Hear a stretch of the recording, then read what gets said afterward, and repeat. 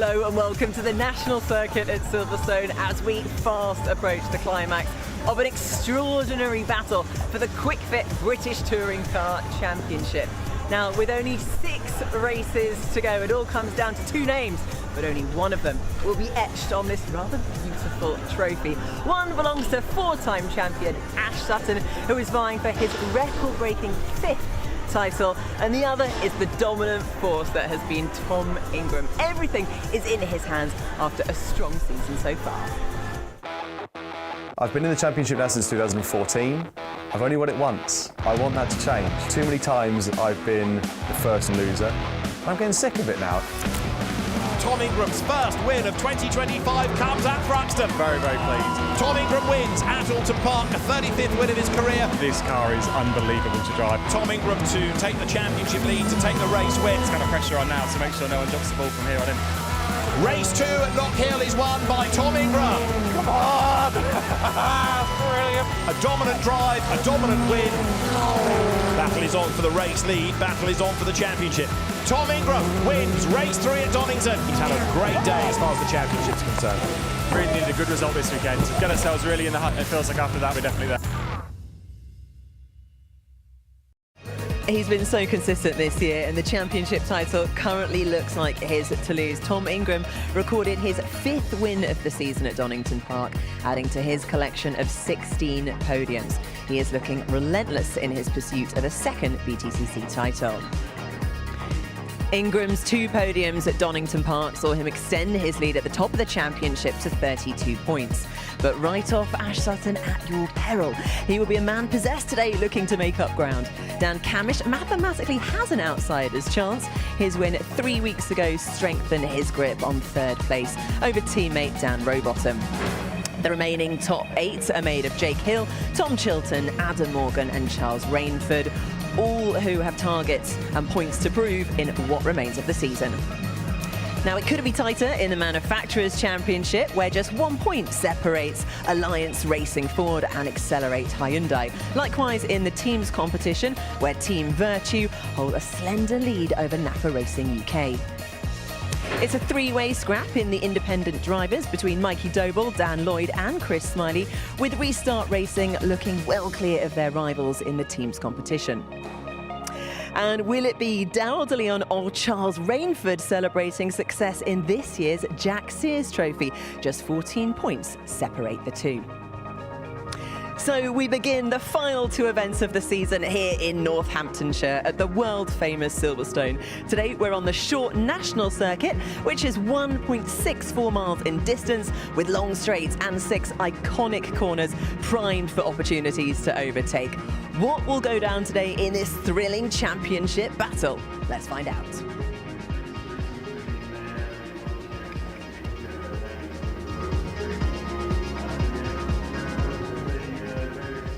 Well, what a joy it is to be at this iconic spot on the roof of the BRDC. Fans have been pouring into the paddock all day long at this legendary circuit.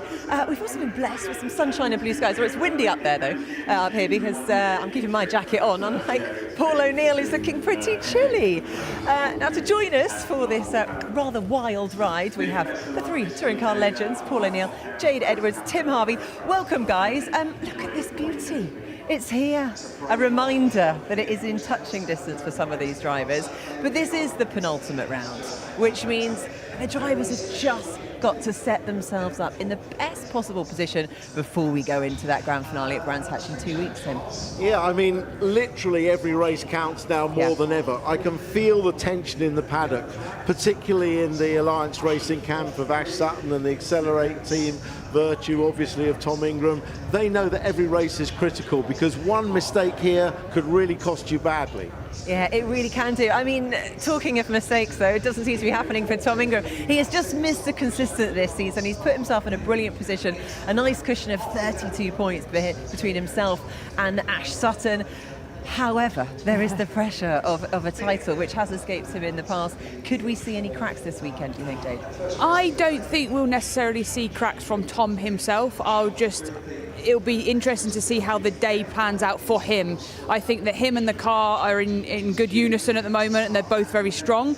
But like Tim was saying, we've got 3 races. It's coming to the end of the year. It'll be depending on how the races play out for him. He'll still be doing a 10 out of 10 performance, no doubt, but there's going to be some cheeky driving around him, I'd imagine. I am sure of it. Paul, you said at the end of our show at Donington that Tom Ingram was the man to walk away with the title. Do you still stick with that? Do you know what? I usually try to, but I'm going to go with Nick Halstead. No, honestly. I think, for me, Tom Ingram has been just exceptional this year, and that was a big statement from me, and I'm not going to back down from it. I'd be very disappointed if he did lose this with that points lead. But listen, like Tom and Jay have said before, and Tim, if you go along and something happens, you just never know what's going to happen. Points can just drop away. Anything can happen. Anything can happen. Which is kind of what happened to Ash Sutton at Donington. You know, everything kind of went against him. Maybe they didn't have the right tyre strategy in quali. He had that spin in race 2. Race 3, he just didn't have the pace, even though he started on pole to match Tom Ingram. I mean, what's going on there, Tim? Yeah, look, it was a difficult weekend. I actually thought he drove magnificently in race 3 when he was on the hard tyre up against Tom Ingram on the medium tyre. He put on a really good defence. But yeah, it was a difficult weekend. Unfortunately, he got a tag there from his teammate Dan Rowbottom. Robo tried to actually help him later in the meeting, but that was unfortunate. But he drove really well. This weekend, though, unfortunately, is not a good circuit for the Focus. It's a hatchback car. They're not great in a straight line. But Ash never gives up. You watch here, he's backwards, he's forwards, he's inside, he's outside. He never, ever gives up. And when he's down, then on his luck, you expect the most from him. And this weekend, we're going to see even more battling Ash. He really is going to put up a fight, that is for sure. And I'm sure Tom Ingram isn't going to also, back down, because he's let it slip the last 2 years. He had that championship in 2022, and it's in his hands almost once again. He does seem to be on the form of his life, though, at the moment. Talk us through that race win that he had at Goodwood in the RACTT. Yeah, so there's multiple touring car drivers on the grid today that raced at the Goodwood Revival last weekend. Very different style of cars, historic racing. The weather was rainy, as we can see here, the footage. It was an amazing, it was absolutely soaking. I had a wonderful time, as you can imagine. It was a race between a very good touring car friend, Rob Huff, and Tom Ingram, and put on a great battle. And obviously Tom ended up taking the win there, and that for a driver is actually a really lovely race to win. Although it was a bit grim on the day, it was a good day for Tom. But yeah, everything he jumps in, he's going to be competitive, and he's got a very calm head on his shoulders at the moment, and just seems to just chip away at every race he's in and put on a good performance. Oh, brilliant stuff. What a beautiful, stunning race, despite those conditions. Now, we know, of course, that qualifying can have a real bearing on how the weekend is going to go. Let's take a look at how it all unfolded yesterday with David Addison. You can always rely on rain to spice up a qualifying session, and that is exactly what happened yesterday. With the limited amount of boost for the championship leaders added to a guess on whether to run a dry, wet or a hybrid setup, qualifying was a lottery for some, but also sparked the best results of the season for others. First, big-name casualties were Napa Racing's Dan Camish and Team VERTU's Tom Chilton.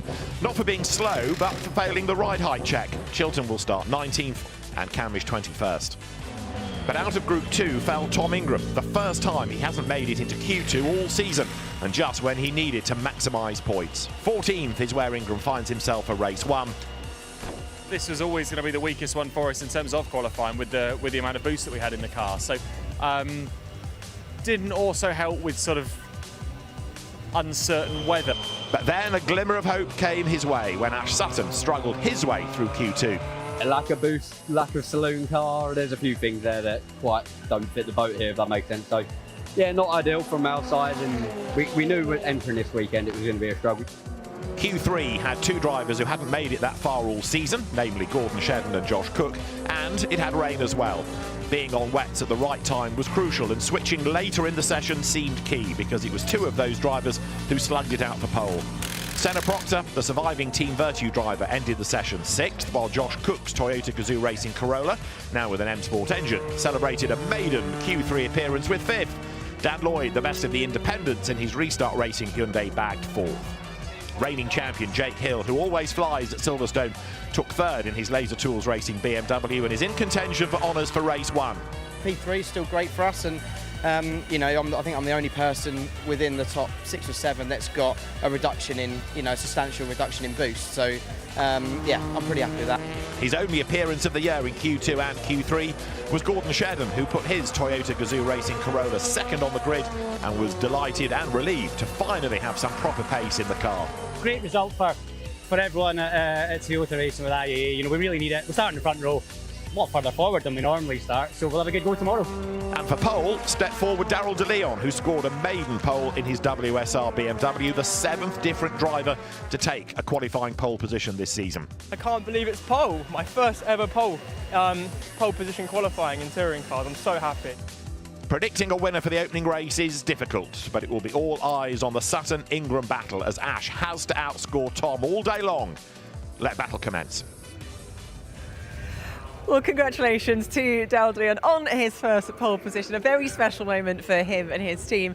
But let's talk the championship title rivals at the moment. You know, not the start of the weekend that either Tom Ingram or Ash Sutton wanted to have. I mean, Tom Ingram starting back from P14. I mean, an uncharacteristic qualifying for him because he's always been on the pace. Yeah, absolutely. But I think he somewhat expected it round here. This is a circuit where the TTB will come into play. He's got the least amount of it, and it's showing up in qualifying. And what I find amazing is that there's his dad shaking his head, and he's still disappointed, even though he knew he'd probably be a bit further down today. He'll still be disappointed with that. But I love how this championship somehow means that Ash's qualifying and Tom's qualifying, both doing their best that they could, still put them alongside each other on the grid. So that is just classic touring car storyline. Well, exactly. It does show, you know, they have basically, you know, that 1 second of boost or 2 seconds of boost, and actually that has made an impact. The fact that Ash is starting from P12, I mean, what is he going to do there? Is the objective for him just to finish ahead of Tom Ingram? Oh, no. The objective there is to cause as much trouble as he possibly can for Tom Ingram, because they're mired mid-pack. So if he can block Ingram, and Ingram has a load of cars behind him who want to get past, create an incident, the ideal scenario for Ash is that Tom gets involved in an incident, gets turned around, loses places, something like that. Don't expect Ash to scurry off down the road and leave Tom behind. But so that's Ash's game plan at the moment, because it's all about outscoring your opponent. Yeah. It's not about necessarily where you finish. So I expect some hijinks in race 1. It's going to be a very exciting start, that's for sure. And then first pole position for Daryl De Leon, a brilliant time for him as well. He's in the hunt for the Jack Sears trophy. I think his biggest rival for that one is Charles Rainford, who's qualified in the mid-pack. So a nice start to the weekend for him, Paul. Yeah, lovely. And it's great to see, because Daryl's a really good kid, super fast. He's got his chance this year with WSR and the BMW team. And, you know, he's shown flashes of absolute brilliance. And the car's not been brilliant, as we've spoke about all year, but it's great to see him stick it on the pole. And I'm looking forward to seeing what he can do today and try and get another win. Bit of a shame for Dan Camish, who failed the ride height there. So it's now starting at the back of the grid. And again, it just means, I guess he, as in a teammate position, can't really help out Ash Sutton at all. Well, he could if Ash backs the cars up enough to let those chasing bunch get up in front. Okay. Then he definitely could, but it might be later in the day that he comes into his own to help. But we're going to see some tactical racing, definitely. But it was a shame that he lost his ride height. Yeah, that was a shame, but lots for us to look forward to. Now, Dan Lloyd put in a solid qualifying, taking his best starting position of P4. He is reflecting on that with Lou Goodman. Dan, great qualifying yesterday, P4 best of the season. Nice one. Yeah, it was a good day. We were strong all day, to be fair. In the dry, we were P7, P4, and then started to rain. I was thinking, God, no. But it still went well. We were quick in the dry in Q1 and Q2, and ended up being P4 in the wet. So really good day.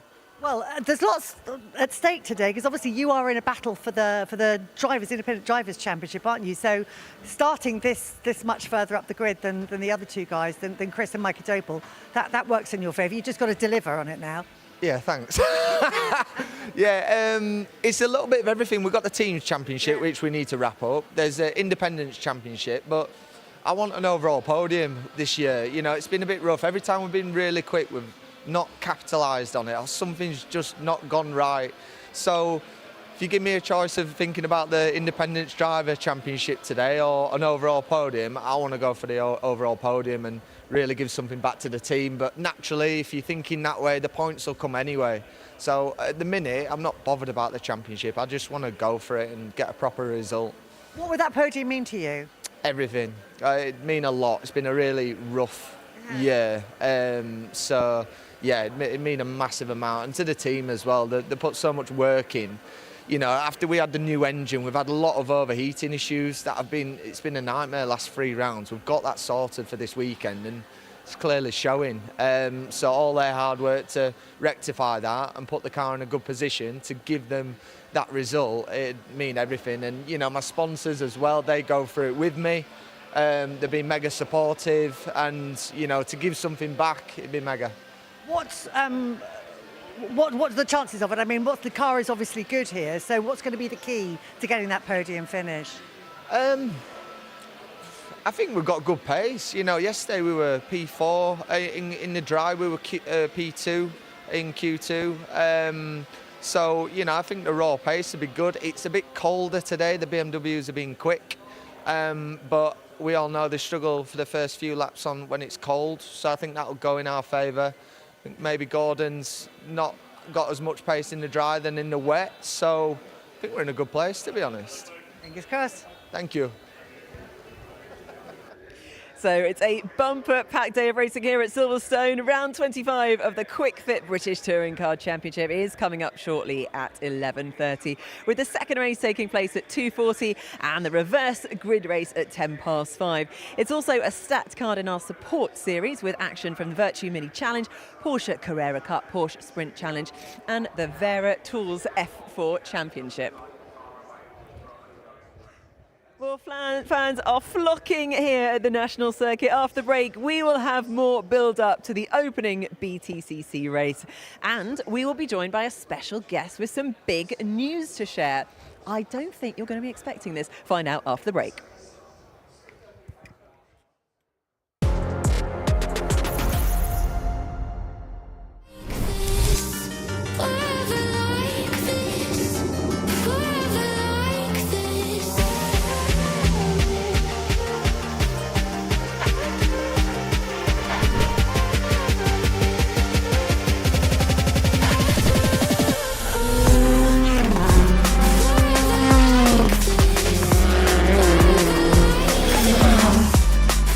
Races, maximum attack. Either BTCC or nothing, so I'm going all out this year. Whenever I'm in the championship, I'm here to win.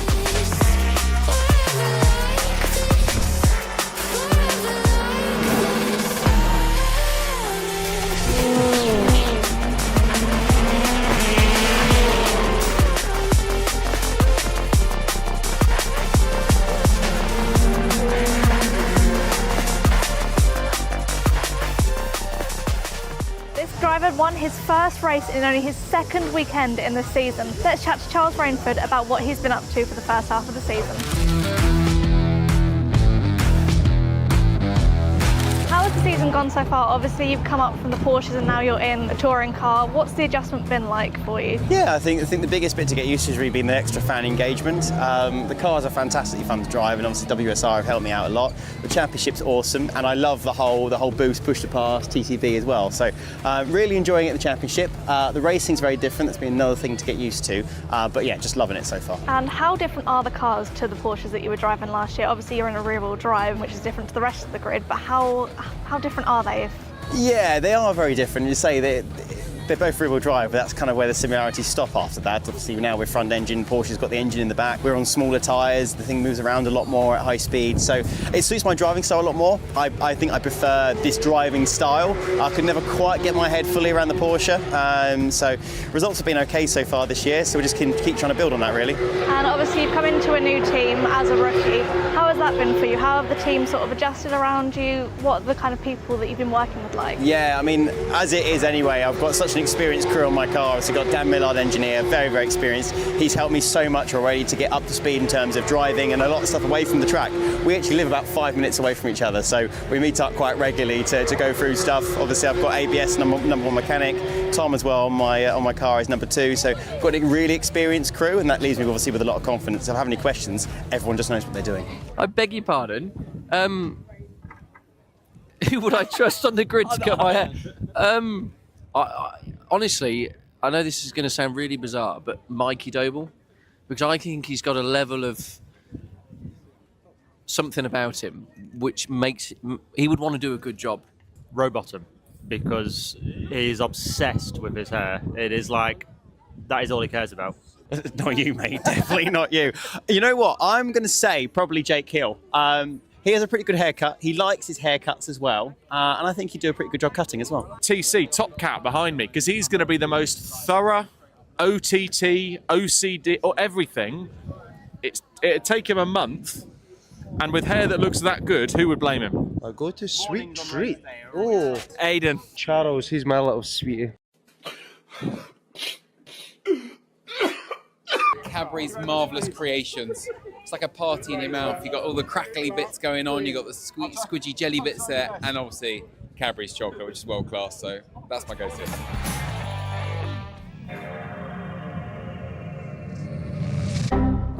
There's no memory card inserted. We have a drama. We don't let you play without it. Oh yeah, it will. No, it won't. Oh, it will. It will. Should we go to Alton and get practice in?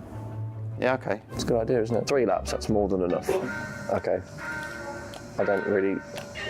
Oh my goodness. Wait, square brake. Do you have to brake? You already shunted me. What are you doing? Wait. You're off. It's got so much understeer. Just like a modern day touring car, really. Oh goodness. Wow. I didn't realise the grass was part of the racing line, but I've gone straight on. I've gone straight on. I recommend braking before there. Oh, here I go. I was fully locked up. Oh, I can see you now. Yeah, great. Do you know what it is? Because you smashed the rear wing off my car, I've got no rear aero balance now. Well, that's helping with rotation, isn't it? Well, it is, yeah, but it's just over-rotating everywhere. I can't deal with it. Look at that. Pissed it, mate. Completed it. Well, it's only a warm-up, wasn't it? It wasn't actually a race. Yeah. No, it wasn't a race. This was our practice run.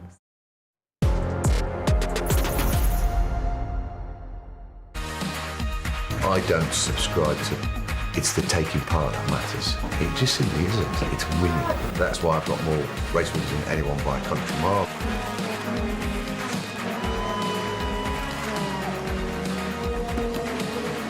Jason Plato does it!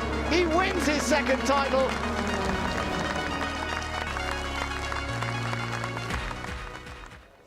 Welcome back to Silverstone, where you may have guessed a big name has come to speak to us. The most successful driver in British touring car history. 97 wins, no less. Jason Plato is speaking with Louise. So, Jason, we've seen you in the paddock a few times since you retired at the end of 2022, but we are going to be seeing a lot more of you in 2026, aren't we? Tell us. Says who? Says you. About to. Anyway, tell us your news. It's really exciting, actually. I'm now a team owner. So, disappointingly for some fans, or not as the case may be, I'm not going to be driving a car. We're going to be running 2 cars next year in the British Touring Car Championship. Can't tell you who, with, or what, but we will be out there. We're very close to 2 enormous sponsors. I think they're over the line. And these are sponsors that have never been involved in motorsport before, but I certainly can't tell you what manufacturer, what chassis, who the drivers are, who the team members are, for commercial reasons. But, the great news is, I'm back, but just on the pit wall now, and in the steward's bus, no doubt. And when are we going to find out more about drivers, about cars? Not until after Brands Hatch. I would think by the end of October, we'll be in a position to explain a little bit more. So we're talking big stuff? Oh, yes. Yeah? Yeah, I mean, you know what my mantra is. If you're going to get wet, you may as well go swimming. Yeah, this is true. Do you know what I mean? So, and honestly, this is my proudest moment ever, actually. I've been through some very dark times these last 3 years. Well, I was going to ask you about that because... as you say, I mean, those of us who know you, a few of us around the paddock, are aware that you have been through some really tough times. And this has really, you've got your mojo back on a professional level, but on a personal level as well. It's been a significant factor in that, hasn't it? Yeah, it has. I mean, ever since karting, all through my racing career, emotion is the enemy. It just is the enemy. You can't have emotion in a racing car. And also you can't have emotion in the paddock. You've just it's a job, I'm here to do a job. And I became very good at blocking emotion out. and thought I had everything under control. Well, guess what? That really affected me. Retiring from motor racing. I lost my identity, but also in the space of 6 weeks from that happening, my TV work stopped for no other reason but they'd done a different course of action. A lot of my investments went pear-shaped. My fault, because I'm not an investment bloke. I'm a spender, you know what I mean? And also my marriage broke down. And all those 4 things happening was pretty rough, actually. I mean, very dark. And it was Ross Brawn, a great pal of mine, who managed to get me back in the world again by embarking on a new career as keynote speaking. And then one thing led to another, and here we are with a race team. And mental health amongst all people, but particularly amongst men, actually, we don't speak about that sort of stuff. How important is that to talk about it? I think it's vitally important. I started to get better through trusting people. And, I mean, there's not many people in the world you can trust. We all know that's just a fact of life. But it also taught me that you didn't realise who your friends are, your real true friends are. And if you've got that many in your life, you're doing rather well, actually. But speaking to people was key, because you get locked into this terrible spiral dive. I mean, if I said to you, you probably won't believe this, but well, you might, because you came down to see me. But I didn't leave the house for 6 months. I took the mirrors down, every mirror down. I hated myself, didn't know who I was. So yeah, proudest moment. Yeah, I mean, I thought I was locked in the dark side forever, and now I've most definitely got my mojo back. I'm up at 5 in the morning. Come on, let's get going. It's brilliant. I've moved back to Oxford, or in the process of moving back to Oxford. I've got another chance, and I'm grasping it with both arms. Well, listen, we cannot wait to hear more about it. Look forward to the rest of the plans being revealed. And I'm slightly nervous, but really looking forward to having you back in the paddock with us full time next year. It's going to be great. I'm sure I'm going to lock swords with Alan Gowell. We might clash heads a few times, but it's going to be exciting, that's for sure. It's good to see you back to being JP. Thank you. Now, if you have been affected by any of the subjects discussed or would like to get support with your mental health, please do visit itv.com/Britain Get Talking. Well, breaking news. Can you believe it? 25 years after he took his first British touring car title, he's going to be back on the grid next year. Very different role for Jason Plato. A very open and honest interview as well. But first, let's touch upon the fact that such a big character, such a legend of the sport, is going to be leading a team next season. Yeah, and that's the really good news out of this story, because Jason is a huge figure in the British Touring Car Championship. He has been for so long, and him coming back in a big way with a team, with a manufacturer, with some good sponsors is only good for the BTCC. He's always going to be good for a soundbite anyway.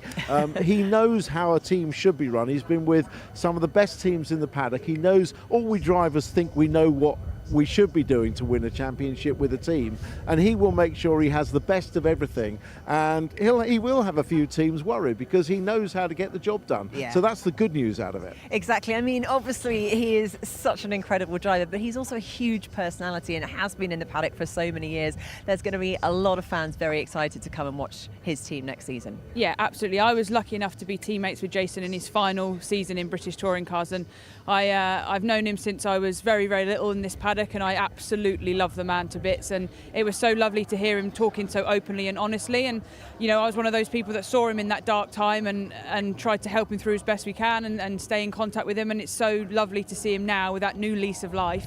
And I think the reason we do pre-records with Jason is because we can't trust him on live TV. So the best job for Jason is to be managing a team where he's somewhere away from the camera most of the time. But yeah, a proper character of this paddock. He really is. I mean, you've mentioned it there, the openness, the honesty, the rawness of sharing that is quite special, and I'm sure many people can relate to that, Paul, on different levels. You don't necessarily have to be a sports person, but when you leave the sport, how hard is it to then find your role? What's next? I mean, it must be a huge challenge. Massive, yeah. I mean, courageous, brave. Like Jade said, there was a lot of us that spoke to Jason in that dark time, and I remember texting him saying, hope you're okay, mate. We have a mutual friend with James Thompson. A lot of people did a lot of things. One person to mention is Matt Neal. Matt Neal did a lot for Jason, and he really got him out of his shell. And it was, I couldn't imagine how difficult it was for him. But when you leave this sport, I remember 2011 it was when I knew that I probably would have my last touring car race, and it was here. And I cried. It was upsetting. It was difficult. And you question yourself, what are you going to do next? But, I think as sports people as well, these two guys here will tell you, you go again. Jason's going again. You do have a dark time, and you have to put all, your power and your positivity into something else. And my saviour's been ITV Sport, to be honest. So you just have to look at what you've got, try something new. This is what Jason's doing. Well, it's, you're so used to working, obviously, in such an intense environment, such an intense sport, and then for it to suddenly not be there. I think there's a stat, 46% of retired athletes end up suffering with some form of mental health, and you can so see how that can happen. I mean, Tim, how did you find it when you changed roles within the sport? I think that what people don't realise, and this is what I always try and convey, and we started at the start of the programme when we talked about the pressure of the championship mounting, and that as a professional sportsman, you live, sleep, eat and breathe what you're doing 24 hours a day. I always say it's the last thing you think about when you put your head on the pillow. It's the first thing you think about in the morning. You might have a conversation with your family, but your head is in racing. So you're consumed by it. It's that element of competition. So when that is suddenly taken away from you, it's not the fame, it's not the glory, it's that intense emotional involvement you have with your sport. And when that's taken away, there's a huge loss in your life, and that's what Jason has gone through. For me, it was very simple. When I stopped touring cars in 2002, ITV just taken on the touring car contract, and they said, you've always got a lot to say for yourself. Have you ever thought about being a commentator? So I started doing this, but then I started racing Porsches and had almost a second career doing that, and that was for fun. So it sort of, I eased out of it, certainly on my own terms, if you like. But I really feel for what Jason said, and that's what makes this comeback even more special. I mean, the focus, obviously, as a sportsman to be there, but also we get such a great buzz, adrenaline hit from coming race, whether it's, you're in a car or whether, I get that hit from doing live TV. And, it must be very hard suddenly not to have that in your life, so you need to find that replacement. Yeah, exactly that. I mean, I can speak from my own experiences that I went, all through my career racing each year, doing 3 years of touring cars, which for me was the highest level of that adrenaline and that pressure, to not racing really at all, and joining you guys on the TV side is brilliant, but I lost my identity a bit. You grow up and you spend all these years saying I'm a racing driver, and now all of a sudden you don't have that. And like you said, with the adrenaline rush, we thrive off of that feeling, and all of a sudden it's gone, and you think, well, where else can I find it? So Jason, as Tim says, sort of eased out of it, whereas Jason sort of went from racing driver to nothing. And he's obviously found it really hard to find that buzz in his life again, but he will get it from this new role, because I know from being a coach and watching from a side, you get a buzz from a driver that you're supporting getting success. So I've no doubt that Jason's going to put 110% into this and get exactly what he needs out of it from as well. Yeah, do you think other teams are going to be nervous that Jason Plato's back in the paddock? I just, honestly... You're nervous. Can I tell you something? This is what this championship needs. Oh. It needs that character back. It needs Jason Plato back in some form. This is the form it's back. I can't wait for him to just be throwing swear words around, calling people horrible things and getting fully involved. It's going to be awesome. Bring it on. We cannot wait. Welcome back, Jason Plato. And if you could tell us the name of the team or some drivers, that would be helpful.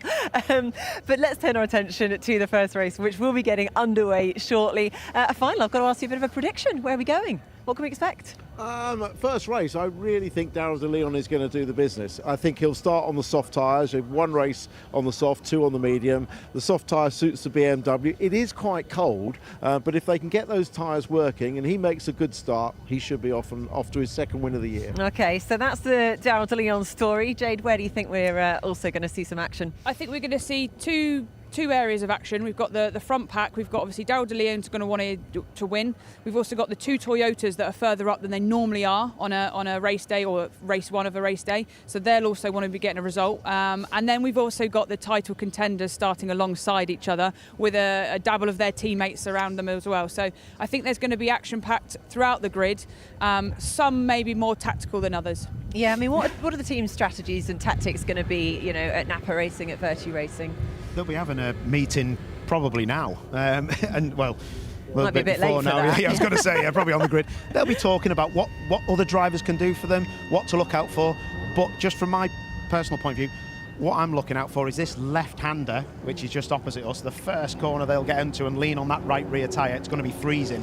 So Ash and Tom are going to be in the middle of the pack with people who may have a little bit of a slide. Let's see what happens. Yeah, that is the problem, isn't it? Being in that mid-pack, the melee, you don't want to get caught up in unnecessary action. Right, well, there we have it. The cars, the drivers, the teams are raring to go. Join us after the break for the first British touring car race of the weekend.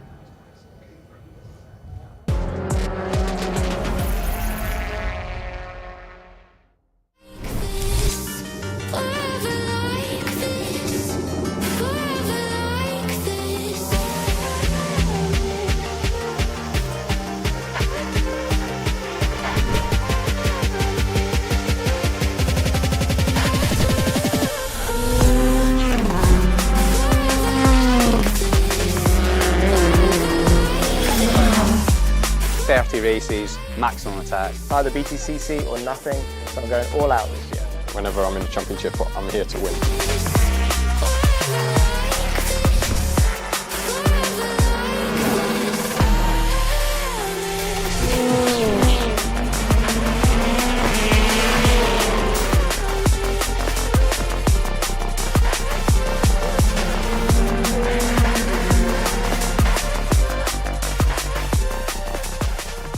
Driver won his first race in only his second weekend in the season. Let's chat to Charles Rainford about what he's been up to for the first half of the season. How has the season gone so far? Obviously you've come up from the Porsches and now you're in a touring car. What's the adjustment been like for you? Yeah, I think the biggest bit to get used to has really been the extra fan engagement. The cars are fantastically fun to drive, and obviously WSR have helped me out a lot. The championship's awesome, and I love the whole boost, push to pass, TCV as well. So really enjoying it at the championship. The racing's very different. That's been another thing to get used to. But yeah, just loving it so far. And how different are the cars to the Porsches that you were driving last year? Obviously you're in a rear-wheel drive, which is different to the rest of the grid, but how different are they? Yeah, they are very different. You say they're both rear-wheel drive, but that's kind of where the similarities stop after that. Obviously now we're front engine, Porsche's got the engine in the back, we're on smaller tyres, the thing moves around a lot more at high speed, so it suits my driving style a lot more. I think I prefer this driving style. I could never quite get my head fully around the Porsche, so results have been okay so far this year, so we just keep trying to build on that really. And obviously you've come into a new team as a rookie.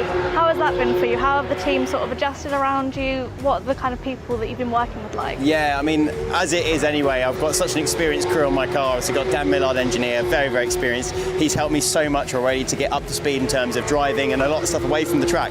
We actually live about 5 minutes away from each other, so we meet up quite regularly to go through stuff. Obviously, I've got ABS, number one mechanic. Tom as well on my car is number 2. So I've got a really experienced crew, and that leaves me obviously with a lot of confidence. If I have any questions, everyone just knows what they're doing. I beg your pardon. Who would I trust on the grid to cut my hair? I honestly, I know this is going to sound really bizarre, but Mikey Doble, because I think he's got a level of something about him which makes he would want to do a good job. Rowbottom, because he's obsessed with his hair. It is like, that is all he cares about. Not you, mate. Definitely not you. You know what? I'm going to say probably Jake Hill. He has a pretty good haircut. He likes his haircuts as well. And I think he'd do a pretty good job cutting as well. TC, top cat behind me, because he's going to be the most thorough OTT, OCD, or everything. It'd take him a month, and with hair that looks that good, who would blame him? I go to sweet treat. Oh, Aiden. Charles, he's my little sweetie.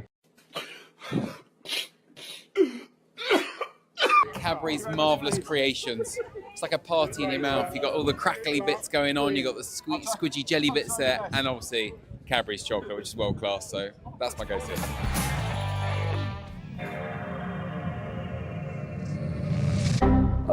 There's no memory card inserted. We have a drama. We don't let you play without it. Oh yeah, it will. No, it won't. Oh, it will. It will. Should we go to Alton and get practice in? Yeah, okay. It's a good idea, isn't it? 3 laps. That's more than enough. Okay. I don't really. Oh my goodness. Wait, square brake. Do you have to brake? You already shunted me. What are you doing? Wait, you're off. It's got so much understeer. Just like a modern day touring car, really. Oh goodness. Wow. I didn't realise the grass was part of the racing line, but I've gone straight on. I've gone straight on. I recommend braking before there. Oh, here I go. I was fully locked up. Oh, I can see you now. Yeah, great. Do you know what it is? Because you smashed the rear wing off my car, I've got no rear aero balance now. Well, that's helping with rotation, isn't it? Well, it is, yeah, but it's just over-rotating everywhere. I can't deal with it. Look at that. Pissed it, mate. Completed it. Well, it's only a warm-up, wasn't it? It wasn't actually a race. Yeah. No, it wasn't a race. This was our practice run.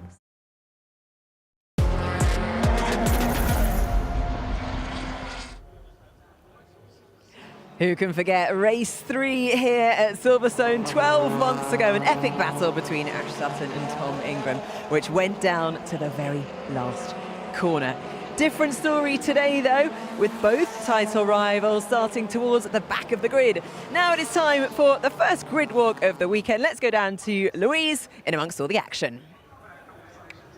Thank you, Nikki. I am down on the grid with our first, our pole sitter. First time for Daryl de Leon to have a race 1 pole. You didn't even realise until you were way back in the pit lane, did you? But a special moment. Yeah, I spoke to my engineer about it. I said, why did you let me know so late? He didn't want to call it and then someone to pit me, so I'd rather it that way, but it was an amazing feeling, definitely. Well, how are you feeling now? I mean, I came and had a chat with you in the truck earlier on. You're busy doing your homework. What did you learn? You were watching previous races, weren't you? Yeah, exactly. I mean, just trying to gather as much information as I can in going into this race, and it's good to have a team like WSR because they've got the resources to be able to support me with the information I need going into this race. One of your teammates right behind you on this grid, is he your biggest concern? I just want to get a good launch. My biggest concern right now is a good start, end lap 1, and hopefully we've got the pace there. I can't really control what other people do, so. As they say, just control the controllables. That's exactly the right attitude. Have a good one, Daryl. Let's go across now and have a word with Gordon Shedden. So front row start for Gordon. It's by far and away the team's best qualifying performance for quite some time. They've had a few struggles earlier on in the season, but it's all coming together now. So let's dive in and grab a word with Gordon. He looks like he's mid-conversation with his engineer, but good result in qualifying yesterday, Gordon. But the car is quick. You've managed to get some good performance out of it here. Yeah, definitely. You know, the first 2 parts of qualifying were dry and we still made it through, which was good. Really, really tricky in part 3. Geez, I started on slicks, ended up on wets, and it was a 1-lap special at the end to get it here. But you know, we've got good performance out of all the Toyotas this weekend. You know, we're a little bit kind of further up where we'd want to be. We now just got to, you know, capitalise on race day. What's your thoughts for race day? Because you've got 2 BMWs, which theoretically speaking, it feels like it has warmed up a little bit, but it's still going to take them a while to warm up their tyres, isn't it? You've got to capitalise at the start. Yeah, I mean, they will be fast. All 4 of them have been really fast this weekend. We can only do what we can do. You know, I've got a lovely clear view into turn 1. We'll drive it as ever to the best of our ability, and it's a long day. We'll try and score some points as the day goes on. As we know, there's a lot of ability there. Good luck, Gordon. Right, time, I think, for just a quick word with Jake Hill, if I make my way across. Jake, in an interesting position, actually, because obviously our reigning champion, but he's long let go of that one. So really, you are just heading out there today to have fun and get as many points as possible, aren't you? The pressure's off. 2 rounds left to this year, and you know, the second half of the year we've been quite strong again, so it's been nice to be back at the front, and we're back again for Silverstone, you know, so yeah, looking forward to today. Interestingly, it's actually 2 of your teammates who are battling for a championship. They're battling for the Jack Sears trophy. You taking bribes from them to see who you're going to help?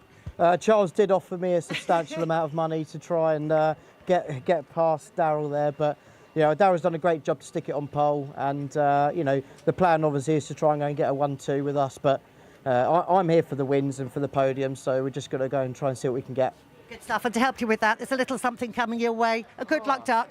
There's a story behind that. I don't have time to tell you all of it now, but good luck with the duck. We're off for a break. When we come back, our first touring car race of the day will be getting going.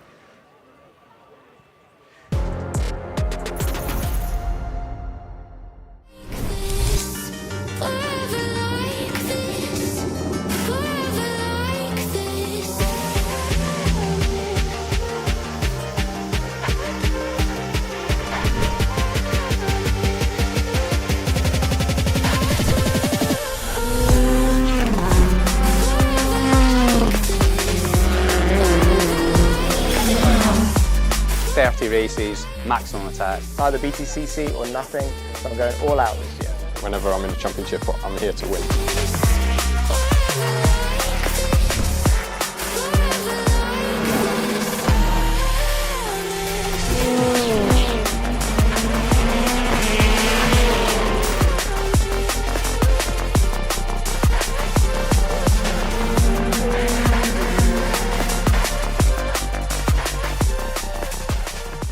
Driver won his first race in only his second weekend in the season. Let's chat to Charles Rainford about what he's been up to for the first half of the season.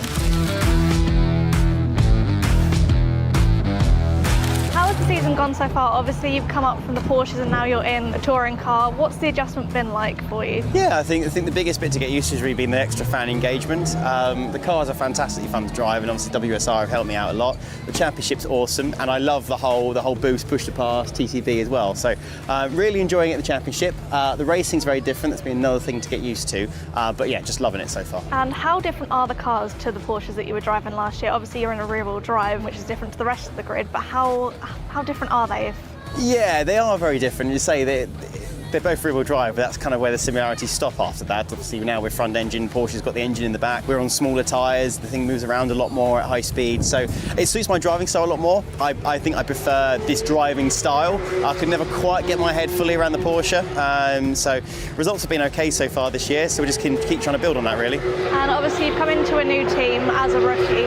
How has that been for you? How have the team sort of adjusted around you? What are the kind of people that you've been working with like? Yeah, I mean, as it is anyway, I've got such an experienced crew on my car. I've got Dan Millard, engineer, very, very experienced. He's helped me so much already to get up to speed in terms of driving and a lot of stuff away from the track. We actually live about 5 minutes away from each other, so we meet up quite regularly to go through stuff. Obviously, I've got ABS, number one mechanic. Tom as well on my car is number 2, so I've got a really experienced crew, and that leaves me obviously with a lot of confidence. If I have any questions, everyone just knows what they're doing. I beg your pardon. Who would I trust on the grid to cut my hair?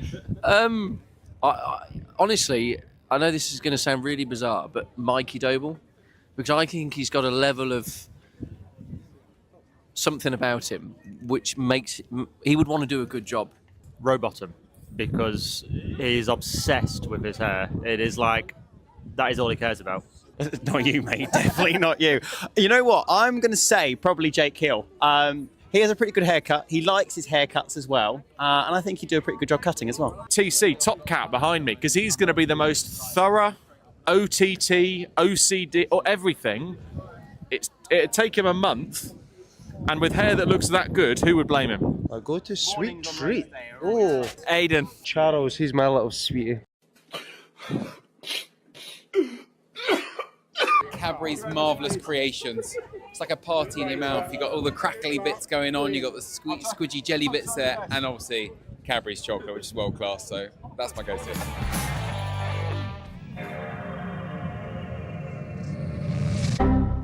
There's no memory card inserted, we have a drama. Will it let you play without it? Oh yeah, it will. No, it won't. Oh, it will. Should we go to Alton and get practice in? Yeah, okay. It's a good idea, isn't it? 3 laps, that's more than enough. Okay. I don't really... Oh my goodness. Wait, square brake. Do you have to brake? You already shunted me. What are you doing? Wait, you're off. It's got so much understeer. Just like a modern day touring car, really. Oh goodness. Wow. I didn't realise the grass was part of the racing line, but I've gone straight on. I've gone straight on. I recommend braking before there. Oh, here I was fully locked up. Oh, I can see you now. Yeah, great. Do you know what it is? Because you smashed the rear wing off my car, I've got no rear aero balance now. Well, that's helping with rotation, isn't it? Well, it is, yeah, but it's just over-rotating everywhere. I can't deal with it. Look at that. Pissed it, mate. Completed it. Well, it's only a warm-up, wasn't it? It wasn't actually a race. Yeah. No, it wasn't a race. This was our practice run.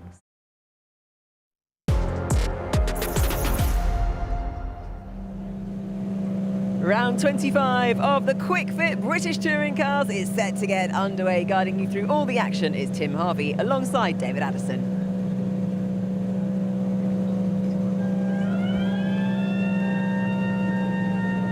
Formation lap with Daryl de Leon being the driver on pole position at the very front. It's going to be a really intriguing race, this, I think, Tim, isn't it? With those BMWs having had a real turn of speed in qualifying. Yeah, and we've seen the tyre allocation list. They're both, not surprisingly, starting on the soft tyre that favours that BMW. So I think Daryl de Leon could expect a lot of opposition from his teammate Jake Hill, although he does have more boost to play with. But don't count out previous champion Gordon Shedden. He's definitely up for the fight.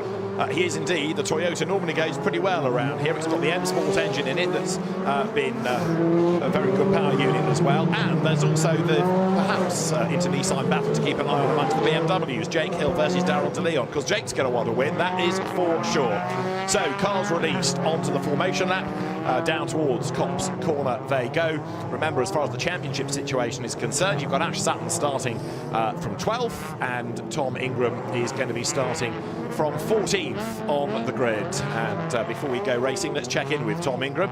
Tom, tough day yesterday. What's the game plan for not just today, but more importantly, race one? Yeah, I don't necessarily think a tough day yesterday, to be honest. I think it was to be expected with the TTB that we had for qualifying. We knew that it's going to make a big effect around here.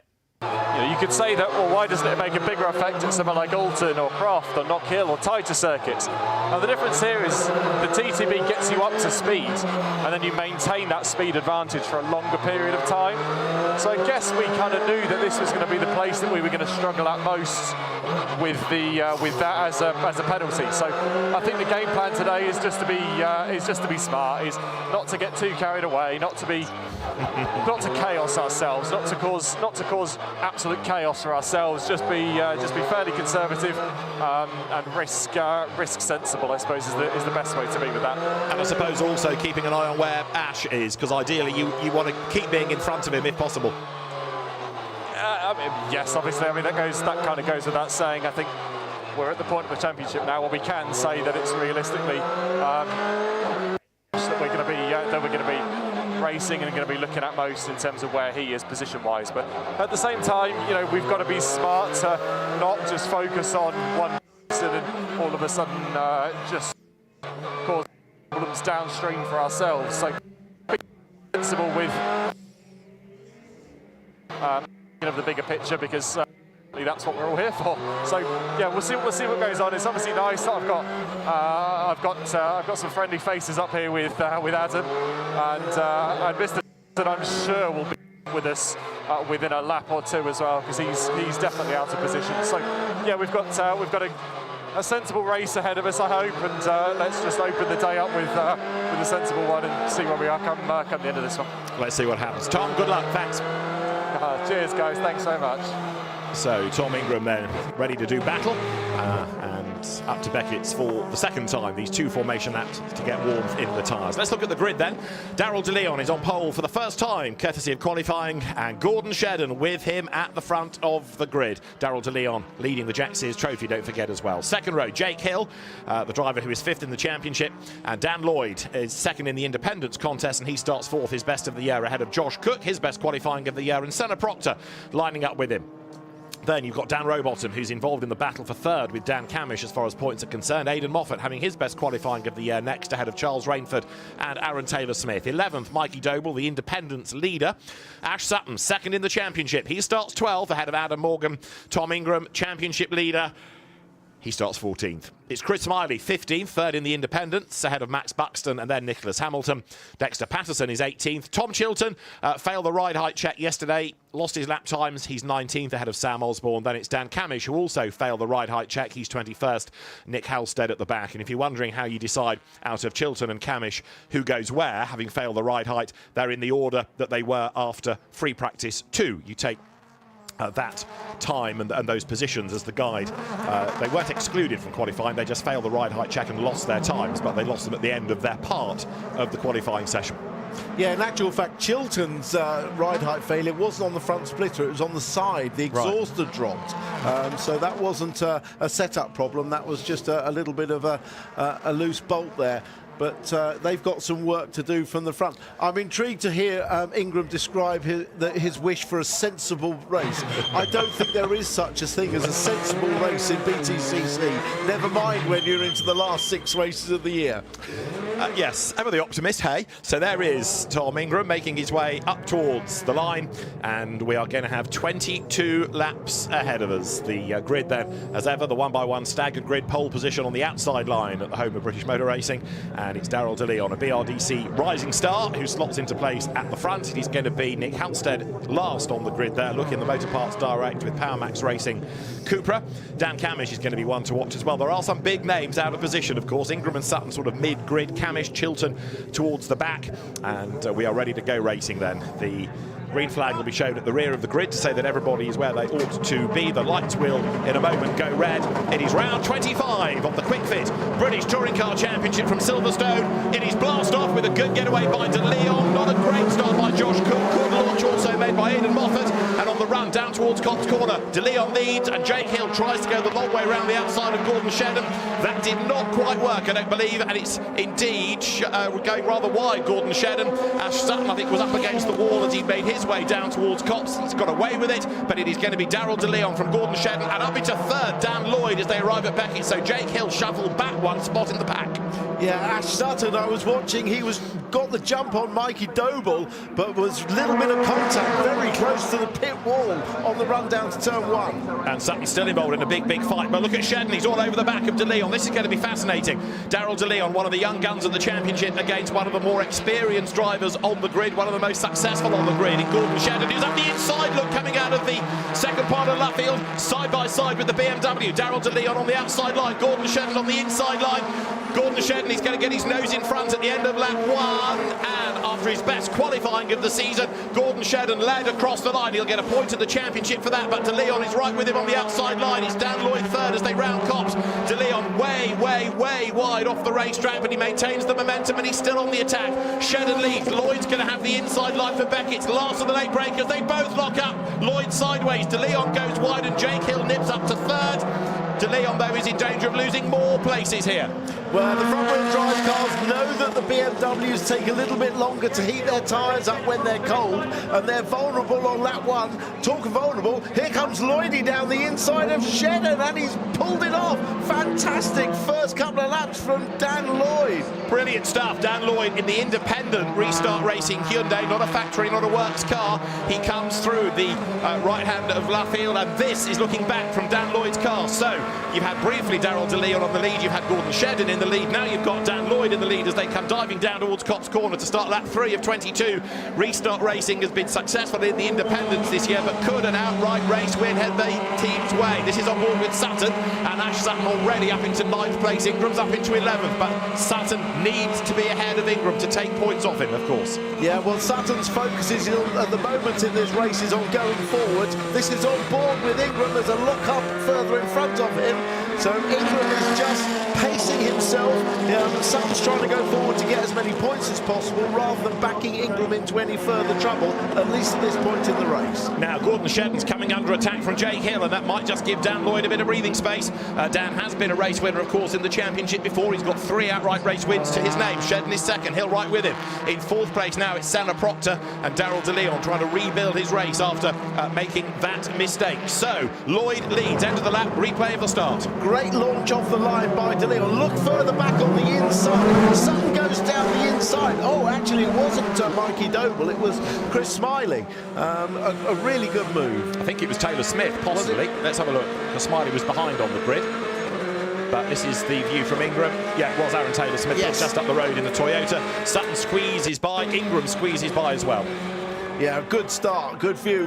Ingram probably quite pleased that Sutton is going forwards rather than backwards.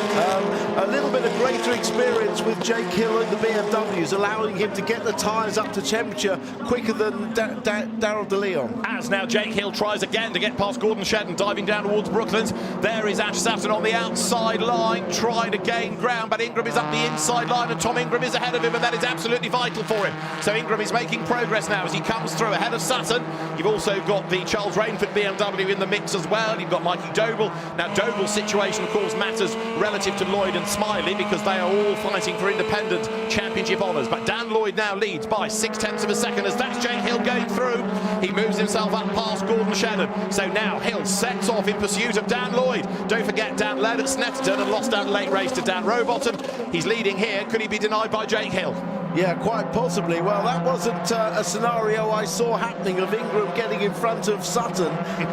Not at all. So Sutton had a bad lap, didn't he, to have dropped back. Yeah, this is a sensible day for Tom Ingram. Yeah, elbows out, force your way through. Right, down they come towards Brooklands. The gap between the leaders is coming down, although at the moment Dan Lloyd has done the fastest lap of the race, but you can see Hill is getting closer all the time. Dan Lloyd has got 10 laps of boost left, 11 for Gordon Shedden. Jake Hill only has 7 left. He only started with 9, of course. He was on that slightly reduced scale by dint of being well up in the championship, and you can see the way the gap is coming down. The BMWs, we said before the race had started, have looked really quick this weekend, and look at the way that Jake Hill is right up with Dan Lloyd, side by side into Copse. They touch, but Lloyd hangs on in there. Yeah, the boost is worth so much around here. If you're using it and the other driver isn't, it is worth a big performance gain, as much as half to 3/4 of a second. So through Beckett's comes Dan Lloyd there with Jake Hill chasing on behind him. Then you've got in 3rd place Gordon Shedden, and he's not given up yet in his quest to get back ahead of Hill. So these 3 still squabble, and are just under 17 laps to go as they drop towards Brooklands again. Senna Proctor is 4th, 5th is Rowbottom, 6th is Moffat, 7th is Cook. De Leon is down to 8th after his moment at Beckett's. 9th is Ingram, 10th is Sutton. And Sutton is not close behind Ingram. He's actually well behind. This was the move here further up. That's when Sutton got into a little bit of contact that gave Ingram the run out of Beckett's onto the back straight. A lot more speed coming off the corner on the boost, I think, on this lap, and through he goes. But Sutton hasn't been able to stay with him. No, that's right. So at the moment, you've got Sutton in 10th place, and for the race lead, Lloyd and Hill this time around. Gap, the Shedden and Proctor battle. Rowbottom coming under attack from Moffat, who is level with him at Mangots and ahead by the time they get to Beckett's. Yeah, that's the power of the Toka Turbo boost. If you save it all up and use it for one long stretch against a car that hasn't got any or isn't using any on the lap, it's worth that easy overtake. Rowbottom was using the boost, I think, coming out of Beckett's to try to fight back. Meantime, this is Ingram's view, and he is hunting down Darrell De Leon, who has not, of course, been able to convert pole position into a good race result here. But let's see what does go on for the race lead. Lloyd versus Hill. It was 4/10 last time across the stripe, and this time it looks as though Dan Lloyd may have, partly by using the boost, gone away just a little bit further. Over the line there goes Dan Rowbottom, and he is still coming under attack. Josh Cook right with him now, so the Napa Racing UK Ford may lose another spot. The gap between the leaders is up again, now nearly 9/10. Rowbottom is the first car, though, on the medium tyre. All the top 8 cars, apart from him, are on the soft tyre. So Moffat went by, and he's now under pressure, obviously, from Josh Cook, but they're on the soft tyre, and he's on the medium. And Ingram and Sutton are on that medium as well, so their pace is tempered by dint of being on that slightly slower tyre. But you've just seen there Ingram make his move against Darrell De Leon, and that puts him up into 8th place overall, and importantly it puts a car between him and Sutton. Well, the race hasn't panned out for Darrell De Leon at all, has it? He's never switched those tyres on and got the car going in quite the same way that Jake Hill has, and that looked like a pretty easy pass from Tom Ingram. Cook's got past Rowbottom as well. Race leaders go by. There are lots of driving standards flags for track limit offences, pretty much to everybody within the top 10. But the Restart Racing Hyundai of Dan Lloyd leads the way. The gap's down again, though, because on that lap through, Jake Hill was a fair bit quicker, nearly half a second faster. So the gap is down. Restart Racing has not had an overall race win. Dan Lloyd then trying to hang on in there, and he's being helped possibly by Hill, being caught by Shedden. If that battle takes up attention, it takes some of the pressure off Lloyd. Shedden then in the Toyota Gazoo Racing UK Corolla fighting back against Jake Hill in that Lade Tools Racing with MB Motorsport BMW, and as they get to Brooklands you can see the Hyundai has just edged away again. Yeah, it does depend on how they're using the boost, but there's a flash of lights from Jake Hill to say he's coming. This is the move on Darrell De Leon, and through he goes. That's an easy pass for Sutton. It is indeed, so it moves him up one spot. He's back on the tail of Ingram once again as Dan Lloyd goes through. The margin this time is 0.8 of a second over Hill, then Shedden, then Proctor. Small gap back to Moffat 5th, then it's Cook with Rowbottom, Ingram and Sutton. Now this is going to be interesting, isn't it? Ingram stuck behind one Napa Racing Ford and being chased by his main rival in a Napa Racing Ford. So what's Rowbottom going to do? Let's find out. He will drive a very defensive, tight line. He'll use his boost strategically to deny Ingram, who has less than him, but he will, in doing so, back Ingram into Sutton.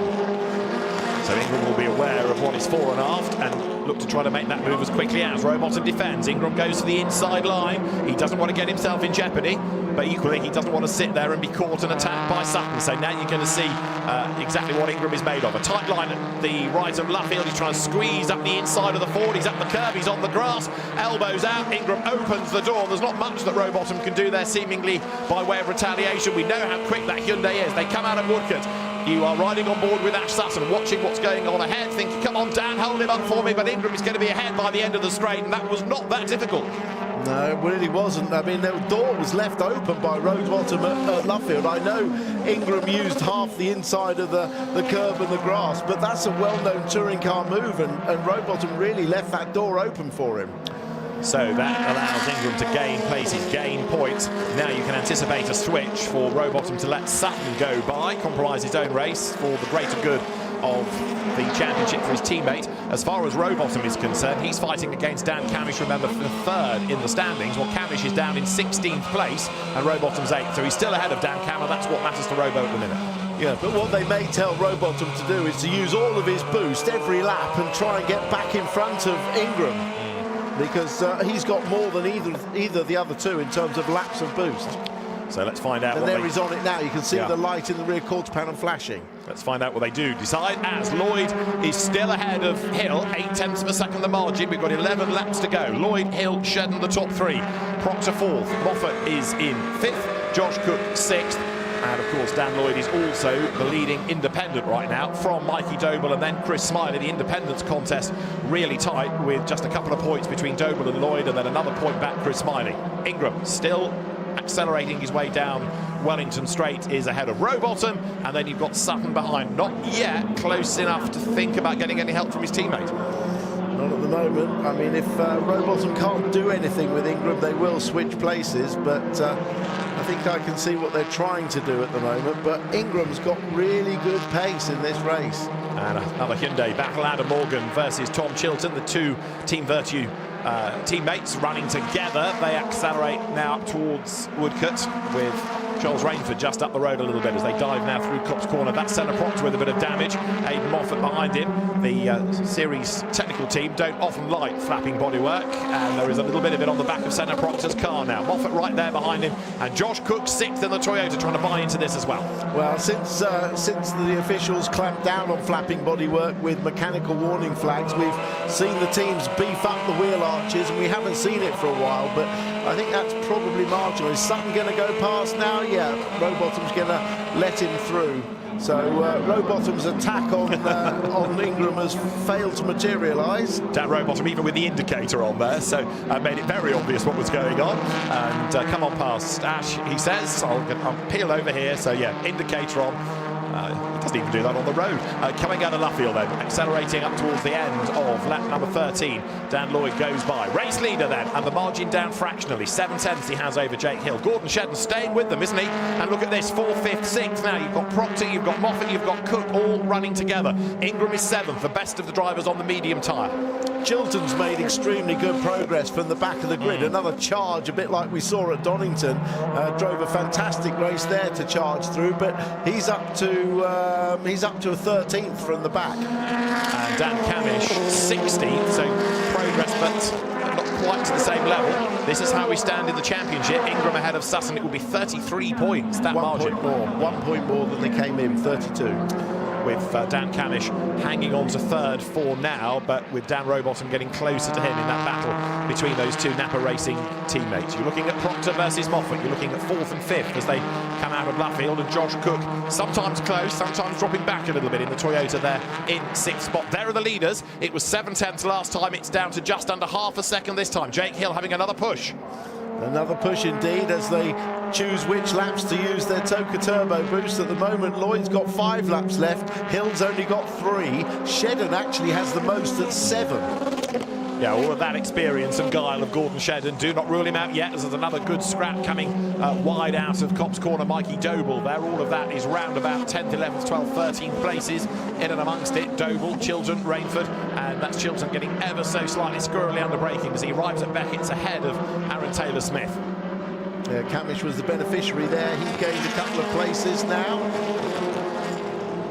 And a replay of what happened on the previous lap at Luffield. Mikey Doble being given a bit of help by Chilton, and that put him into the back of Darrell de Leon, and Mikey Doble's car getting well and truly roughed up. This is on board with Camish. Yeah, watching it unfold, a driver always looks further ahead. You don't look at the car in front, you look at what's going on in front of them. He gets a good run coming off Luffield, and later on in the lap makes the place.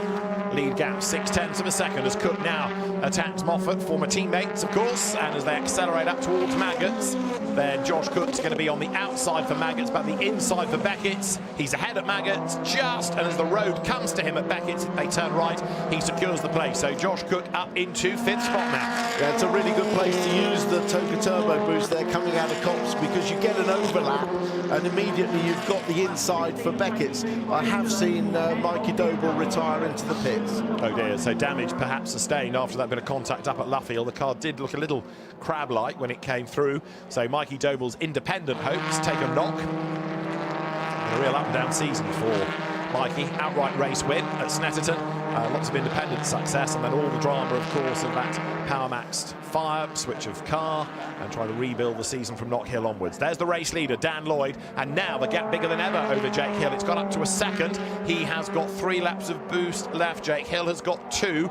Gordon Shedden's still got 5. So he can really have happy hour, as it were, now, because by the end, if he doesn't use any on this lap, he will then have enough boost to go to the end on every lap. Exactly, as against only 3 laps for Lloyd and 2 for Hill. But it's been an exemplary drive. Oh, this is Sutton, very close to the back of Ingram. This is our 2 championship rivals, don't forget. Is this because Sutton has a little bit better tyre life at the end of the race? This track very hard on the front tyres because of the 3 tight corners. Is that just a case of using boost, or is it because he's got better tyre life?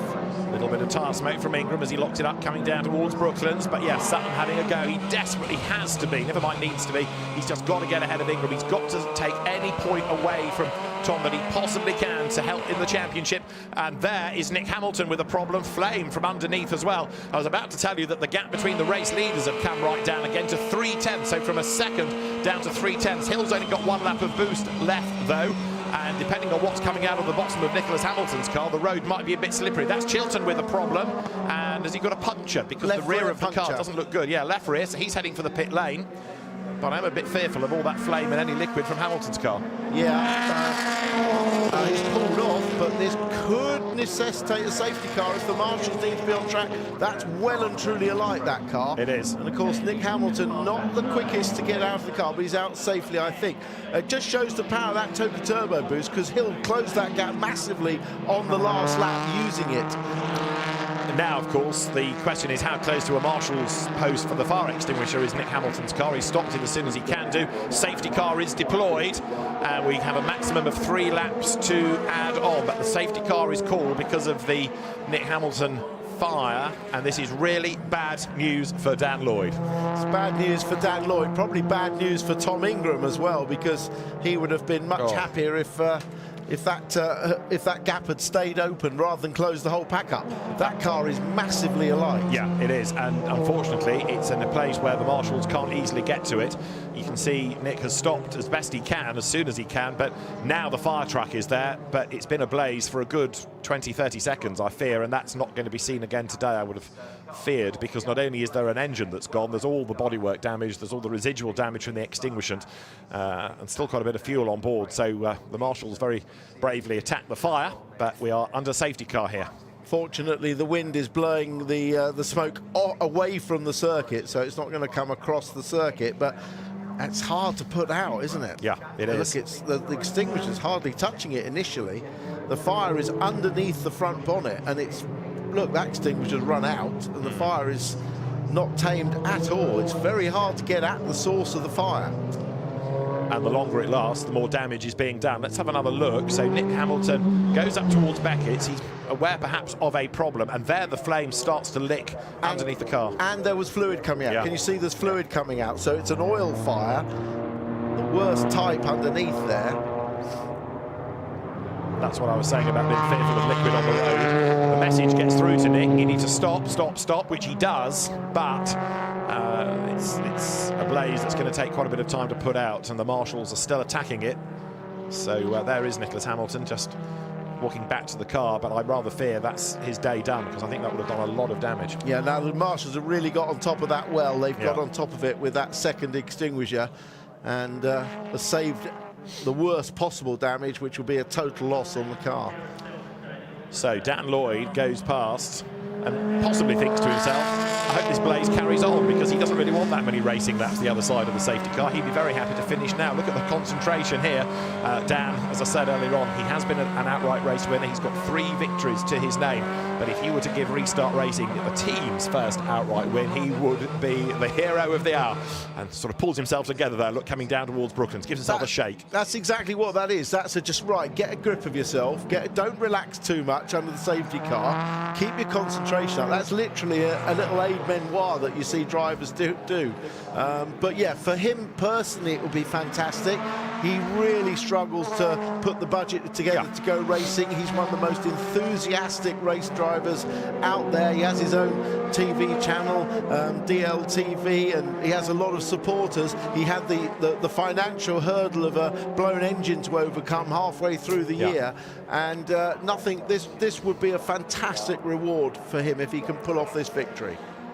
Peter Jones, the man behind Restart Racing these days, big investment made, a lot of plans, and he would be not only a very happy man, but a very proud man if his team could add its name to the list of outright race winning squads in the championship. The sister car of Chris Smiley, of course, had a tougher day qualifying. Chris a bit further back in the queue, but nervous times now. The race elongated to 25 laps because of this safety car period. We add on a maximum of 3.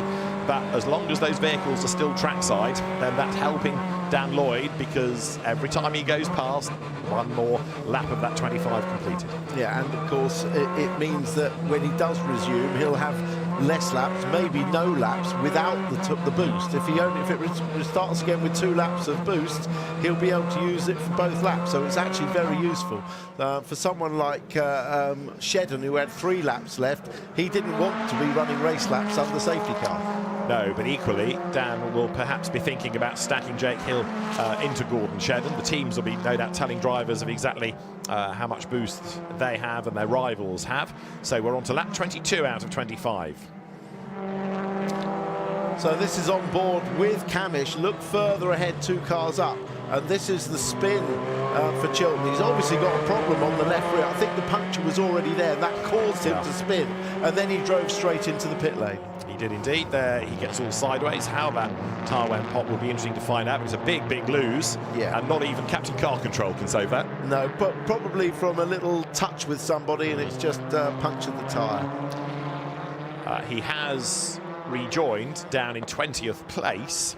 So we've lost Mikey Doble, we've lost Nicholas Hamilton, although I think Mikey Doble has gone back out, at least to try to take some independence points if he can. The work is still going on, look, around Nicholas Hamilton's car. Dan Lloyd thinking, that's it, you take your time, boys.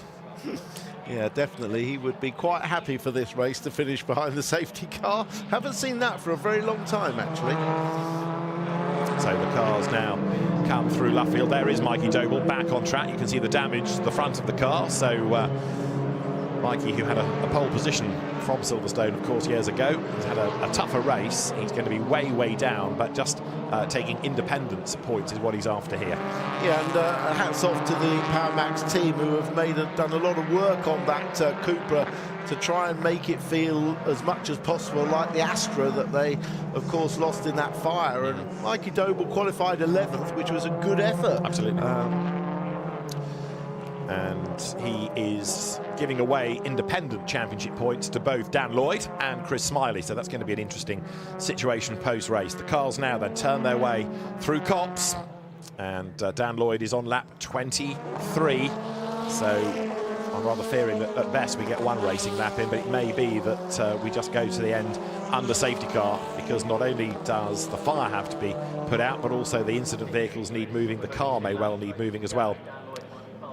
And Dan Lloyd, we reckon, is going to be 4 points ahead in the independent, so he catapults himself into the lead, coming through this race. Yeah, no real movement on the safety cars at all there. No. So I don't see it happening because it's such a short lap. If it was a long lap, the maximum you can ever have is 3 laps behind the safety car because of fueling issues. But because it's such a short lap, we run those laps down very quickly. And the marshals are still concerned that something might reignite. You can see almost like Ghostbusters. They're standing there with the hoses ready to attack any more embers of the fire. So we've now done 23 laps. At best, we're going to get 1 racing lap, but I think we're going to run to the end under safety car. Yeah, that's not going to get we're not going to get the vehicle moved and the safety vehicles moved while they're still looking at a potential flare-up. Well, Dan Lloyd, as Tim has made the point, is one of the hardest working drivers within the paddock. He's been in and out of the British Touring Car Championship. We've seen him racing in Carrera Cup. We've seen him racing in TCR. We've seen him racing in what was then called the Blockpan Endurance Series, the European GT Series, endurance race for GT cars. But he loves the BTCC. He works so hard to be on the grid, and it looks as though, even though it will be under safety car, he is going to take a 4th career win. Look at that, cross fingers in the restart garage, and they all conscious that lap by lap, corner by corner, they are edging closer to Restart Racing's first outright victory. Dan and Chris Smiley, winners for BTC Racing, which in a sense was a sort of previous iteration of this squad. It was Bert Taylor's team. But at the end of lap 24, there's going to be 1 to go behind the safety car. We'd better not say anything just in case there's a drama on the last lap, but Dan Lloyd is almost home and dry. Yeah, he should be able to relax now, but he's still concentrating. Don't want anything daft to happen, but he doesn't need to be doing any more weaving or anything else. He's just got to follow the safety car around and keep the car running. But a fantastic ride. Remember, he started 3rd and had to be aggressive to get that lead. He's earned this race 4th. Sorry, it wasn't given to him. He started 4th and he's gone out and won it. Of course, we hope that the cars get through post-race scrutineering checks. We've had a couple of times where Chris Smiley's sister car has been excluded from races, either for weight or for ride height dramas. So they'll be fingers crossed until they see it come off the scrutineering patch. But the celebrations are starting because the checkered flag is ready, and Restart Racing's first outright victory is going to come at Silverstone, it seems, and it's going to come courtesy of Dan Lloyd. And maybe he'll go and see Nicholas Hamilton a bit later on and commiserate about the car, but at least buy him a drink, because that safety car period and the length thereof has not given him the win, but it's certainly taken the pressure off. Yeah, I'm sure he'd like to have done it without the safety car, but he's not going to give this one up. Congratulations, Dan Lloyd, and congratulations, Restart Racing and everybody within the team.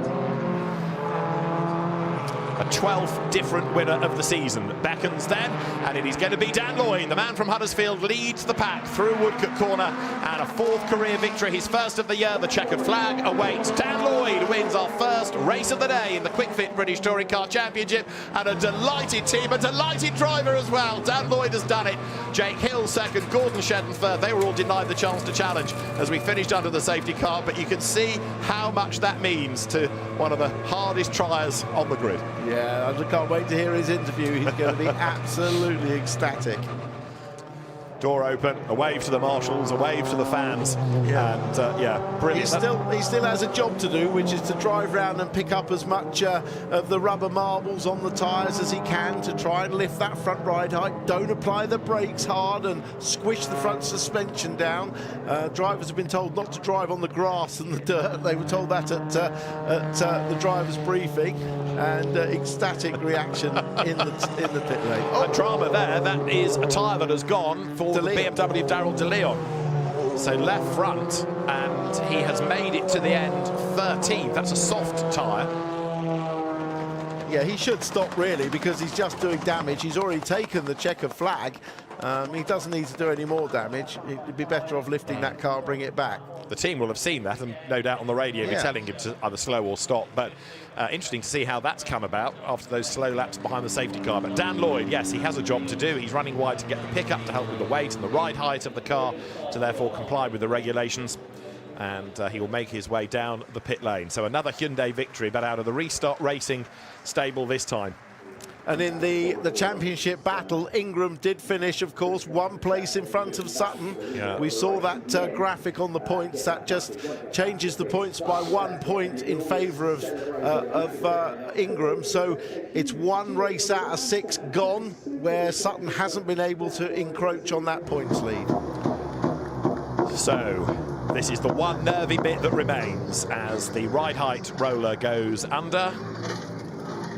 And all looks good there. Then the car will be weighed, and then Dan Lloyd will be released. He is an independent winner as well as a race winner, and the car now heads to the flat patch, heads to the scales. All the data computed by that TOCA technical team.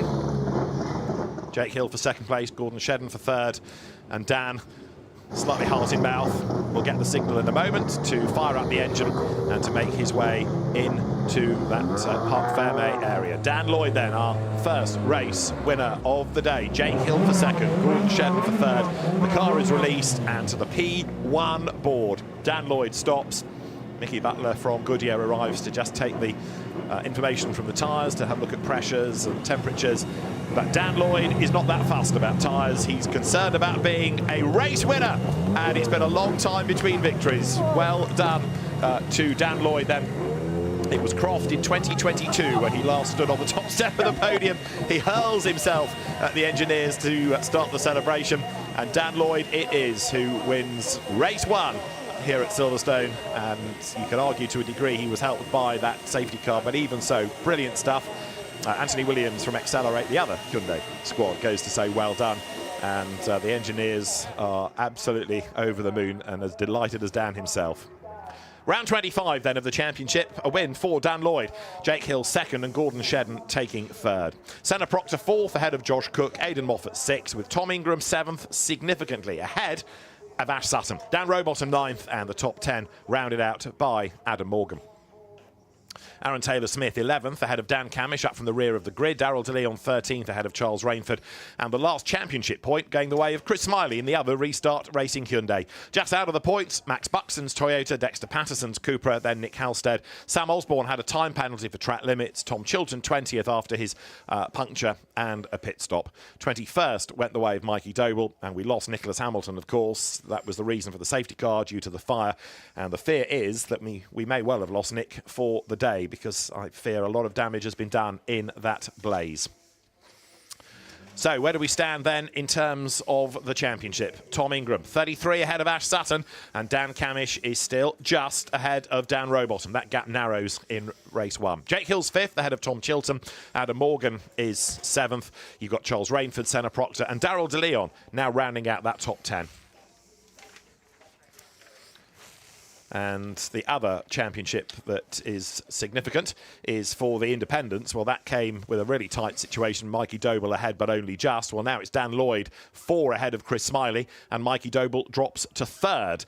So he finds himself with a 7-point deficit to make up against Dan Lloyd. But he's got 2 more races here at Silverstone in which to do it. So a feel-good story, that is for sure. Dan Lloyd, Restart Racing are victorious.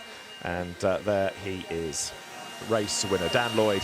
A 4th career win, the first outright race win for Restart Racing. And we'll hear from Dan right after the break.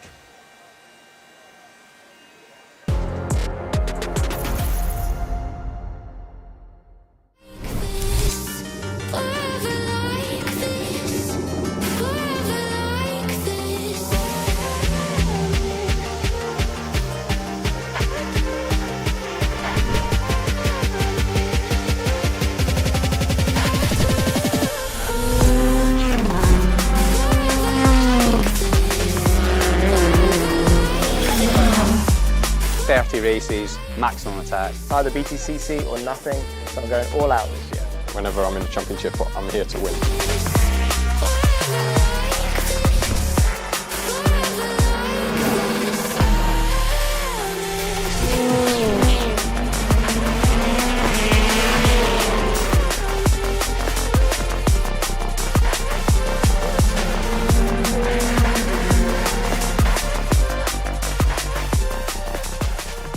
Driver won his first race in only his 2nd weekend in the season. Let's chat to Charles Rainford about what he's been up to for the first half of the season.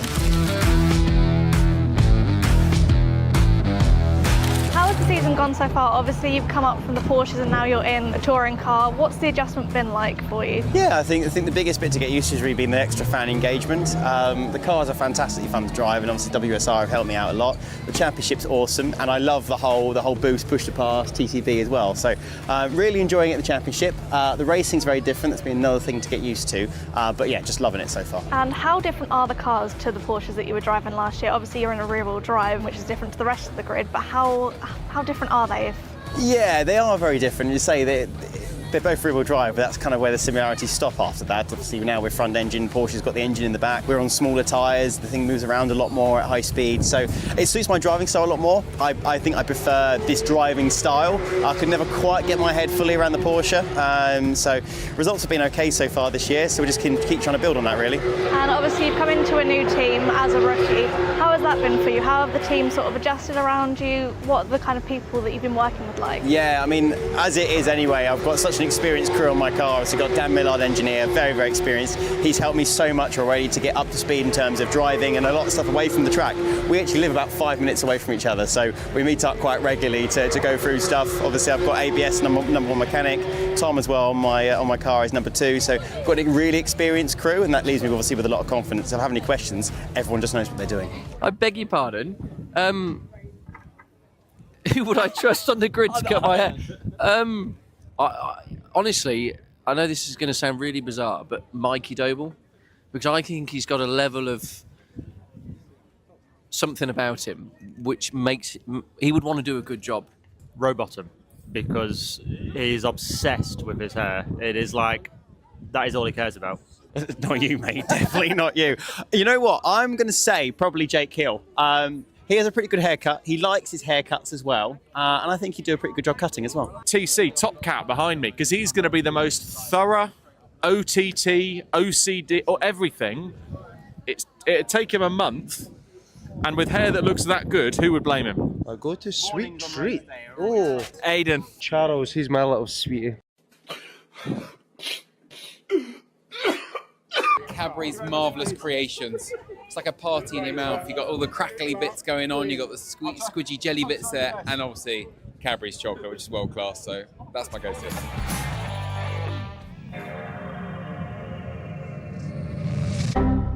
There's no memory card inserted. We have a drama. We don't let you play without it. Oh yeah, it will. No, it won't. Oh, it will. It will. Should we go to Alton and get practice in? Yeah, okay. It's a good idea, isn't it? 3 laps, that's more than enough. Okay. I don't really... Oh my goodness. Wait, square brake. Do you have to brake? You already shunted me. What are you doing? Wait. You're off. It's got so much understeer. Just like a modern day touring car, really.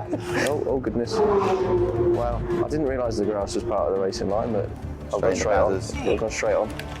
I recommend braking before there. Oh, here I go. I was fully locked up. Oh, I can see you now. Yeah, great. Do you know what it is? Because you smashed the rear wing off my car, I've got no rear aero balance now. Well, that's helping with rotation, isn't it? Well, it is, yeah, but it's just over-rotating everywhere. I can't deal with it. Look at that. Pissed it, mate. Completed it. Well, it's only a warm-up, wasn't it? It wasn't actually a race. Yeah. No, it wasn't a race. This was our practice run.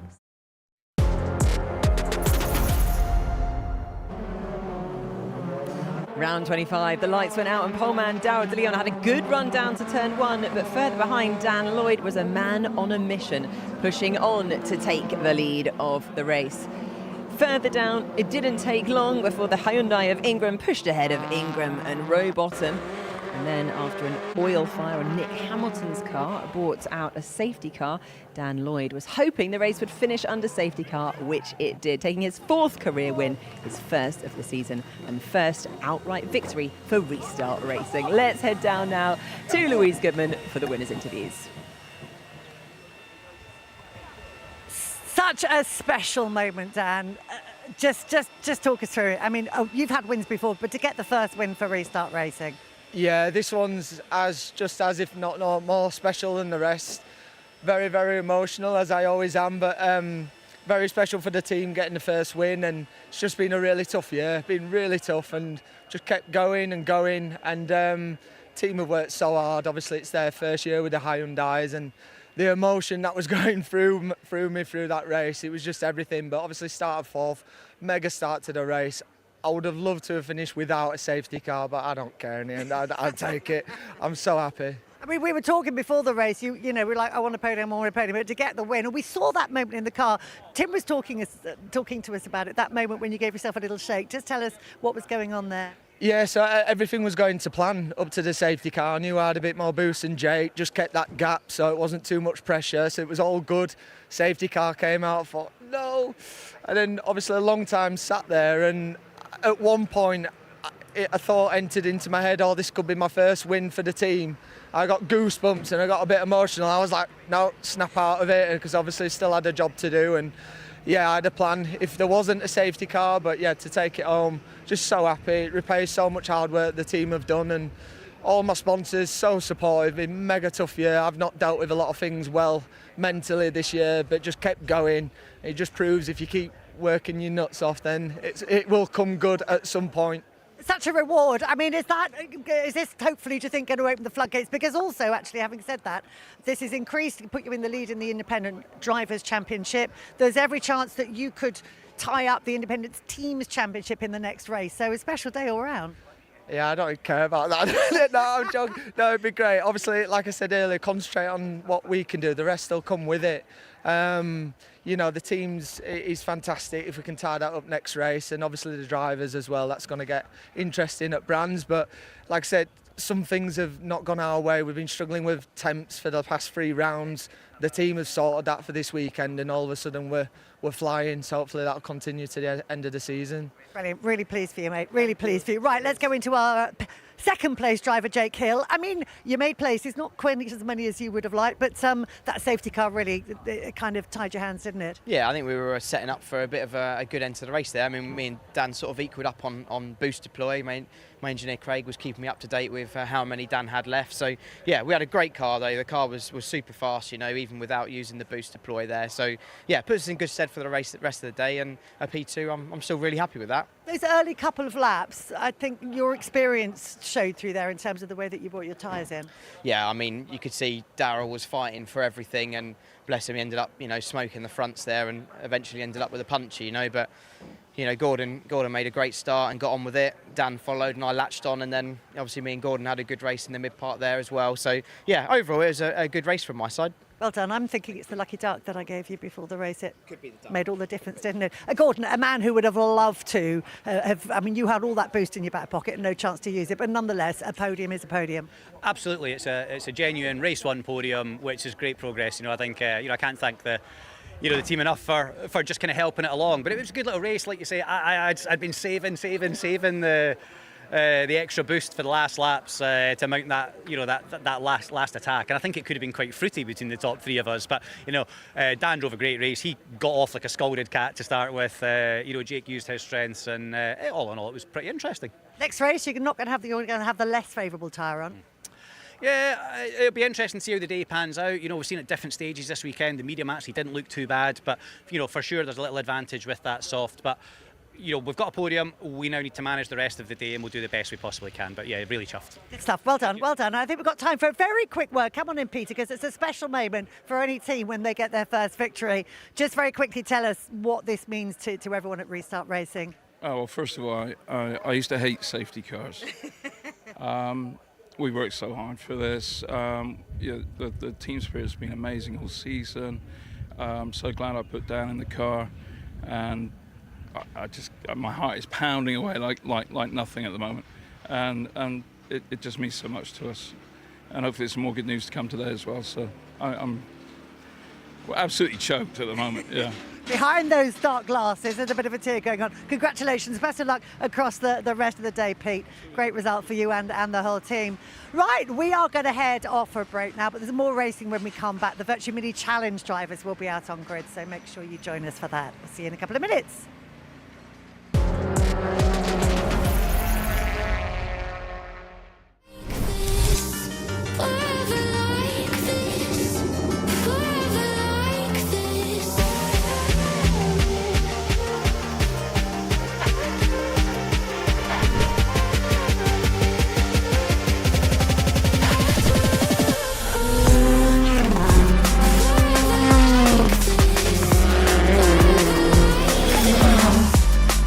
Races, maximum attack. Either BTCC or nothing, so I'm going all out this year. Whenever I'm in the championship, I'm here to win.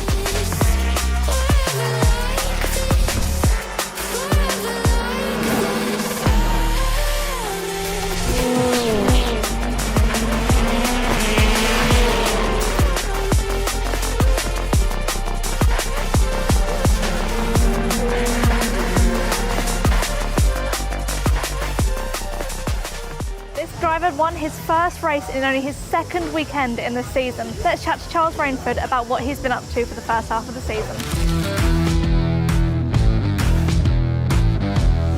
How has the season gone so far? Obviously you've come up from the Porsches and now you're in a touring car. What's the adjustment been like for you? Yeah, I think the biggest bit to get used to has really been the extra fan engagement. The cars are fantastically fun to drive, and obviously WSR have helped me out a lot. The championship's awesome, and I love the whole boost, push to pass, TTB as well. So really enjoying it at the championship. The racing's very different. That's been another thing to get used to. But yeah, just loving it so far. And how different are the cars to the Porsches that you were driving last year? Obviously you're in a rear-wheel drive, which is different to the rest of the grid, but how different are they? Yeah, they are very different. You say they're both rear-wheel drive, but that's kind of where the similarities stop after that. Obviously now we're front engine, Porsche's got the engine in the back, we're on smaller tyres, the thing moves around a lot more at high speed, so it suits my driving style a lot more. I think I prefer this driving style. I could never quite get my head fully around the Porsche, so results have been okay so far this year, so we just can keep trying to build on that really. And obviously you've come into a new team as a rookie. How has that been for you? How have the team sort of adjusted around you? What are the kind of people that you've been working with like? Yeah, I mean, as it is anyway, I've got such an experienced crew on my car. I've got Dan Millard, engineer, very, very experienced. He's helped me so much already to get up to speed in terms of driving and a lot of stuff away from the track. We actually live about 5 minutes away from each other, so we meet up quite regularly to go through stuff. Obviously, I've got ABS, number one mechanic. Tom as well on my car is number 2, so I've got a really experienced crew, and that leaves me obviously with a lot of confidence. If I have any questions, everyone just knows what they're doing. I beg your pardon. Who would I trust on the grid to cut my hair? Honestly, I know this is going to sound really bizarre, but Mikey Doble, because I think he's got a level of something about him which makes he would want to do a good job. Rowbottom, because he's obsessed with his hair. It is like, that is all he cares about. Not you, mate. Definitely not you. You know what? I'm going to say probably Jake Hill. He has a pretty good haircut. He likes his haircuts as well. And I think he'd do a pretty good job cutting as well. TC, top cat behind me, because he's going to be the most thorough OTT, OCD, or everything. It'd take him a month. And with hair that looks that good, who would blame him? I go to sweet treat. Oh, Aiden. Charles, he's my little sweetie. Cadbury's marvellous creations. It's like a party in your mouth. You've got all the crackly bits going on, you've got the squidgy jelly bits there, and obviously Cadbury's chocolate, which is world class, so that's my go-to.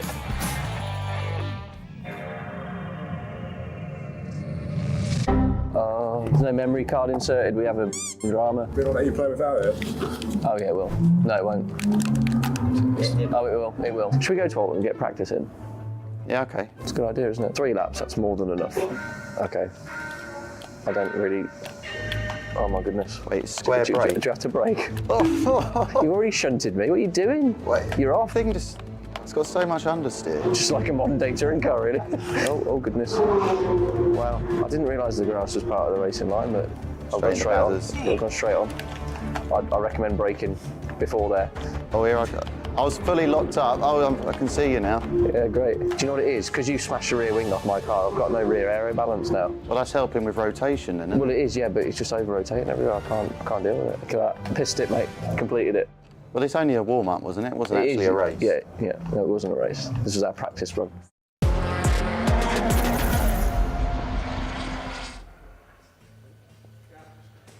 So it's time for the first of today's support races with the VERTU Mini Challenge. Up in the commentary box with the best views in the house are the dynamic duo of Paul O'Neill and Richard John Neal. Well, half of us is dynamic, and I'm looking at him.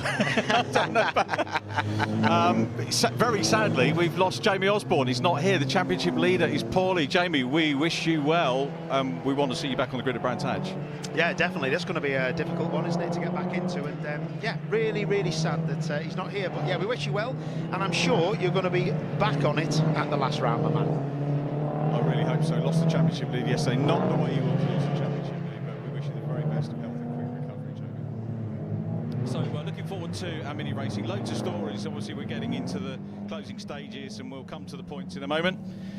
Here's how they line up round 16 of the VERTU Mini Challenge here at Silverstone, and pole position goes to the birthday boy, Nathan Edwards. 30, 35, 27 today. Max Edmondson alongside, 3 race wins on the bounce. Tom Overton, the new championship leader, on row 2 with Lewis Selby. Then it's Alex Solly and Harry Hickton on row 3. 4th row, Charlie Hand, change of teams. He's with Chandler now. Harry Campy with Accelerate next up from newcomer Jensen O'Neill going. Welcome, Jensen. Josh Porter with Cameron Richardson and Alex Brandon. Next from Brent Bowie and Owen Hillman. Ned Anthony, who had a DQ in qualifying, he tails off the pro runners. The Sport, headed by Henry Howarth from Archie Johnson. Nicky Gauci, the Maltese driver, in 3rd place. Then Chris McKenzie, Ben Crossley and Will Crooks. One thing I'd like to have a look at, if we've got time, is the 66 car, Alex Brandon, which is the new body style which we're seeing on track for the first time. It's an updated body kit, very current, looks wonderful. There's the points on the Sport category, but the 66 car, we'll get to see it at some point during the race, but brand new body kit. It looks great, getting a really good reaction from people outside minis, and I think it's going to bring a lot of people in. We'll see it at some point in the course of the proceedings, but there is a new body kit out there, and we're looking forward to seeing it coming into play next year. Yeah, definitely. Be nice to see the car looking in a little bit of a newer guise, and yeah, that's going to attract the people we need to make this championship what it is, which is fantastic. Lots of cars on the grid, fantastic to see. 2 different classes, and both hard fought as each other. They really are. Ovenden now with a 36-point lead in the championship over Jamie Osborne. We've got Lewis Selby trying to close up for Napa in 3rd place. Max Edmondson up to 4th now, and he continues to close in with his great form. But it's Nathan Edwards on pole with Max Edmondson alongside. We'll see what they can do off the front. We've got the Sport category to look out for as well. Lights out, here we go. Edwards gets away well. The best birthday present maybe that he can have will be a podium, possibly top step. But away they go. A little bit of a clatter there with Richardson, who wasn't too quick away. It's Selby with Ovenden up into 3rd place. He's going a little bit wide. That's going to allow Edmondson back up the inside. Few of them deciding to go off towards the grandstands. But other than that, pretty good, clean start. Yeah, it looked okay, didn't it? Edwards got away well, and there's a lot going on in the background. Look at that for a huddle of cars. Porter in there, and everyone getting fired out left, right, centre. Where do they all come out? Where indeed Harry Hickton at the head of this group at the moment. Hickton, I think, about to get stuck into Jensen O'Neill going, but it's Edwards, as you say, in the Interclens car. He's got the old logo back on. Great that they are supporting him to help him to get towards the end of the season. Dismal start to the year in the 11-11 car, but he's really been pedalling well the last few rounds and shown, once he's got things sorted out, what a real threat here. We knew he should be. But he's got Lewis Selby, who's getting better and better at JCWs as well. He's in P2. Max Edmondson on board with Max. 3 wins on the bounce ball. Yeah, 3 wins on the bounce, looking fast. Good to have him here at Silverstone, and that car looking brilliant. Look at this now. He's lost a place, hasn't he, off the grid. He's back in 3rd. Selby, just in front of him, is going to have his work cut out because Max Edmondson's car is looking strong. It is looking very, very good, and he wants to get another win. He was the winner on the outgoing race at last time we saw them, which was Knock Hill. Superb work weekend for them. Selby goes wide. Here comes Edmondson. Interesting. It's looking a bit too easy for me, this, but when I say easy, he's got to get around this left-hander around the outside. So as they go outside the BRDC building, he looks like he's already got it done. That car looks so strong. I noticed just off the last corner, had great traction, but good straight line speed. It really looked like it was working well in the toe of the other cars. Lovely job. Yeah, absolutely superb job. We're going to have a look at the start again. Any jumpers? Can't really see from there because we don't have the lights on. That's Max Edmond. Oh no, it's Owen Hillman, that isn't it? That's yeah. A little bit, Richard. He was rolling, wasn't he? Rolling. He was in 3rd gear, lad. No, I think yeah, it depends. Listen, if they've said it's a jump start, then that's definitely a jump start. He was moving. Hillman being a minx. Yes, yeah, Hillman imp, mate. Yeah, I'd be yeah, interesting to see, but he was quite far down the pack, wasn't he? Alex Solly having a go at Porter, he was, so Solly getting stuck in, on board with Max Edmondson again. Yesterday's battle in the first race was between Edmondson out front, obviously won it, and we had Lewis Selby who caught up, and then the two of them both had fuel surge problems. When they talked about surge, I thought we'd got a French driver come into the championship, but it was fuel surge that they were talking about, and it went one way and then went the other, and Edmondson managed to get the win, but Selby was very quick. I think fuel surge sounds like an exceptionally fast Spanish person. Yeah, it's better than the Frenchman, isn't it? So Edwards out front, Edmondson fastest lap on the flyer, is changing around. Selby gets the fastest lap. Porter on the outside of Solly having a good run as well. Harry Campy, who's getting better and better in this championship as well, on his outside. Race winners all the way, potential race winners all the way down the top 10 and probably beyond in this one as well. Jensen O'Neill-Going's got up to 5th, the new driver in the championship, only just 16. And coming into this, his first senior meeting with Toka. He did one meeting in the BMWs, and we'll have a look at Jensen a little bit later on, but there's Campbell on the inside. Nice. This is a proper battle, isn't it? 3 wide.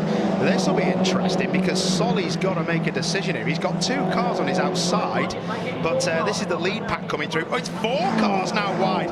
Look at that for opportunistic. Good effort, Charlie Hand. Will he get it done? No, he has a little bit of a nibble, doesn't he? And now he's on the outside, but brilliant stuff, opportunistic stuff. Harry Campy driving ever so well. Yeah, on the back of the go, Cam Richardson, it looks like a lime green colour, doesn't it? A new livery for Cameron Richardson. Actually inherited the win from Olivier Algieri in the Coopers last time out at Donington, because Algieri and the Westbourne team found guilty of technical infringement. Ashley Gregory got her first win there, which was great as well. Amazing, yeah. And fully deserved as well. So I'm glad that's all straightened up, sorted out, and it's nice to see people getting the results that they deserve. Here we go, this is the battle for the lead. Edmondson hard on the case, closing right up on Nathan Edwards. Was there a little bit of a touch there? We'll see. Looks like it might be a dent on the back. Very close indeed. Edmondson getting stuck in. Edmondson can't quite, I don't think, wrap up the rookie championship today. 82 points clear of Harry Hickton in the rookies. It's his to lose at the moment, but he's more worried about outright championship points. P4 at the minute. He's about 90 points behind Ovenden in the championship, so that is going to be a big hill to climb for him. But rookie championship imminent, and at the moment all he's worried about is another race win. Yeah, that's another one for me to put down in the notebook.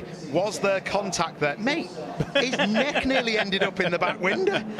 Yeah, that was a lock-up from Max Edmondson on board, that was, and it was just a little bit of a head. But did you see Nathan Edwards giving it the big bit? Listen to this, let's listen. Can we hear the engine? You'll hear the lock-up, so full chat, big brakes.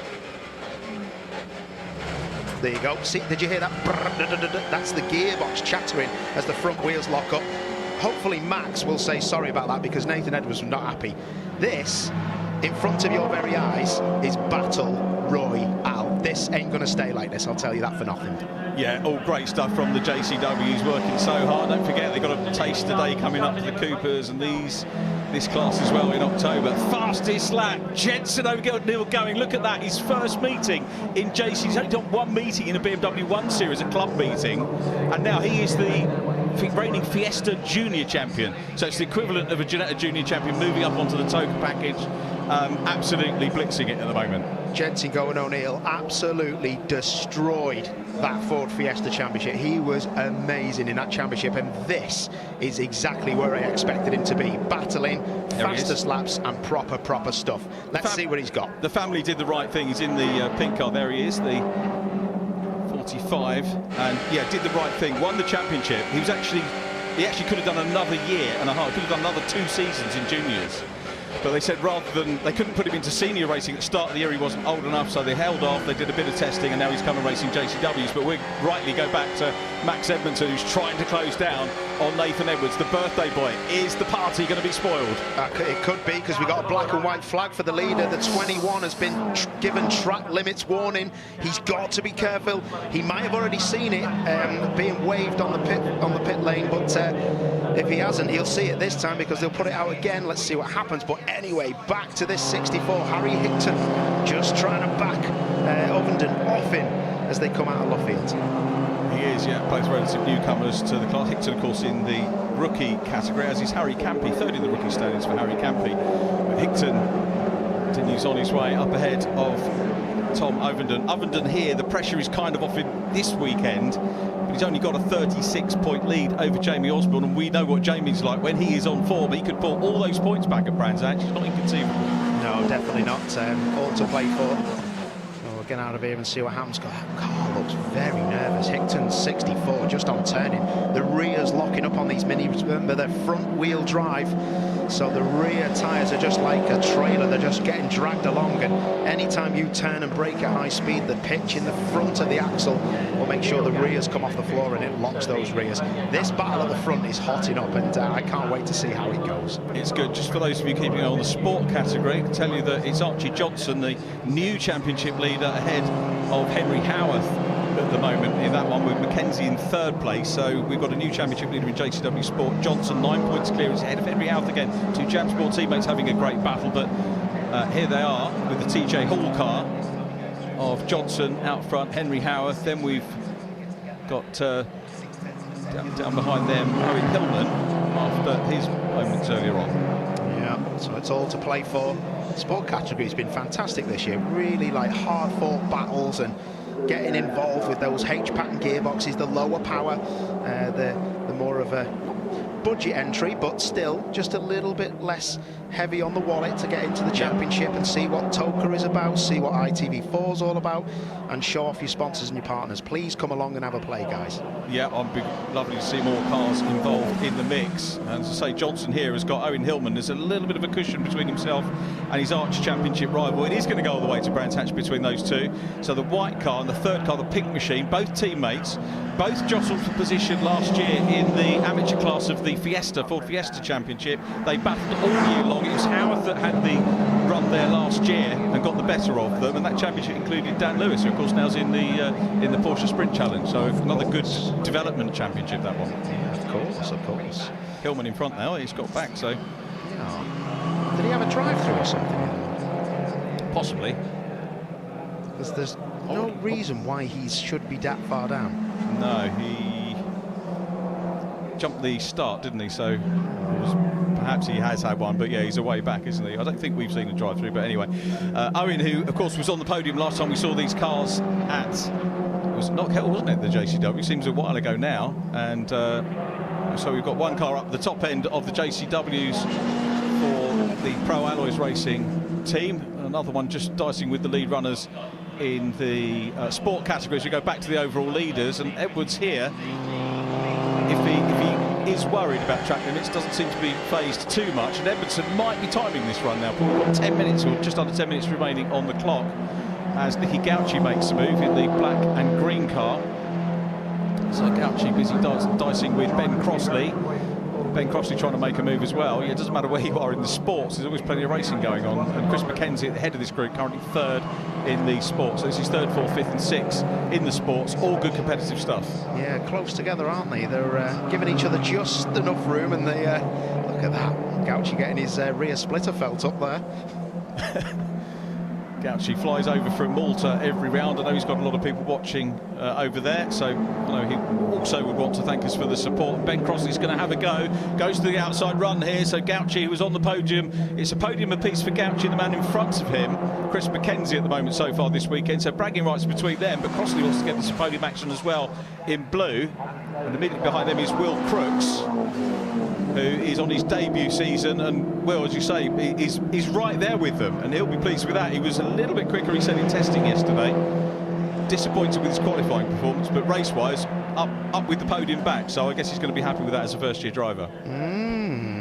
Yeah, definitely getting a bit spicy at the front now. Look at that, a little bit of turning oversteer from Max Edmondson. When I say turning oversteer, when you turn the steering wheel, the car steers over.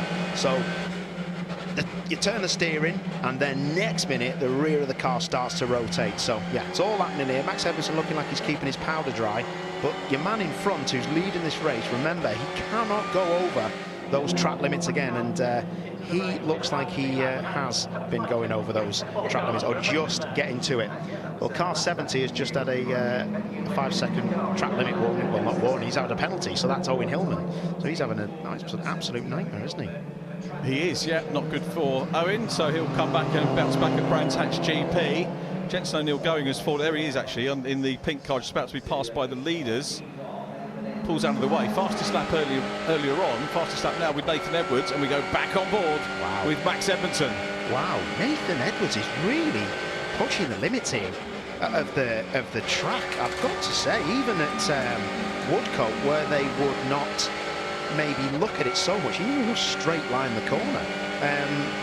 If he gets away with that, fair play to him, because I know in coaching, when I sit in drivers' briefings sometimes, and I have a listen and just make sure that, look at that, he's quite far off. I don't want him to get a penalty, obviously, but I've got to say, for someone who's on their final warning, he's got to be careful. But yeah, let's see what happens, eh? Maybe that's his birthday present. We'll let him off. Don't you start rumours. I tell you what, the mini folk wouldn't do that, as we know from the judicials that we've seen over the rounds that have recently occurred. But at the moment, we've got, I think, Selby getting a little bit closer to Edmondson, so he's going to be looking in his rearview mirrors. No, is that not Jensen going O'Neill? Oh, sorry. Yes, you're right. Yeah, good shout. I was thinking he might pit, but yeah. Did you see that again? Yeah. I mean, it takes.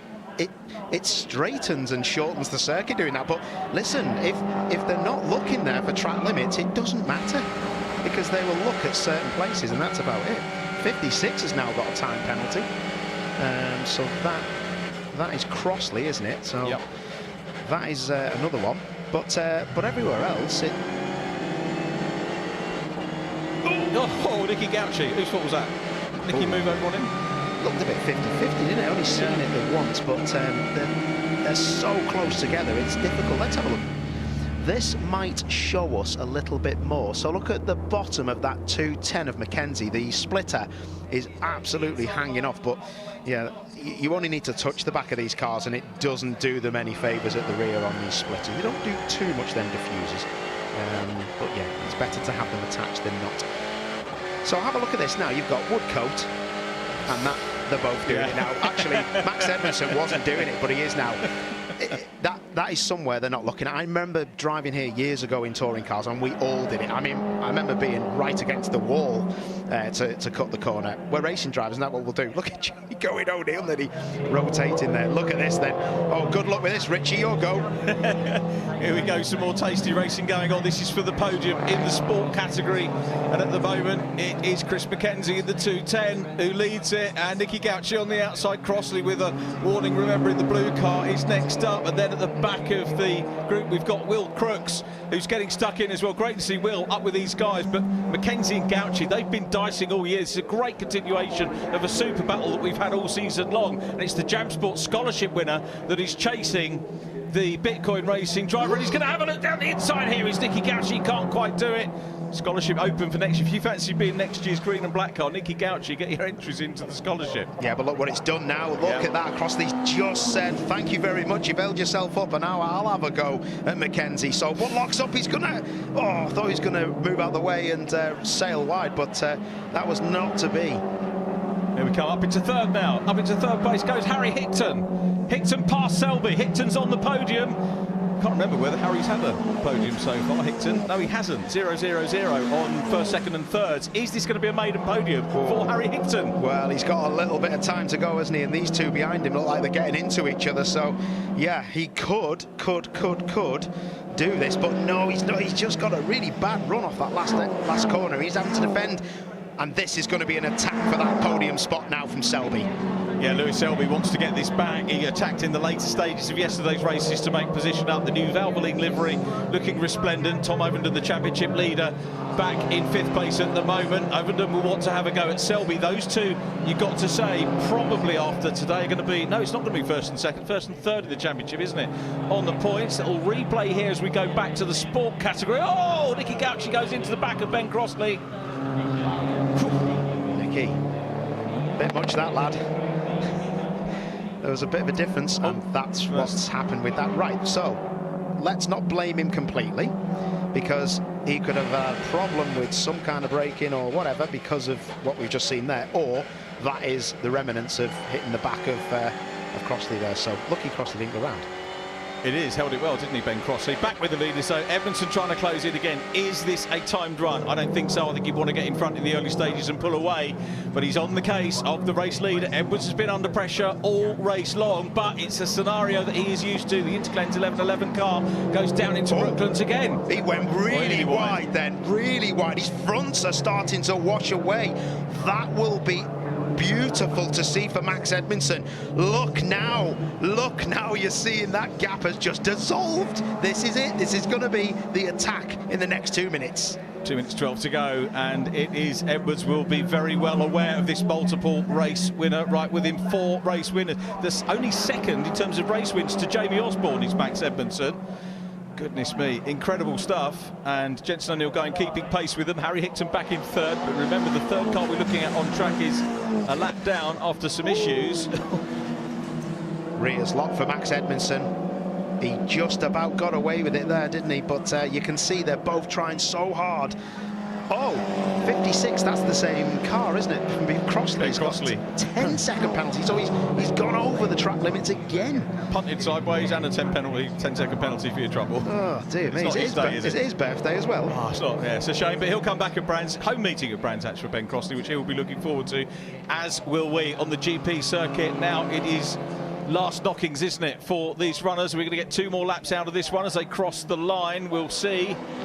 There is our late race leader in the sport category, Archie Johnson, still clear of Henry Houth. He'll extend the championship lead. He'll hold that lead going into Brands Hatch if he stays where he is.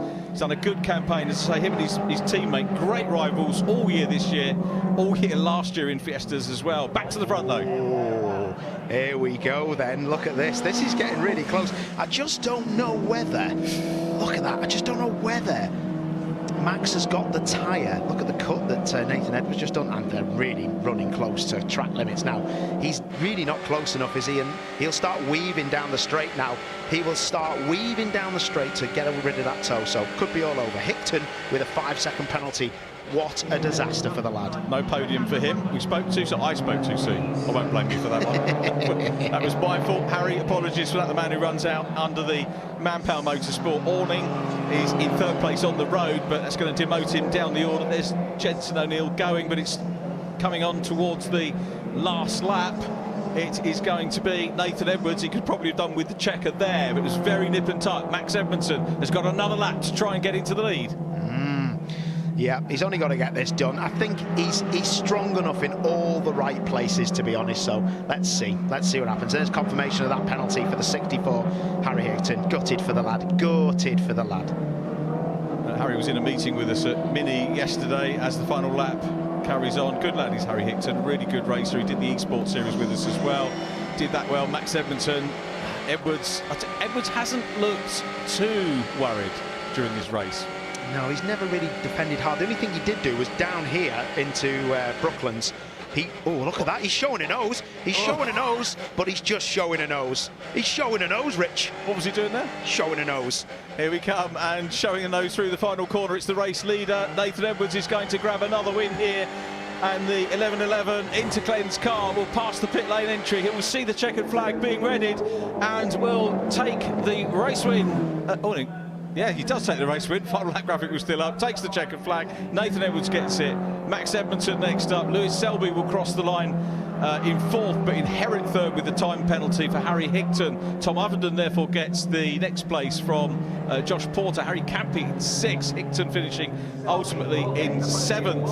The sport category very nearly a lap down. We saw the race leaders closing up on them, and here is Archie Johnson, who will go for another win and extend his championship lead into double points here. It's been a really good drive from Archie again in this one. The TJ Hall car is going to come through ahead of Henry Houth. Henry knows that he's got Brands Hatch to fight back, and we're going to have a great battle in both the overall category and the sport category. But here he comes across the line now and takes the win. Well done, Archie Johnson. Henry Houth a little way back, I think, has probably resigned to P2, but there is Henry.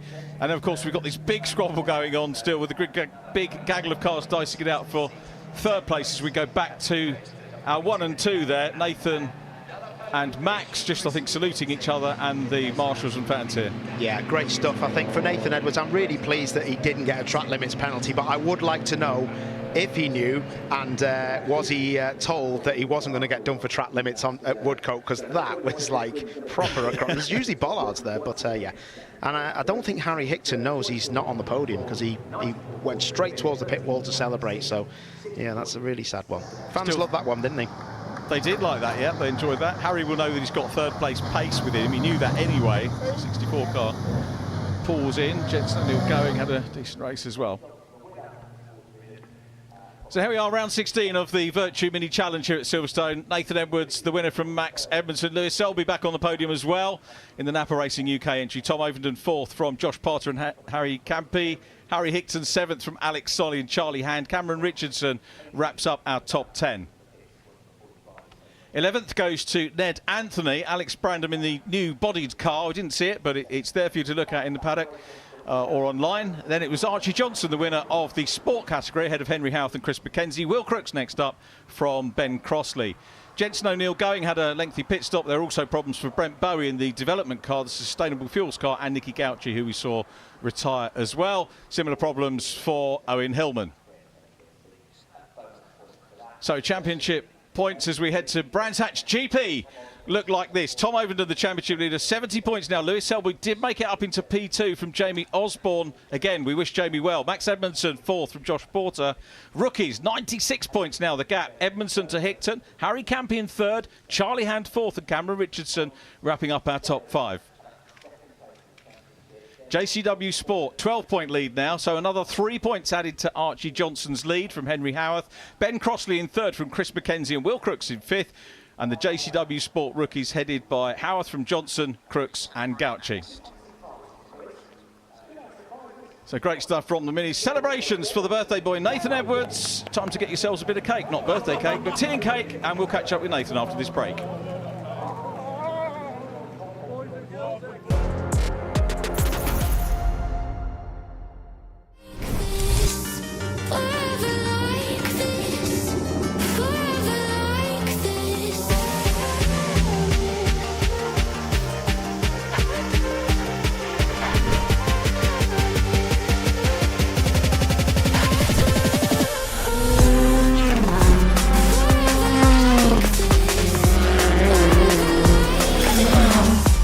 VERTU races, maximum attack. Either BTCC or nothing, so I'm going all out this year. Whenever I'm in the championship, I'm here to win.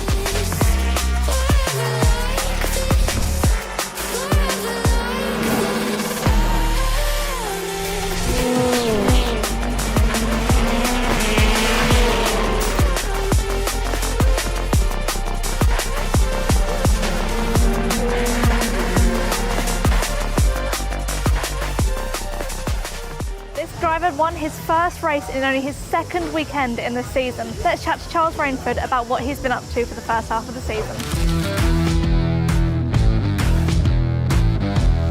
How has the season gone so far? Obviously you've come up from the Porsches and now you're in a touring car. What's the adjustment been like for you? Yeah, I think the biggest bit to get used to has really been the extra fan engagement. The cars are fantastically fun to drive, and obviously WSR have helped me out a lot. The championship's awesome, and I love the whole boost, push to pass, TTB as well. So really enjoying it at the championship. The racing's very different. That's been another thing to get used to. But yeah, just loving it so far. And how different are the cars to the Porsches that you were driving last year? Obviously you're in a rear-wheel drive, which is different to the rest of the grid, but how different are they? Yeah, they are very different. You say they're both rear-wheel drive, but that's kind of where the similarities stop after that. Obviously now we're front engine, Porsche's got the engine in the back, we're on smaller tyres, the thing moves around a lot more at high speed, so it suits my driving style a lot more. I think I prefer this driving style. I could never quite get my head fully around the Porsche, so results have been okay so far this year, so we just keep trying to build on that really. And obviously you've come into a new team as a rookie.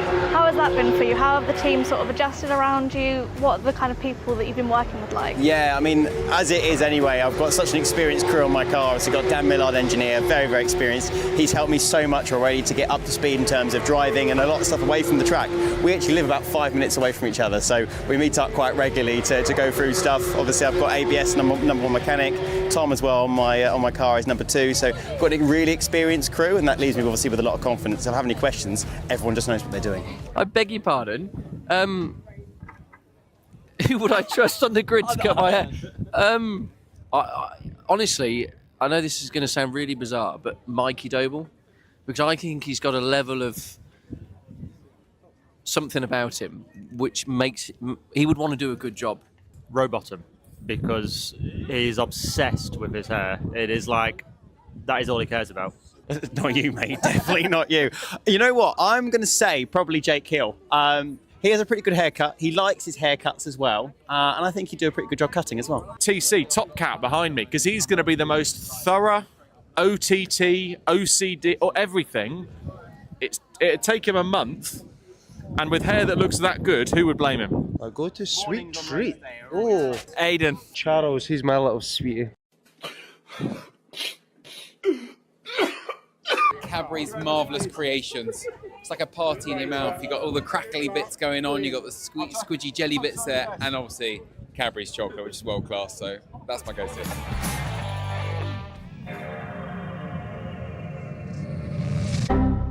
There's no memory card inserted. We have a drama. Will it let you play without it?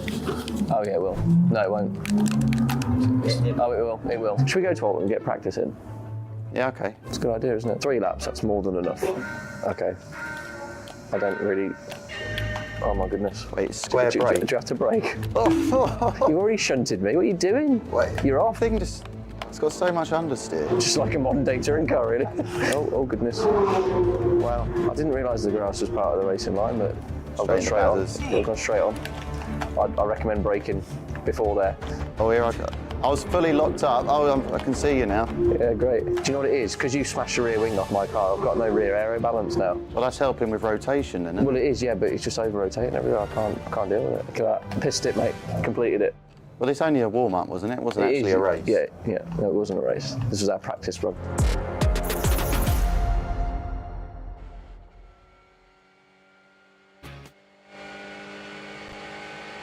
Yeah, boy, P1.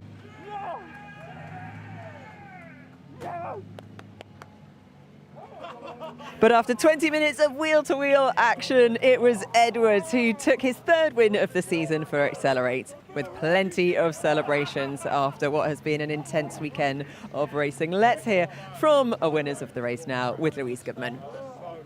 Thank you, Nikki. As you say, a great battle, and it's ended up with a fantastic birthday present. Congratulations. Yeah, this must be the best birthday I think I'll ever have. But no, absolutely awesome. The Interclins 1111 Mini was absolutely fantastic. Accelerate have given me a fantastic car. Yeah, Max is absolutely one of the best in this championship. He's been proved that as well. And we're missing Jamie this weekend. Massive hope he's all right, and I hope he's back because I've missed battling him. We've had some good battles recently. Me and Jamie pushed each other really, really hard. But no, we're all about race wins, and we've got one here today. We've had a good weekend, another pole, another race win. But massive thanks to all my sponsors because it looked like I wasn't going to be here as well this weekend. So we've made it. We made the win, and I'm over the moon. It was close between the two of you the whole way through, wasn't it? I mean, a bit too close at times.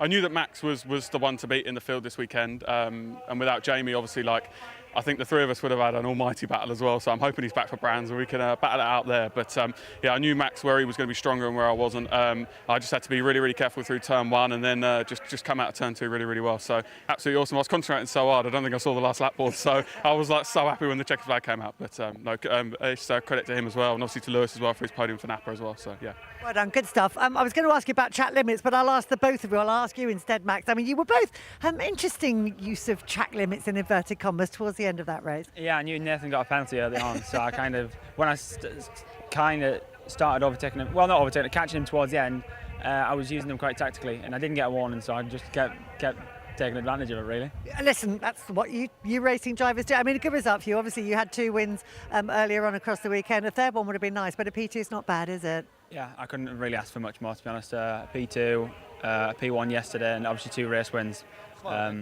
Thanks. I was going for the triple, to be honest, but obviously I felt slightly short, but I don't think it's been a bad weekend, has it? Not bad at all. Well done, well done, and well done to you as well, Lewis. I mean, you could see these 2 guys up ahead, no catching them, but nonetheless, P3 is a good result. Yeah, I'll take P3. Yeah, I couldn't keep up with the 2 of them.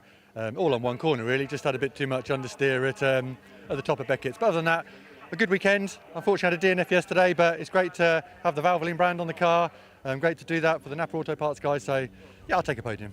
It looked like a couple of people, and these 2 guys ahead of me, being 2 of them, were slightly struggling with tyres towards the end of the race. How were yours holding out? The same, really. I think mine started degrading a bit earlier than theirs. Whether that's me or the car, we need to go back and look at that. But these longer races, they do start to struggle. They're about sort of 5, 8, 10 minutes to go. Yeah, you start losing the front end grip, and you see a lot of cars locking up. Yeah, and we're all hanging on for dear life, to be honest. Well, it was great entertaining racing, as always. So well done. Congratulations on that P3. Nikki, let's go back to you.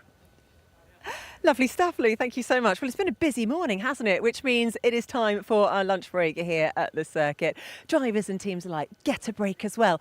So while they tuck into their sarnies, because I think they've probably earned it, haven't they? We are going to enjoy some of the racing action from this morning with the Wera Tools F4 Championship. Let's go to our commentary duo of Phil Glue and Richard John Neal. So the big question is, how are they lining up for this partial grid reverse race? And qualifying 12th yesterday, and therefore on pole is Adam Alazari from Joseph Smith. Nice to see what Joseph can do from the front row of the grid. August Raber and Ethan Jeff Hall next from Ella Lloyd, and Henry Jocelyn on our third row. Fourth row, Jimmy Pazik, currently third in the championship. Dries van Langendonk, who had a great baptism with us at Donington last time out, is next. Tommy Harfield and Harry Bansell are next from Finn McLaughlin, the man who starts from pole in race 3 of the weekend. That's Martin Molnar completing our top 12.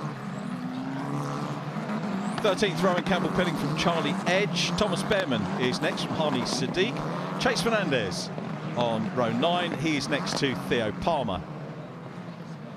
Ian Kraling next from Tom Ingram Hill. Next Alba Larson and Cole Hewitson. Xavier Avramides is next with Henry Mercier in 25th on the grid, and last on the grid is Alexander Savinkov. Got a car coming down to pit lane, which is Yuhao Fu. Penalty points on his licence means he now has to start a race from the pit lane to keep him out of trouble on the opening laps, amongst anything else.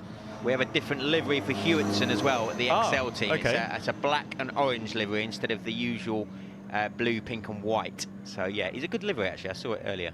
I didn't clock that yesterday, so I'd have probably called him Ella Lloyd with orange and black. But anyway, here we go. The lights are about to go on for round 26 of the championship. Alazari and Smith on the front row of the grid.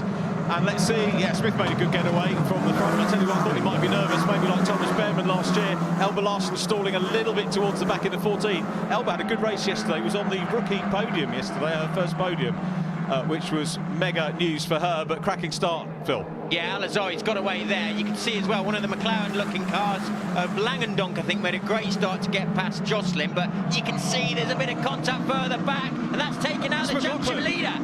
It is McLaughlin. I'll tell you what, as you know, Phil, before this race started, I was getting into saying McLaughlin could wrap up the championship today, potentially. But with that happening, he's going to be on the back foot. He certainly is, yeah, that's not great news for him at all. I don't know if he's got any damage. I don't know if he got carried on and has managed to keep the pace, but he might actually have suspension damage or even a puncture, so he might have to pit on this lap. Luckily, it's only a short lap, if he can get to the pits quickly, but I don't know whether he's still running. I can't see how far back he is. He's not in that mix, is he? So it looks like he has damage. He's going to be pits. Wheels Ella Lloyd now coming under pressure from Tommy Harfield, and goes down the inside. Beautiful move by Tommy Harfield. He's so unassuming, that youngster. I had a very quick natter with him this morning. He's so quiet, but he's just one of those drivers that gets on with the driving. I'm not saying he's not interested in the PR side of it. He is, because he'll talk to you, but he's very, very quiet. Difficult to draw any big comments on, but he lets the racing speak for itself with moves like that. Still side by side as they went through turn 1, because Ella Lloyd had the toe off the car in front, and that's one of the JHR cars who's in the wall hard. That's Hani Sadiq. Oh, we've also got another puncture as well. Yeah, we have. That's the CDR car. That's Tommy Harfield again, yeah, isn't so it? There must have been some contact then with Ella Lloyd. Yeah, after I think you may be right. We saw them side by side through T1. Yeah, nasty one for Hani, which is not good to see. Alazari still out front. Raber with the... OK, good news, he's out the car. Worried me for a minute, Phil. It's only a slow corner, so we knew it wasn't going to be too bad.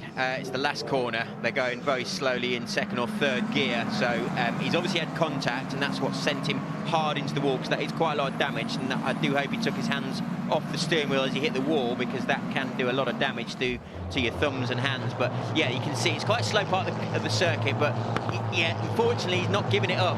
He's on the outside. He's better off just backing out of it and tucking up behind the car that's just passed him. Instead, he's clipped the rear right, and it sent him into the wall hard.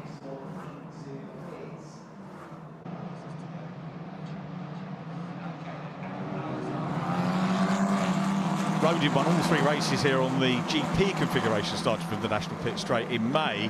So Al-Azhari has already got a little bit of form here for taking a win on at least part of this circuit, or most of this circuit, and he leads them away at the restart well. Raver second, Jeff Hall in third, Joseph Smith back in fourth, could be angling for his best finish. Bansal is next up from Lloyd Jocelyn, Campbell Pilling, Fernandez and Molnar, your top 10. Molnar's only made the one place up, so he's not in the overall points here. So McLaughlin, yeah, clearly not having to worry too much about it as Bansal makes a move. Yeah, great move there from Bansal. And also we've got, yeah, Lloyd is doing a great job as well for Ronin in the McLaren car. And then also, where's the other McLaren car gone? He's got further back. Yeah, Langendorf, where's he gone? Yeah, he had some issues, didn't he, I think, earlier on. So he may even be in the pit. Actually, not in the pits, is he, at the moment? I think I might have called that Fortec move wrong. I think I said it was actually, I think... Oh, no, that's Molnar again. He's off. He's got a lot of damage. He's got someone else's front wing attached to him, and now he's in the gravel. It looks like he's going to get stuck. He needs to keep going. He needs to keep the wheels moving. His points are done now. He's definitely, you know, a move is pointless. Yeah, apart from getting out of the gravel, he is absolutely stuffed, which is a great pity for him. Bansal going around the outside of Smith, going into turn 2. He now needs to get the exit down that back straight. Looks like he's going to have a better run, but he's got to make sure that he's already passed, but he's not. You can see Smith's got the run there. He's trying to hold him back. He's done a bit of Jeanette Junior racing, Smith, so he's not afraid one bit. As you can see, Bansal going on the outside. Great move into Brooklands. Harry Bansal, the Fortec driver. We've seen Fortec get pole positions, haven't we, earlier on in the season with Henry Mercier doing the business, but Bansal was the one to get the win. Is that Molnar recovering? Yeah, he's managed to get out. He's managed to get rid of that other front wing. I don't know whose that was. So he's obviously had some contact going through the last corner. Let's see again. He's gone down the inside. There's a few running wide, but then the front wing's come off, and it's gone straight into the front of his car and sent him off the track because he's obviously had no steering. Passenger then, aren't you? Yeah. Wow, I've never seen that before. I thought there was going to be some contact. A bit more contact than we used to, probably due to the reverse grid. Yeah, we used to have full, remember when we had the full reverse grid in F4 and then we went to the top 12, and it just kind of means that the top drivers end up in the mix. We've got another front wing as well. That's Fernandez, who's got damaged front wing, so he's also had some contact, and he's causing absolute chaos behind him as everyone's trying to scrabble past him. So Chase Fernandez, I don't know if he knows he's got damaged front wing, but you can see there's one of the CDR cars going down the inside of Hewitson. Charlie Edge, that is. And Charlie Edge, he's managed to get past Hewitson, and then there's Behrman, who's managed to get in front of all of them. Charlie Edge, third in the Challenge Trophy. Last round for him, it's his 7th event of the season. He's trying to get more points as well. He may be on for a Challenge Trophy at the end of the season, which I think he'd have taken at the start of the year with the limited budget he's got at CDR, but done a good job. And look how busy this is, Phil. Yeah, it's all because Fernandez is slowing everyone up with no front end at all. Raber trying to go on the outside. There's a bit of a lock-up for Ethan Jeff Hall behind. And now Bansal's coming into this race. Can either of the Argentis get past the Rodin car? As you can see, Molnar's pitted for the damage that he had. Now, he does need to get out and try and get fastest lap. If he can, he's got 6 minutes to do that. Whether he'll be able to grab a qualifying type lap remains to be seen. Going around the outside. Can he make it stick? He has, hasn't he? Yeah, he's got him on the inside. What a move by Raber. Goes through. His teammate's going to try and pass as well. Ethan Jeff Hall looking to try and get through. Bansal in fourth. Don't write Bansal off in fourth. He could be good for another win here. And back in fifth, I think heading for a first win in the rookies potentially is Joseph Smith. He could be on for a rookie win here, Smith. Yeah, he could, couldn't he? I thought Jeff Hall there was going to go down the inside, and I thought Raber was trying to help him. Raber trying to give him the toe. And you can see now Al-Azhari going around the outside. I don't think he's going to make that one stick, but Raven now needs to hold him off to make his teammate, give his teammate some space. This is great racing in F4, isn't it? Fantastic. I always love Silverstone National. A lot of people don't like it, but we get some super action now. And are we going to see Al-Azhari back? This is racing by definition. Look at Bansal. Swapping places. Bansal's coming up as well. Jeff Hall around the outside of all of them. 3 wide into Brooklands corner, and it's Ethan Jeff Hall. What a move, Phil Glue. Absolutely fantastic. He managed to just stay out of trouble, go around the outside, send it round the outside, got past all of them in one corner. Wow. That's the sort of driver we want to see from Jeff Hall, the Mercedes Junior driver.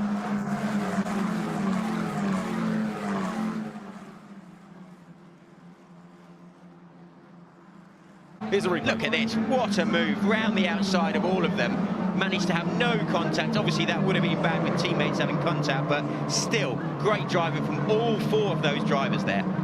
Yeah, Al-Azhari, he probably won't thank you for that, will he, dropping down to 4th, but he kept it clean for everybody. He did, yeah. He could have easily locked a front left as he's fully loaded into Brooklands, and that would have caused absolute mayhem, which we see so often at Brooklands, but great driving from all those drivers in 3 different teams as well. This is Martin Molnar, second in the championship, way down, out of the points, but going to try and get the fastest lap of the race, which at the moment is with Tommy Harfield. Traded fastest laps with McLaughlin, who you can see walking away disconsolately, but his championship lead is very much intact, so he's not really got too much to be grumpy about. No, absolutely, yeah, he doesn't need to worry too much at all. As you can see, Larson in the mix now here, doing a great job at her last weekend in British F4. She's going to be going back to F1 Academy, as is all the girls who race in this championship. So, yeah, we will be giving them a farewell after this race. Hopefully they all have a good race. Yeah. As you can see, they're absolutely flying through T1, and Hewitson is trying to get that slipstream and try and get her into the next corner. But is he going to try? No, he's locked up slightly, but she has run a little bit wide. It does look like he's managed to get through there. He does, he's gone through, and this is a repass because Larson was actually behind Hewitson as they crossed the line, so a repass there for the personable young South African driver. Again, I hope that a lot of the rookies are going to come back next year and entertain us and get to know them a little bit better next year as they go 3 wide into Brooklands. And who's going to get Fu having a go as well here? Yeah, Fu started from the pit lane, so he's having a great race there, but Dries manages to get down the inside of Fu and squeeze him a little bit wide. Did give him space, but he did manage to drop a wheel in the gravel. This is a great battle between Hewitson and Larson, isn't it? It's like a little kart race with all 5 of them all jockeying for position here. But yeah, Larson yesterday, I mentioned, was on the rookie podium. It was her first rookie podium. She's really developing as a driver, the young Dane, and was great to hear her getting the interviews as a result of that. That'll build her confidence for next year, which is superb and really growing, and that's what rookie year is about. She's getting the experience in F1 Academy, as you mentioned, Phil. Clock ticking down though, 8 seconds to go, and it's Ethan Jeff. It's going to be Ethan's first win. It will, yeah, it certainly will. Wow, it's been a long time coming, this one, but it's fantastic to see him on the top step of the podium. 1 straight to go, and he's going to win his first race for Mercedes Junior Argenti. Here he comes then. Checkered flag is at the ready here at Silverstone. Ethan Jeffel takes his first win from August Raven. Harry Bansel's on the podium again and extends his lead in the Challenge Cup. Adam Al-Azhari, the pole man, finishing in 4th. Rowan Campbell-Pilling got up to 5th. Good drive from Campbell-Pilling in that one. Then it was Joseph Smith, who is top rookie. Congratulations, Joseph, on his first rookie win. Ella Lloyd in 7th. Jimmy Pazik 8th. So in the points was Jimmy.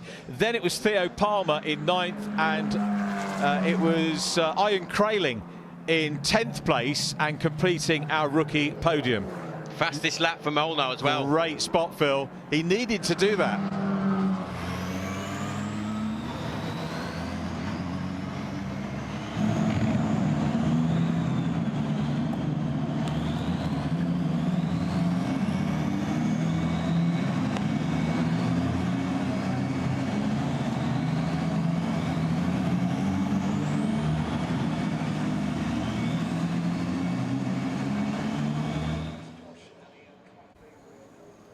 Round 26 of the VERTU's F4 British Championship, certified by FIA, of course.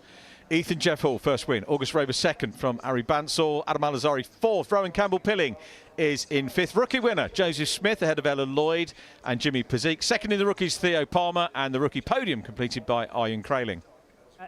You had to work in the early stages for that, but you get your rewards. Yeah, it was a tough race. We started P4, had a good start, managed to hold position. Usually this year we've unfortunately dropped a few positions at the start, so yeah, it was good to have a nice start, and then that just meant we could continue our pace forward and just move on up the field. So managed to get up to 3rd, about 5 laps in, and then obviously safety car bunched us all back together, and then just all about kind of keeping the tyres cool. Obviously we got keeping the tyres up to temperature. Sorry.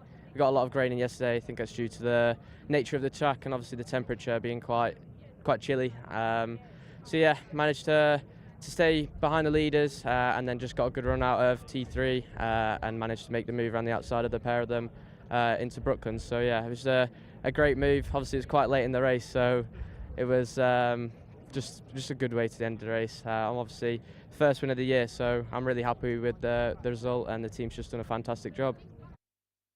So now it's time for a short break, but when we return, we're going to be bringing you a special feature at home with Nick Hamilton.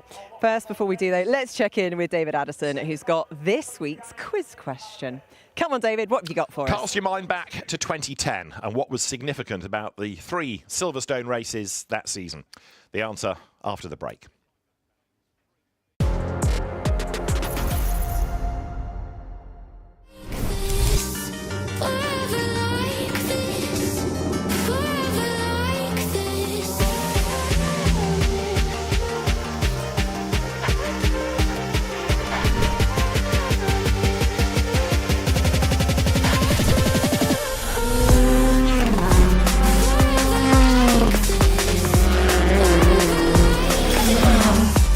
.30 races, maximum attack. Either BTCC or nothing, so I'm going all out this year. Whenever I'm in the championship, I'm here to win.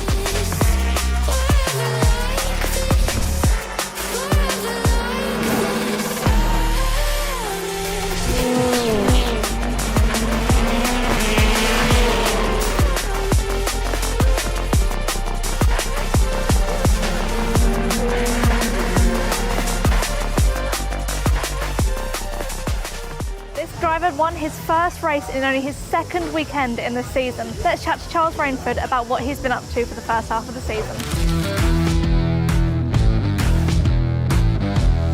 How has the season gone so far? Obviously you've come up from the Porsches and now you're in a touring car. What's the adjustment been like for you? Yeah, I think the biggest bit to get used to has really been the extra fan engagement. The cars are fantastically fun to drive, and obviously WSR have helped me out a lot. The championship's awesome, and I love the whole boost, push to pass, TTB as well. So really enjoying it in the championship. The racing's very different. That's been another thing to get used to. But yeah, just loving it so far. And how different are the cars to the Porsches that you were driving last year? Obviously you're in a rear-wheel drive, which is different to the rest of the grid, but how different are they? Yeah, they are very different. You say they're both rear-wheel drive, but that's kind of where the similarities stop after that. Obviously now we're front engine, Porsche's got the engine in the back, we're on smaller tyres, the thing moves around a lot more at high speed, so it suits my driving style a lot more. I think I prefer this driving style. I could never quite get my head fully around the Porsche, so results have been okay so far this year, so we just keep trying to build on that really. And obviously you've come into a new team as a rookie. How has that been for you? How have the team sort of adjusted around you? What are the kind of people that you've been working with like? Yeah, I mean, as it is anyway, I've got such an experienced crew on my car. So I've got Dan Millard, engineer, very, very experienced. He's helped me so much already to get up to speed in terms of driving and a lot of stuff away from the track. We actually live about 5 minutes away from each other, so we meet up quite regularly to go through stuff. Obviously, I've got ABS, number one mechanic. Tom as well on my car is number 2. So I've got a really experienced crew, and that leaves me obviously with a lot of confidence. If I have any questions, everyone just knows what they're doing. I beg your pardon. Who would I trust on the grid to cut my hair? Honestly, I know this is going to sound really bizarre, but Mikey Doble, because I think he's got a level of something about him which makes he would want to do a good job. Rowbottom, because he's obsessed with his hair. It is like, that is all he cares about. Not you, mate. Definitely not you. You know what? I'm going to say probably Jake Hill. He has a pretty good haircut. He likes his haircuts as well. And I think he'd do a pretty good job cutting as well. TC, Top Cat behind me, because he's going to be the most thorough OTT, OCD, or everything. It'd take him a month. And with hair that looks that good, who would blame him? I go to sweet treat. Oh, Aiden. Charles, he's my little sweetie. Cadbury's marvellous creations. It's like a party in your mouth. You got all the crackly bits going on, you got the squidgy jelly bits there, and obviously Cadbury's chocolate, which is world class. So that's my go-to.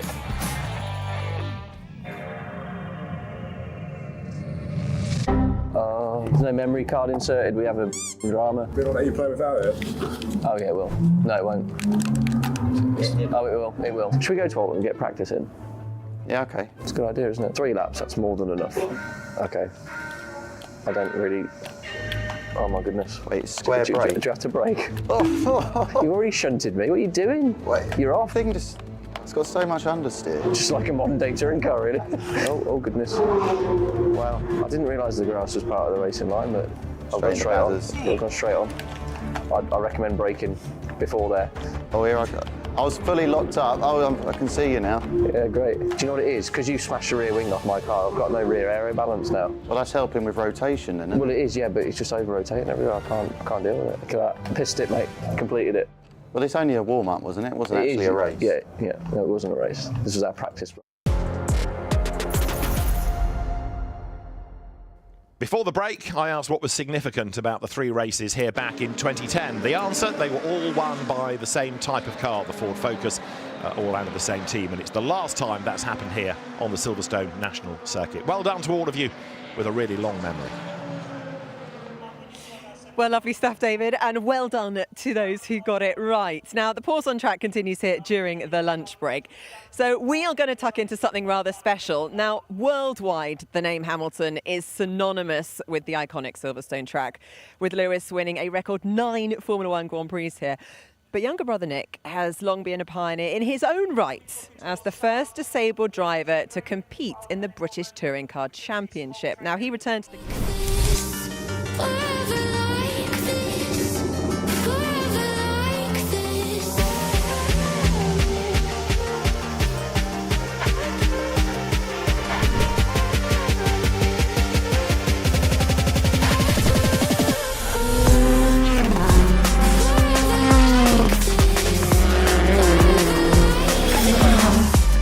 30 races, maximum attack. Either BTCC or nothing, so I'm going all out this year. Whenever I'm in the championship, I'm here to win.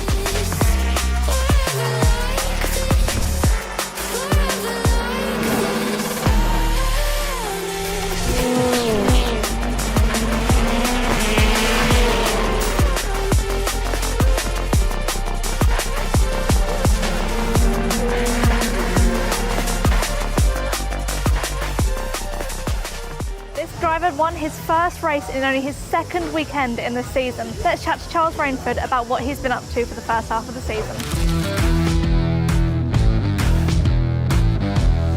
How has the season gone so far? Obviously you've come up from the Porsches and now you're in a touring car. What's the adjustment been like for you? Yeah, I think the biggest bit to get used to has really been the extra fan engagement. The cars are fantastically fun to drive, and obviously WSR have helped me out a lot. The championship's awesome, and I love the whole boost, push to pass, TCB as well. So really enjoying it at the championship. The racing's very different. That's been another thing to get used to. But yeah, just loving it so far. And how different are the cars to the Porsches that you were driving last year? Obviously you're in a rear-wheel drive, which is different to the rest of the grid, but how different are they?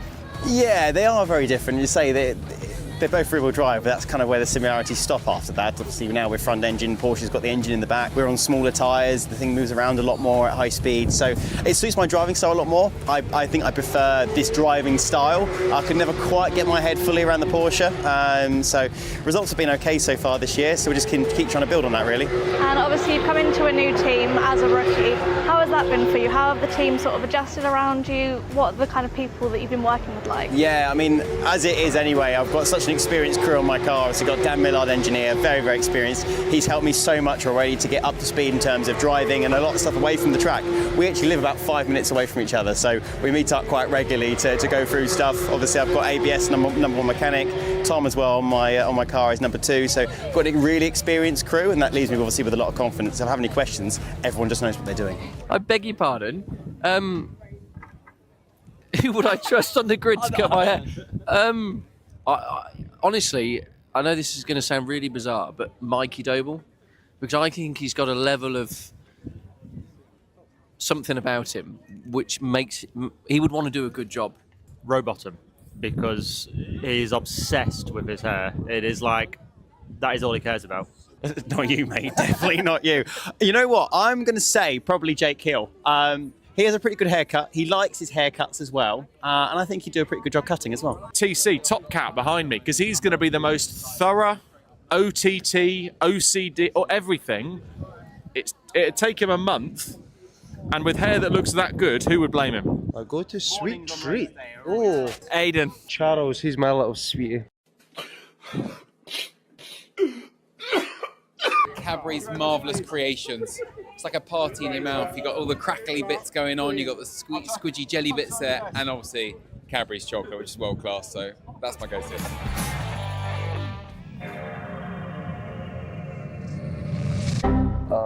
There's no memory card inserted. We have a drama. Will it let you play without it? Oh yeah, it will. No, it won't. Oh, it will. It will. Should we go to Alton and get practice in?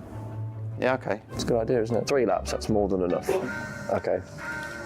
I don't really. Oh my goodness. Wait, square brake. Do you have to brake? You already shunted me. What are you doing? Wait. You're off. It's got so much understeer. Just like a modern day touring car, really. Oh goodness. Wow. I didn't realise the grass was part of the racing line, but I've gone straight on. I've gone straight on. I recommend braking before there. Oh, here I go. I was fully locked up. Oh, I can see you now. Yeah, great. Do you know what it is? Because you smashed the rear wing off my car, I've got no rear aero balance now. Well, that's helping with rotation, isn't it? Well, it is, yeah, but it's just over-rotating everywhere. I can't deal with it. Look at that. Pissed it, mate. Completed it. Well, it's only a warm-up, wasn't it? It wasn't actually a race. Yeah. No, it wasn't a race. This was our practice run.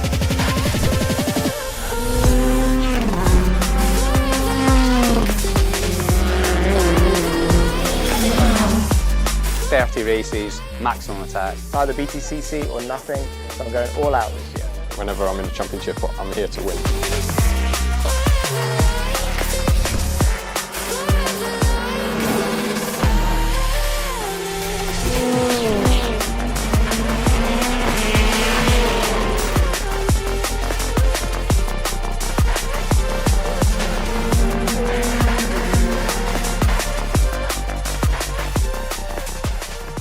Driver won his first race in only his second weekend in the season. Let's chat to Charles Rainford about what he's been up to for the first half of the season.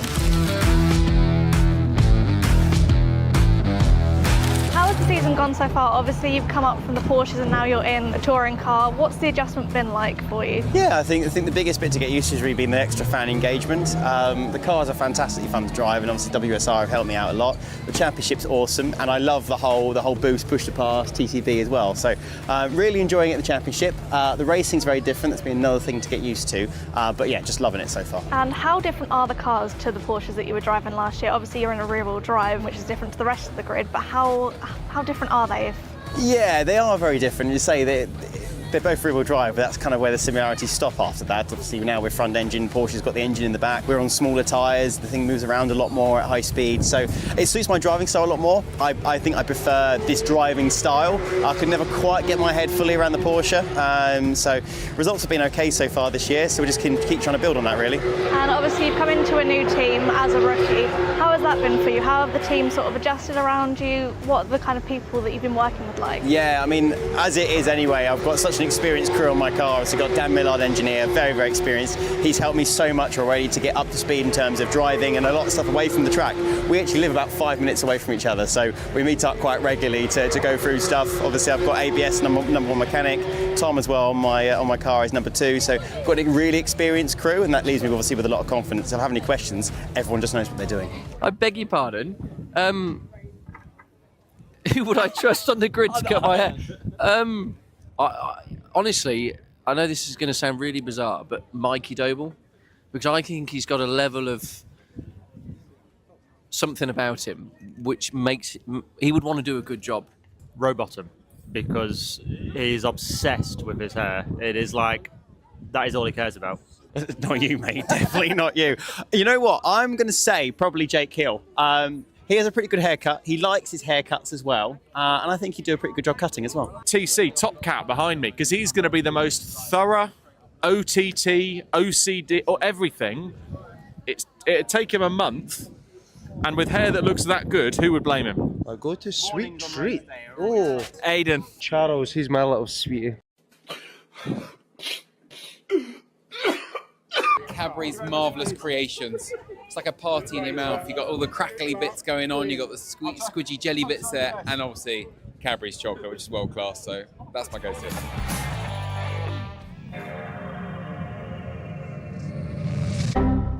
There's no memory card inserted. We have a drama. We don't let you play without it. Oh yeah, it will. No, it won't. Oh, it will. It will. Should we go to Alton and get practice in? Yeah, okay. It's a good idea, isn't it? 3 laps, that's more than enough. Okay. I don't really... Oh my goodness. Wait, square brake. Do you have to brake? You already shunted me. What are you doing? Wait. You're off. It's got so much understeer. Just like a modern day touring car, really. Oh goodness. Wow. I didn't realise the grass was part of the racing line, but I've gone straight on. I've gone straight on. I recommend braking before there. Oh, here I go. I was fully locked up. Oh, I can see you now. Yeah, great. Do you know what it is? Because you smashed the rear wing off my car, I've got no rear aero balance now. Well, that's helping with rotation, isn't it? Well, it is, yeah, but it's just over-rotating everywhere. I can't deal with it. Look at that. Pissed it, mate. Completed it. Well, it's only a warm-up, wasn't it? It wasn't actually a race. Yeah. No, it wasn't a race. This was our practice.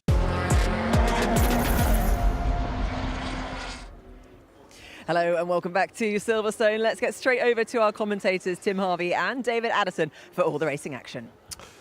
Nicky, thanks. It is Porsche Carrera Cup GB that is on track. It's round 14, and it is either a 30-minute or 30-lap race, depending on which is reached first. Should be laps, only if we have a long safety car period would it really become a battle against the clock. The grid is based on the results of what we had earlier on in the day, but with a semi-reversal of it, and also with the odd penalty thrown into the mix as well. It means that on pole position is Seb Hopkins. He's been a race winner this year. Ollie White now 6 times a winner in Pro-Am with him at the front. Angus Whiteside starts third. George Gamble, the reigning champion, a race winner this year, is fourth. Andrew Rackstraw won race 1 earlier on in the day. That was his third outright win, his 4th pro win of the year. He starts 5th ahead of Ollie Jackson, a double Pro-Am victor. Next, Max Coates. He's been an outright race winner as well. Josh Stanton, like Coates, from Pro-Am starts 8th ahead of Will Martin. He got involved in a couple of incidents this morning, and he's got a 3-place grid drop as well, but he is just the championship leader, and he has had 5 wins this year. James Wallace with him, 10th on the grid, has had a win. So has Sid Smith, who starts 11th. Jonathan Beeson's had 9 successes in Am. Carl Cavers, next on the grid, has had 4 class wins. Henry Dawes is on the 14th slot on the grid, and Will Jenkins, twice a winner in Pro-Am, rounds out the grid. Missing Stephen Jelly, his car damaged in the earlier race, and so there's no Stephen Jelly lining up, sadly, on this grid. Been a really miserable season for Stephen, whether it's been in touring cars or subsequently in Porsches. The earlier race was certainly quite frantic at times. Andrew Rackstraw, now the championship leader by 3 points because of penalties applied for Will Martin's most recent indiscretion. Sid Smith is now third. It was Will Martin ahead just after the earlier race, but with that grid drop and a further championship penalty, then things have moved on. So he finds himself here on the back foot. And in fairness, Will Martin has come a cropper Tim Harvey during the course of the season in terms of penalties, because there are a few against his name. Well, you see that points difference, just 3 points, but he's amassed 14 points of penalties. Yeah.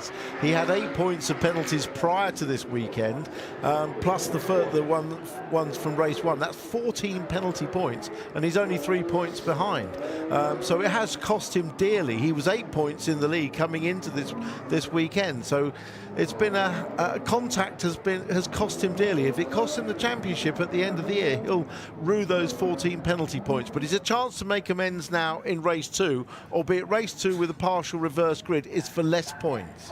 Seb Hopkins, Knock Hill winner, starts on pole position. It was a lively race earlier on in the day. Let's see whether or not it is going to be the same now, as the last driver, that's Will Jenkins, slots into position at the very back. That green flag is going to be shown to say that everybody is where they need to be, and so now we look towards the lights. It is round 14 of Carrera Cup GB. 30 laps are ahead of us. The lights are red. Who is going to make the best start now as they launch away? It's not Angus Whiteside. He popped down a bit in the purple car from third on the grid, and Seb Hopkins makes a good start to lead Ollie White in the largely green car for second into Cook's Corner. Whiteside third, is George Gamble fourth, and his teammate Andrew Rackstraw is fifth. The one to watch, the green car further back, dark green livery, number 10, Will Martin, trying to get his way up through the pack as they hit Beckett's for the first time. That was a great start by Seb Hopkins. You can always tell a good start in a Porsche because it jumps off the line. It literally, the rear wheels sit down, the car launches forward, and that was a perfect start. On the right away in second, but remember he's a Pro-Am driver. Whiteside in the blue car down the inside, can't quite get there, and then the 2 Century Motorsport cars. So Seb Hopkins leads the way, Pro versus Pro-Am, and the 2 Century twins side by side. Gamble versus Rackstraw. Look, the largely white cars with the black and the gold livery as they come out of the corner, and to prove there are no team orders, George Gamble edging his teammate towards the outside line on the gravel, almost coming out of that field. Gamble number 1, Rackstraw number 40. Down they head towards Cox Corner. George Gamble, the reigning champion. And round the outside goes South African driver Andrew Rackstraw, and he just comes off the corner ahead as way wide goes Sid Smith in the green and white livery. Back onto the circuit, and Rackstraw is ahead of Gamble, and he's on the attack. Well, Gamble made his teammate work very hard for that, didn't he? Had to go all the way around the outside at Copse. That wasn't easy at all. So down they run then, heading towards Brooklands, and as they do so, it's Seb Hopkins in the lead, and you see Angus Whiteside with a big dive at the inside of Ollie White. Couldn't make it stick. Andrew Rackstraw, though, is getting closer all the time, isn't he? Number 40 absolutely charging along. So Rackstraw here, outscoring Will Martin, tick, and getting closer to the front, tick. Number 71 is Max Coates. He runs in Pro-Am. 99, Sid Smith with him. That's a Pro-class car. And Will Martin, at the end of the opening lap, was in 7th place. There he is with his back to us in the dark green car, heading down towards Copse Corner. Next target for him now is George Gamble. Gamble sitting on the back of Andrew Rackstraw. That's Will Martin. He wants to get himself up the order. He needs to for points in the championship. He does, but he's up against a car and driver in top form because Andrew Rackstraw and that Century Motorsport car were absolutely on rails in race 1. He pulled out an 8-second lead on teammate George Gamble and was lapping within 0.2 of a second of his fastest lap on lap 30 or at the end of the race. So that car is absolutely dialed in. That's the first of the white and gold cars there, the Century Motorsport car of Andrew Rackstraw. But he's got to get some past Angus Whiteside and Pro-Am driver Ollie White before he can even think about the leader, Seb Hopkins, who's driven beautifully on the first couple of laps. And Ollie White in second then is the leader of Pro-Am, so effectively those behind move up one place in terms of points in their class. In Pro you get points for where you finish in your class, not overall. So at the moment you've got Whiteside third on the road but second in class, and therefore Rackstraw, Gamble and Martin are in their class one place higher up than they run on the road. Now though, White defending second, holding up Whiteside to a degree, and look, Hopkins is starting to build that gap. Whiteside pounces coming out of Beckett, but Ollie White stays ahead, so Whiteside switches sides. He's tried the inside before and it didn't work. He's trying the outside line this time and that doesn't work, but if he can stand his ground the road will come to him heading into Luffield. So Whiteside on the outside line at Brooklands. It is the inside for Luffield. Here comes Rackstraw up the inside line and the door is open for him. So now Andrew Rackstraw goes through. Ollie White will keep the lead of his class, but he's been dropped down the overall order. Well, I accused Ollie White of sort of not fighting hard enough for positions perhaps in race 1, but he's fighting against guys that are not in his class. He's only really worried the next guy in his class is Ollie Jackson, the yellow car that's several cars behind. So it's not worth him risking a non-finish for fighting with the pro class. Look at Will Martin looking down the inside of George Gamble. Will he cut back to the inside? He tries to. He lost his splitter this morning pulling a move like that. Not at this point in the circuit, but this time he comes out behind onto the Wellington straight. Nose to tail they ran then, heading underneath the vehicle bridge down towards the left of Brooklands. You've got James Wallace in the background in the pink car, thinking about trying to gain places as well. Josh Stanton is the man with whom he's fighting in the purple car. So now Gamble defending from Martin. That's good news for Rackstraw. It means he can escape up the road a little bit. Rackstraw now going after Angus Whiteside, but Seb Hopkins doing what he did at Knock Hill, leading from the front in a reverse grid race. And when he is up front, Hopkins goes really well. He's good at controlling the race from the lead. Yeah, he drove beautifully at Knock Hill, a place where it's easy to make a slight mistake or lose concentration, and he didn't do that to pick up his first overall victory. It was an excellent win, but I fancy Whiteside and Rackstraw are just closing that gap a little bit. We'll check lap times at the end of this lap time, but they're all now got their tyres up to temper and pressure. Whiteside has done the fastest lap of the race, getting a replay here of Whiteside going around the outside of Ollie White. He didn't get the job done into the corner, but the road then opened up towards him. Look, and as they head up towards Luffield, he's on the inside, he's got the shorter line, and because Ollie White's kind of hung out to dry, that door is open, therefore, for Andrew Rackstraw to go through as well. Perfect. Hopkins versus Whiteside. To the eye, the gap looking a little bit less. 0.7 of a second last time as James Wallace in that shocking pink car runs wide, and the gap is now 0.4. Another fastest lap of the race from Angus Whiteside, who, remember, has not had a win all season, and he would dearly love to change that. He did. He had a win last year, actually, in the carried over race from Snetterton to Brands Hatch, but did a beautiful job then. And right now, Angus Whiteside closing on the leader as Sid Smith gets up the inside of Max Coates. And there, the black and green livery, that means Will Jenkins has overtaken Carl Cavers. That's for 14th place. Will had damage in the earlier race today, so hence he was at the back of the grid. Hopkins with barely any lead at all now. He's ahead on the road, but the margin of 0.4 of a second being nibbled away by Angus Whiteside in second spot as the cars again come out of Luffield. Look, almost 3 for the lead, because not only is Whiteside catching Hopkins, who is the best placed rookie, but also Andrew Rackstraw, the South African driver, in 3rd place. The championship leader is closing on Whiteside as well. He is, and his teammate George Gamble's doing a nice job of holding back Will Martin. Fastest lap on that lap was actually Rackstraw with a 55.0. Here they come then, those 3 leaders, with Ollie White 4th, hanging on to his class lead in Pro-Am. His opposition is Ollie Jackson, who's a couple of spots further back. Rackstraw then now, thinking about points. He will know who is ahead. He'll know, therefore, that he is ahead and outscoring Will Martin, who is currently running in 6th spot as the cars head down towards Brooklands, and a driving standards flag for George Gamble. He's had a few of those in the past, as George. Quite often they've then become time penalties because he keeps transgressing. In the championship right now, you're looking at Rackstraw to Martin being provisionally 5 points, but that's before you start to apply the penalties, bearing in mind we were looking at 3 points coming in early on in the day. Over the timing line then now goes Andrew Rackstraw and Will Martin in 6th place. So he's in the mix, isn't he? But hustling on in pursuit now of George Gamble. He needs to clear Gamble as rapidly as before Rackstraw gets away up the road.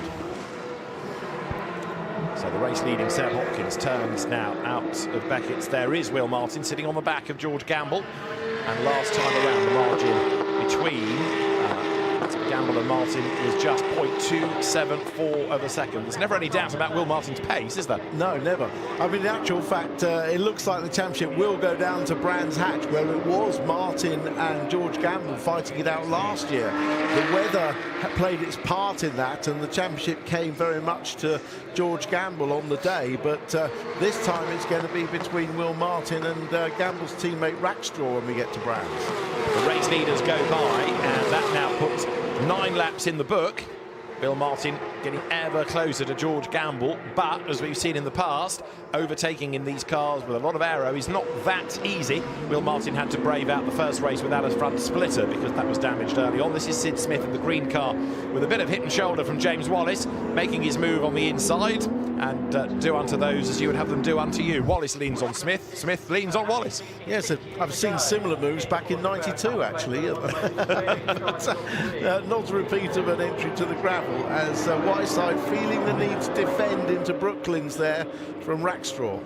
This is for 2nd place, and this is exactly what Seb Hopkins wants, because if they start squabbling, they'll hold each other up, he'll be able to build that gap, and he comes now powering his way out of Luffield. Ollie White still there in 4th place behind, as the cars, again, make their way over the timing line. So that now puts 10 laps in the book. 1/3 distance done, and it's Hopkins in the lead still as the cars again turn their way through Cops. Carl Cavers through, and he is 2nd currently in Am. To Jonathan Beeson. Porsche announced some changes to next year's championship at a launch evening at Silverstone Experience Centre on Friday night. And a few of the brief changes that are going to be made are that the AM category is going to become the Masters category. We'll drop the AM name and it'll become Masters. The rookie category will become the talent pool category. And there have been some serious cost-saving measures in terms of tyres, parts, testing. We won't go to Knock Hill next year. There'll be 8 rounds, 4 of which will be coinciding with the Sprint Challenge.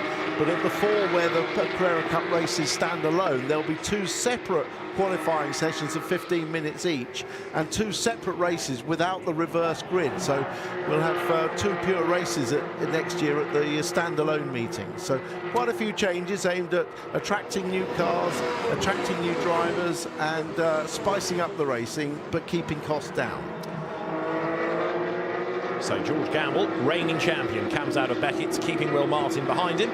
And Martin has not yet really been able to make a proper move. He's been close, but he's not really been able to find an opportunity. As on the lights, Angus Whiteside tries to distract the leader, Seb Hopkins, coming down towards Brooklands. There is Will Martin, close, but not close enough to have a lunge. No, it's been the same distance all the way back. Just as we came into shot there, we caught a glimpse of Sid Smith with a big power slide coming out of Beckett's onto the Wellington straight. It was pretty spectacular to watch. Remember, these cars have 510 horsepower and no traction control.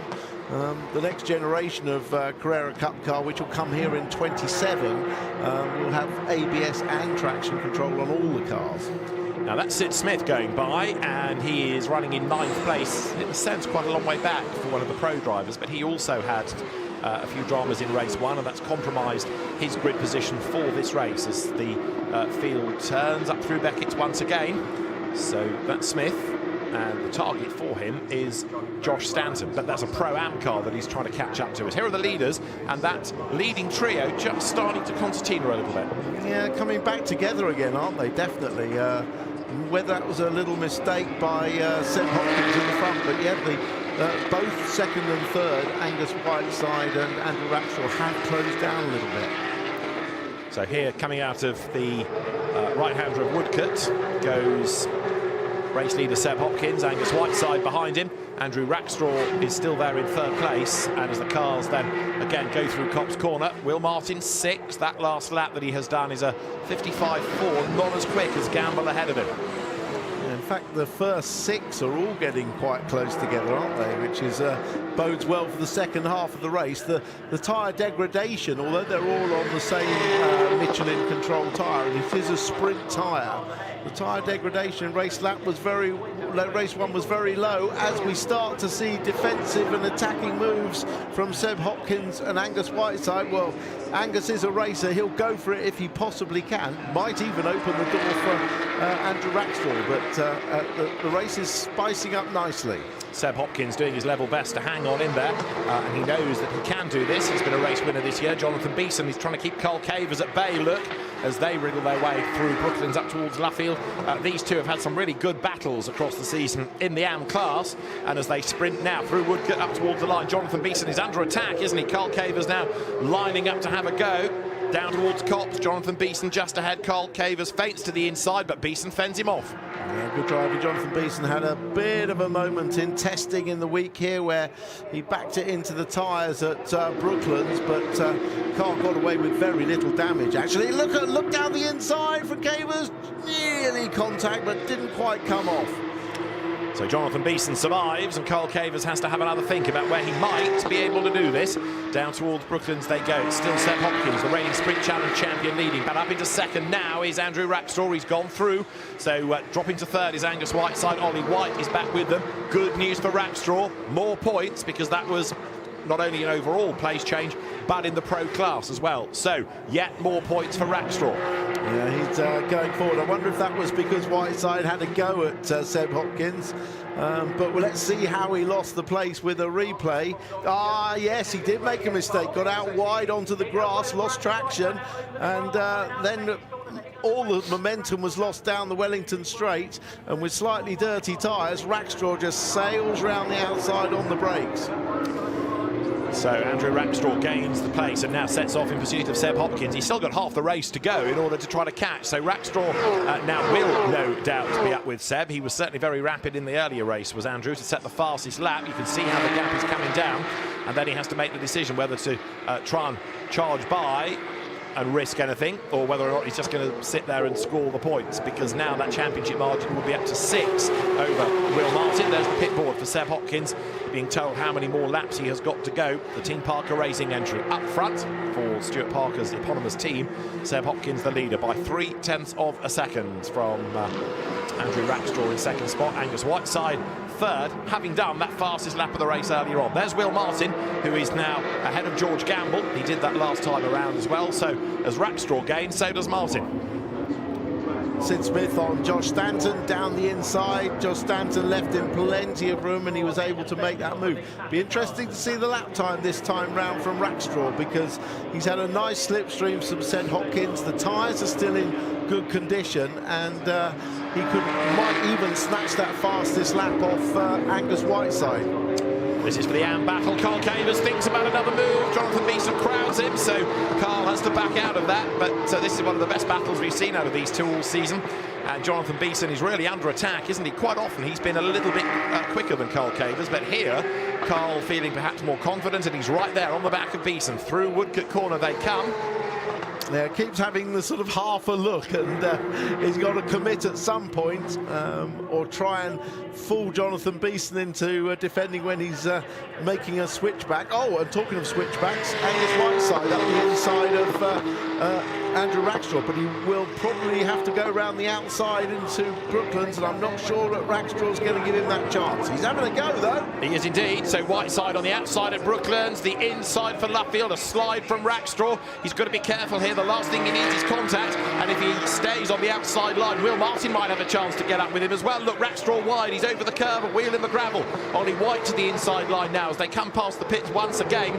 Seb Hopkins getting away a little bit while the battle rages on. Whiteside, Rackstraw, White, Martin, second, third, fourth, fifth, all in a queue. Well, I've been saying how Rackstraw's been driving impeccably. He must have gone a bit deep into Beckett's, locked up and gone deep, and that's what gave Whiteside the second car locks up. Whoa, big lock up and very wide. He did well just to keep it on the track and only lose one position, but that would have flat spotted his tyres for sure. So Whiteside then back up into second place. That's Ollie White diving to the inside and letting Will Martin go. So realising that that's a pro, he doesn't need to fight against him, gets out of the way, hangs on to his class lead, keeps out of any possible contact or a battle, and that now is sort of a double whammy for Rackstraw, because not only has he dropped back, he's now, thanks to Ollie White's generosity, finding Will Martin chasing along behind him. Yeah, but there's absolutely no reason for Ollie White to get into a scrap with Will Martin. They're in different classes. He knows these two are battling for the championship, so better to let them get on with it, because he's not taking points off him because they're in different class. So that was very good driving by Ollie White. He's still got a comfortable lead, albeit only one car between them, between himself and Ollie Jackson, the second Pro-Am car running 7th on the road, the yellow car. Out of Beckett's then comes Seb Hopkins, still ahead of Angus Whiteside. And then you've got Andrew Rackstraw running in that third place as the cars head down towards Brooklands for 4th and 5th and 6th in the championship. Sid Smith ahead of the reigning champion George Gamble, and then Seb Hopkins. Really tough year this for George Gamble, and again this is a race in which he's just not quite ignited, has he?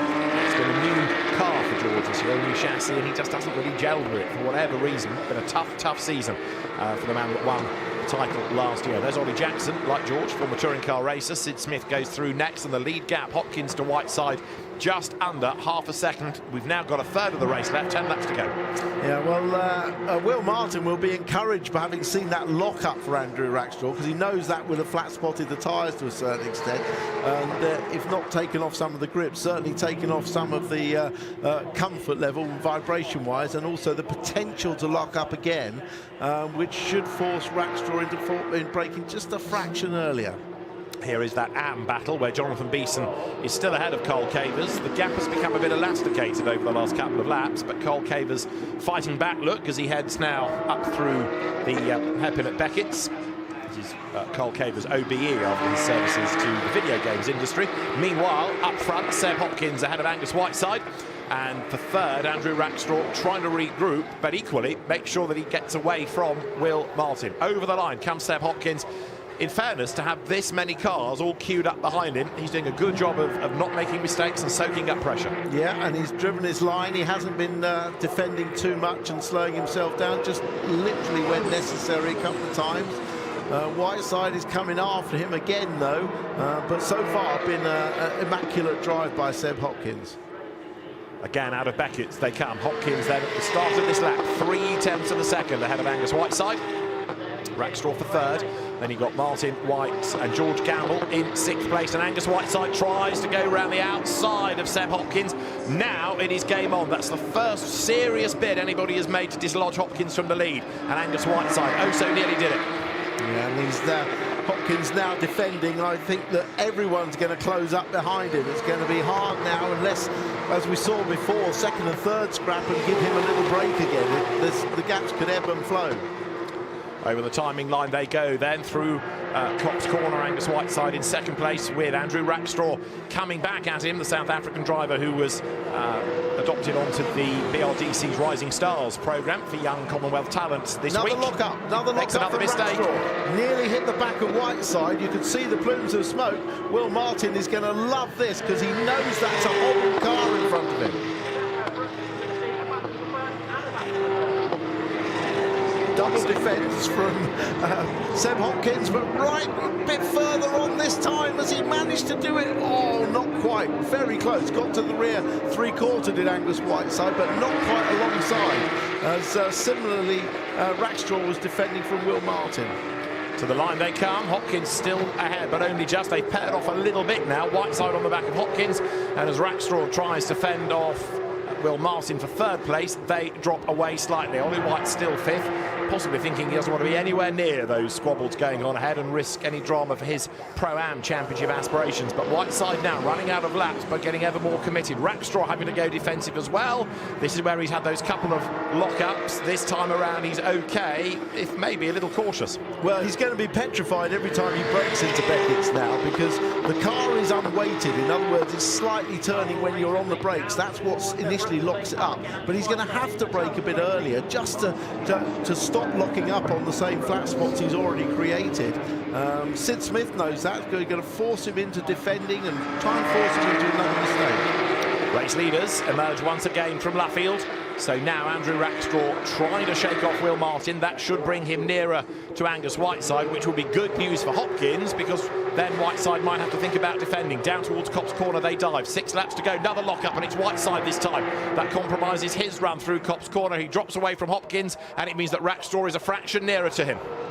Yeah, it's just a tiny lock-up, and you lose a little bit of momentum and corner speed and rotation through the corner, and you can immediately see the gap open up. So the gap that Whiteside had closed down, he's got to do it again. Will Martin a little bit closer than ever towards the back of Rackstraw. Maybe a move on for third place. Rackstraw covers off the inside line, or does he? Will Martin thinks about trying to prise open the door. No, can't get up the inside, and by that stage it was too late to get to the other side of the racetrack for Luffield. So Hopkins, Whiteside way up the curb for the lead. Third and fourth nose to tail.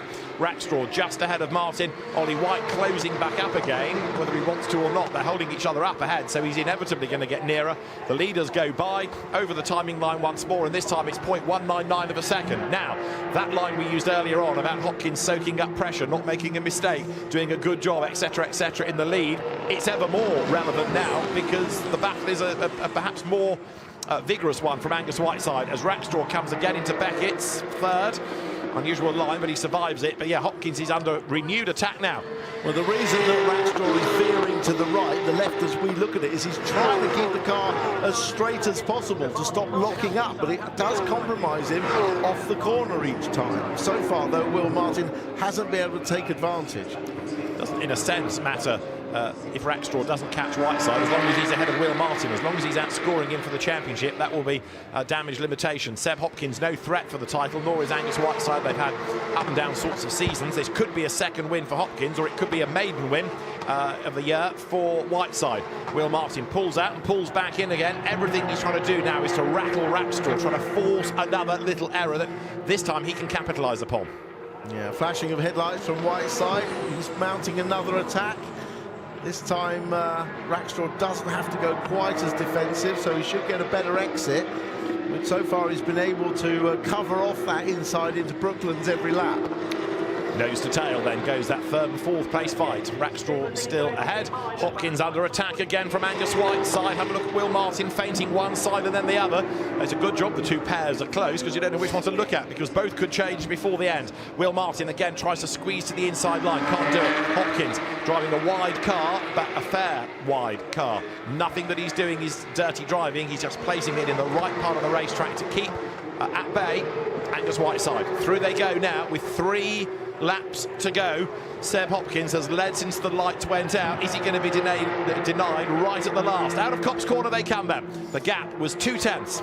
And fair play, shout out to Oliver White in the green car, Farmer Oliver White, who has kept, although he let Will Martin go through, he stayed right with them. He hasn't let George Gamble go boo, because he's not a championship runner, and he stayed right with them, which is real testament to his skill, because he is the lead Pro-Am driver. I think maybe if he comes back next year, he'll be in the Pro ranks. I don't know. He started off in Pro, didn't he, and then stepped away and came back in Pro-Am. But we have had Pro-Am cars this year win outright, but perversely not Ollie White, who leads the Pro-Am Championship. Are about to come through with 2 laps to go then, and it will be Seb Hopkins in the lead as the drivers come through and break the beam now. So Hopkins to Whiteside is 0.292 of a second. Then there's just under 6/10 back to Andrew Rackstraw, who is keeping Will Martin at bay, just. And there is Jonathan Beeson, who looks as though another win in the AM category will go his way. And that would be a 10th of the year. To the timing line he comes. Cole Caver's still chasing on behind him, so Jonathan Beeson heads through, and the car run by the Graves Motorsport team of the Cheshire driver stays ahead. That's the Josh Stanton, Max Coates, Henry Dawes, Will Jenkins battle that takes you from 9th to 12th. Race leaders go by, and heading along Wellington Straight once more is Jenkins, and he's looking for a way past Henry Dawes. He dives to the inside line. Will Jenkins rapid in Sprint Challenge last year. It's been a tough year in Carrera Cup, but he's made that move and he's made it stick. Josh Stanton trying to keep Max Coates at bay. Max, an outright race winner this season in that Pro-Am class. As across the line, onto the last lap goes Seb Hopkins. If he can hang on in there, this will be a mighty drive because the pressure is getting more and more intense, corner by corner. Yeah, just got to click off your lines. Don't make a mistake. Don't look too much in the mirror. Just occasionally concentrating on hitting your marks and not making a mistake. And that's 2 out the 4 corners done. Just 2 more corners to go for Seb Hopkins after an excellent drive, masterful drive. When he won at Rock Hill, he got away and was able to build a gap. Here, he has had barely any gap race long. Angus Whiteside running out of options. He comes through the left-hander of Brooklands, right at Luffield for 3rd place. Rackstraw just keeps Martin at bay. And Angus Whiteside has got one last roll of the dice, which is to try to dive up the inside out of Woodcote, but he's not close enough at Luffield to really consider that. So it's win number 2 of the season. Seb Hopkins takes a 2nd victory in Carrera Cup GB, and that was a great drive for the AM lead. Jonathan Beeson and Carl Cavers are up side by side. Jonathan Beeson breaks late, he goes wide. Up alongside him tries to come Carl Cavers on the outside line of the multicoloured car as they squabble side by side off Luffield. Jonathan Beeson's going to be ahead. Pro-Am honours 5th overall Oliver White, and AM is going to go the way of Jonathan Beeson. It's win number 10 of the season, but boy did he have to work hard for that. There was a lot of close racing there, right down to the wire. Great driving in all 3 classes. So Seb Hopkins takes the win and a really impressive drive. Didn't put a wheel wrong, didn't make a mistake, and was able to soak up that pressure from Angus Whiteside, and last year's Sprint Challenge champion. The Cayman Series, in other words, and we'll see the Caymans race later on today at Silverstone, proving that sort of talent ladder, isn't it, coming out of the Sprint Challenge into Carrera Cup, and now coming through as a race winner for the 2nd time this year. It took Seb perhaps a long time to get that first win, but now the confidence is there, and he comes through victorious for the 2nd time in Carrera Cup GB. Angus Whiteside 2nd and Andrew Rackstraw 3rd to increase the championship lead a touch. So Seb Hopkins, the race winner from Angus Whiteside, with Andrew Rackstraw 3rd in round 14 of the championship. Will Martin 4th ahead of a class-winning Oliver White. Then George Gamble coming home 6th and Ollie Jackson 7th. 8th for Sid Smith ahead of Josh Stanton. Top 10 rounded out by Max Coates. Will Jenkins up to 11th ahead of Henry Dawes. James Wallace way back in 13th, but ahead of Jonathan Beeson, who prevails in the AM class, ahead of Carl Cavers. So a very good drive by Seb Hopkins, and he is going to be a very happy man indeed. It doesn't help life too much within the championship, but in terms of confidence, it's an important result, a 2nd victory of the season. Andrew Rackstraw, though, leads pro by 4 points from Will Martin. Angus Whiteside 3rd ahead of Sid Smith, George Gamble, and Seb Hopkins now 6th by a margin over James Wallace.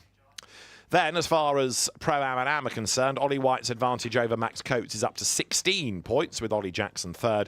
Jonathan Beeson is 20 ahead of Carl Cavers in the Am battle. Will Paul is in 3rd spot, having been absent for the last few races. So, a great result for Seb Hopkins. And it is a very happy man indeed who is out of the car. And Seb Hopkins takes win number 2 of the season. Right, Seb Hopkins victorious, and there's more action to come from Silverstone right after the break.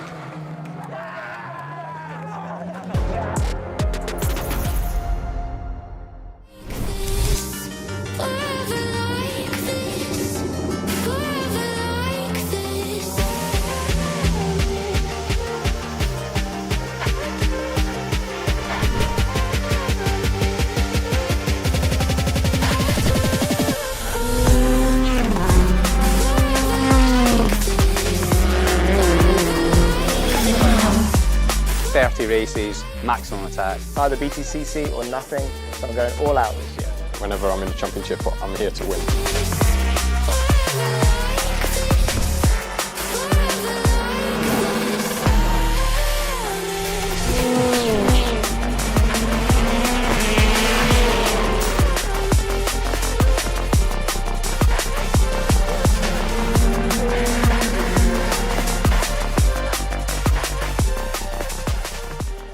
had won his first race in only his second weekend in the season. Let's chat to Charles Rainford about what he's been up to for the first half of the season. How has the season gone so far? Obviously you've come up from the Porsches and now you're in a touring car. What's the adjustment been like for you? Yeah, I think the biggest bit to get used to has really been the extra fan engagement. The cars are fantastically fun to drive, and obviously WSR have helped me out a lot. The championship's awesome, and I love the whole boost, push to pass, TCV as well. So really enjoying it at the championship. The racing's very different. That's been another thing to get used to. But yeah, just loving it so far. And how different are the cars to the Porsches that you were driving last year? Obviously you're in a rear-wheel drive, which is different to the rest of the grid, but how different are they? Yeah, they are very different. You say they're both rear-wheel drive, but that's kind of where the similarities stop after that. Obviously now we're front engine, Porsche's got the engine in the back, we're on smaller tyres, the thing moves around a lot more at high speed, so it suits my driving style a lot more. I think I prefer this driving style. I could never quite get my head fully around the Porsche, so results have been okay so far this year, so we just keep trying to build on that really. And obviously you've come into a new team as a rookie. How has that been for you? How have the team sort of adjusted around you? What are the kind of people that you've been working with like? Yeah, I mean, as it is anyway, I've got such an experienced crew on my car. So I've got Dan Millard, engineer, very experienced. He's helped me so much already to get up to speed in terms of driving and a lot of stuff away from the track. We actually live about 5 minutes away from each other, so we meet up quite regularly to go through stuff. Obviously I've got ABS, number one mechanic, Tom as well on my car is number 2, so I've got a really experienced crew, and that leaves me obviously with a lot of confidence. If I have any questions, everyone just knows what they're doing. I beg your pardon. Who would I trust on the grid to cut my hair? Honestly, I know this is going to sound really bizarre, but Mikey Doble, because I think he's got a level of something about him which makes he would want to do a good job. Rowbottom, because he's obsessed with his hair. It is like, that is all he cares about. Not you, mate. Definitely not you. You know what? I'm going to say probably Jake Hill. He has a pretty good haircut. He likes his haircuts as well. And I think he'd do a pretty good job cutting as well. TC, top cat behind me, because he's going to be the most thorough OTT, OCD, or everything. It'd take him a month. And with hair that looks that good, who would blame him? I go to sweet treat. Oh, Aiden. Charles, he's my little sweetie. Cadbury's marvellous creations. It's like a party in your mouth. You've got all the crackly bits going on, you've got the squidgy jelly bits there, and obviously Cadbury's chocolate, which is world class, so that's my go-to.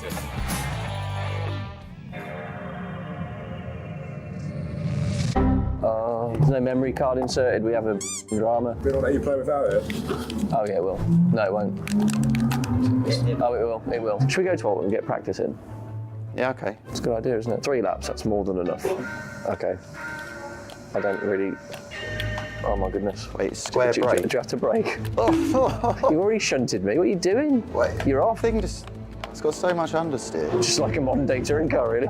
Oh goodness. Wow. I didn't realise the grass was part of the racing line, but I've gone straight on. I've gone straight on. I recommend braking before there. Oh, here I go.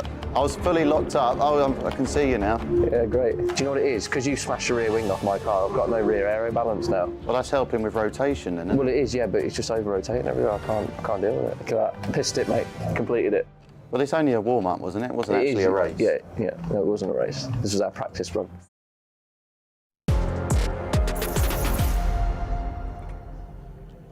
Hello and welcome back to Silverstone. As you can see behind me, in a few moments' time, this grid will be heaving wall to wall with British touring cars. We can't wait to go racing for race 2 shortly. But before we do, we are going to catch up with an old friend of the sport, a very familiar face who we've missed for the last couple of races. He's caught up earlier in the weekend with Louise Goodman. Well, Steve, it's like old times. You're back in the paddock with a microphone in your hand. You just couldn't stay away, could you? I know, and I love being back. And, I chose my moment. I thought, shall I go to Cross? Shall I go to Knock? No, maybe not Knock Hill, but Donington. But Silverstone is just down the road. But I'm very aware that the ex-presenter coming back and giving all his sort of ill-judged knowledge and advice is not going to be particularly welcome. So I've chosen my moment and I'm behaving myself. I don't think any of it is ill-judged, and it's all very welcome. Have you been have you been kind of keeping an eye on what's happening in the championship, or is it like, okay, I'm done with that now? A little bit of that. I watched the first 2 rounds quite obsessively. And then I thought that's too obsessively, and I thought I will just sort of skim over the coverage from Donington, and you know, there's nothing I can contribute anymore in terms of content and in terms of approach. And I always thought, you know, from my inflated point of view, that this is the toughest job in broadcasting. And I've watched yourselves, and I've watched Nikki in particular. It's easy. And that is so depressing to find that out. Well, so you're not missing us like we're missing you then? No, or no, are you? No, not at all. Not at the slightest. No, we're fine. So when you left us, I was just looking at the championship stats, and when you left us, we were in a kind of double header between Ash and Tom, but it was Ash leading, Tom chasing, and of course Tom, I'll let you know this, actually I haven't been following, Tom is now leading the standings, and what is your thoughts looking ahead to the championship finale? Because that, as we both know, is always such a special weekend from a broadcast Well, it perspective, is, isn't it? and I'm sure the means will be found to take it on to Brands Hatch in some form. And how that's going to work out, I'm not too sure. It's a horrible thing to say it's Tom's to lose, but it is. It is. I actually suggested when I left to Alan that we had the prize giving in August, so that we could just sort of fast forward through the whole thing. But it's still a great championship. You know, however it's resolved, wherever it's resolved, it's still a fantastic championship, and it will deliver some kind of an extraordinary climax as well. Well, enjoy watching it with your feet up wherever you may be, and it's great to have you here with us just for the day. I will be there. I may well turn up at Brands Hatch. You can't stay away, yeah, can try you? and keep me away. Fantastic. Literally so good to have Steve back in the paddock. Please come back whenever you like. You are always welcome, as long as you're not here to reclaim your old job, because I quite like it. And I would like to say, it is the hardest gig in TV. By the end of being on air for 7 hours, my brain is kaput, but I am enjoying it. Anyway, brilliant to have Steve back momentarily, and hopefully he comes back for Brands Hatch. Now, this morning we were treated to one corker of a race. Here's a reminder of what happened before we go racing again shortly. It is blast off with a good getaway by De Leon. Gordon Shenley's going to get his nose in front at the end of lap 1. Here comes Lloydie down the inside of Shenner, and he's pulled it off. There is Ash Sutton on the outside line, trying to gain ground, but Ingram is up the inside line, and Tom Ingram is ahead of him, and that is absolutely vital. That's well and truly alike, that car. It is. Dan Lloyd wins our first race of the day in the Kwik British Touring Car Championship, and a delighted team, a delighted driver as well.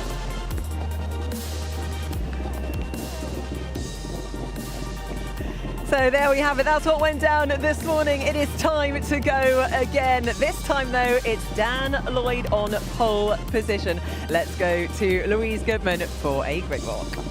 Thank you, Nikki. And yeah, I am down on the grid with Dan Robot, and we thought we're getting to the sharp end of the season, and obviously, inevitably, a lot of focus is on the main contenders. But we thought we'd catch up with some of the drivers who were competing for other categories, and in the case of Robo, for inter-team honours, because he is involved in a battle with his teammate Dan Camish for P3 on the grid at the moment. And Dan, a good race one. I mean, you were looking really good. You were the kind of the highest placed on the medium tyre, which is the hard of the two tyres we've got here.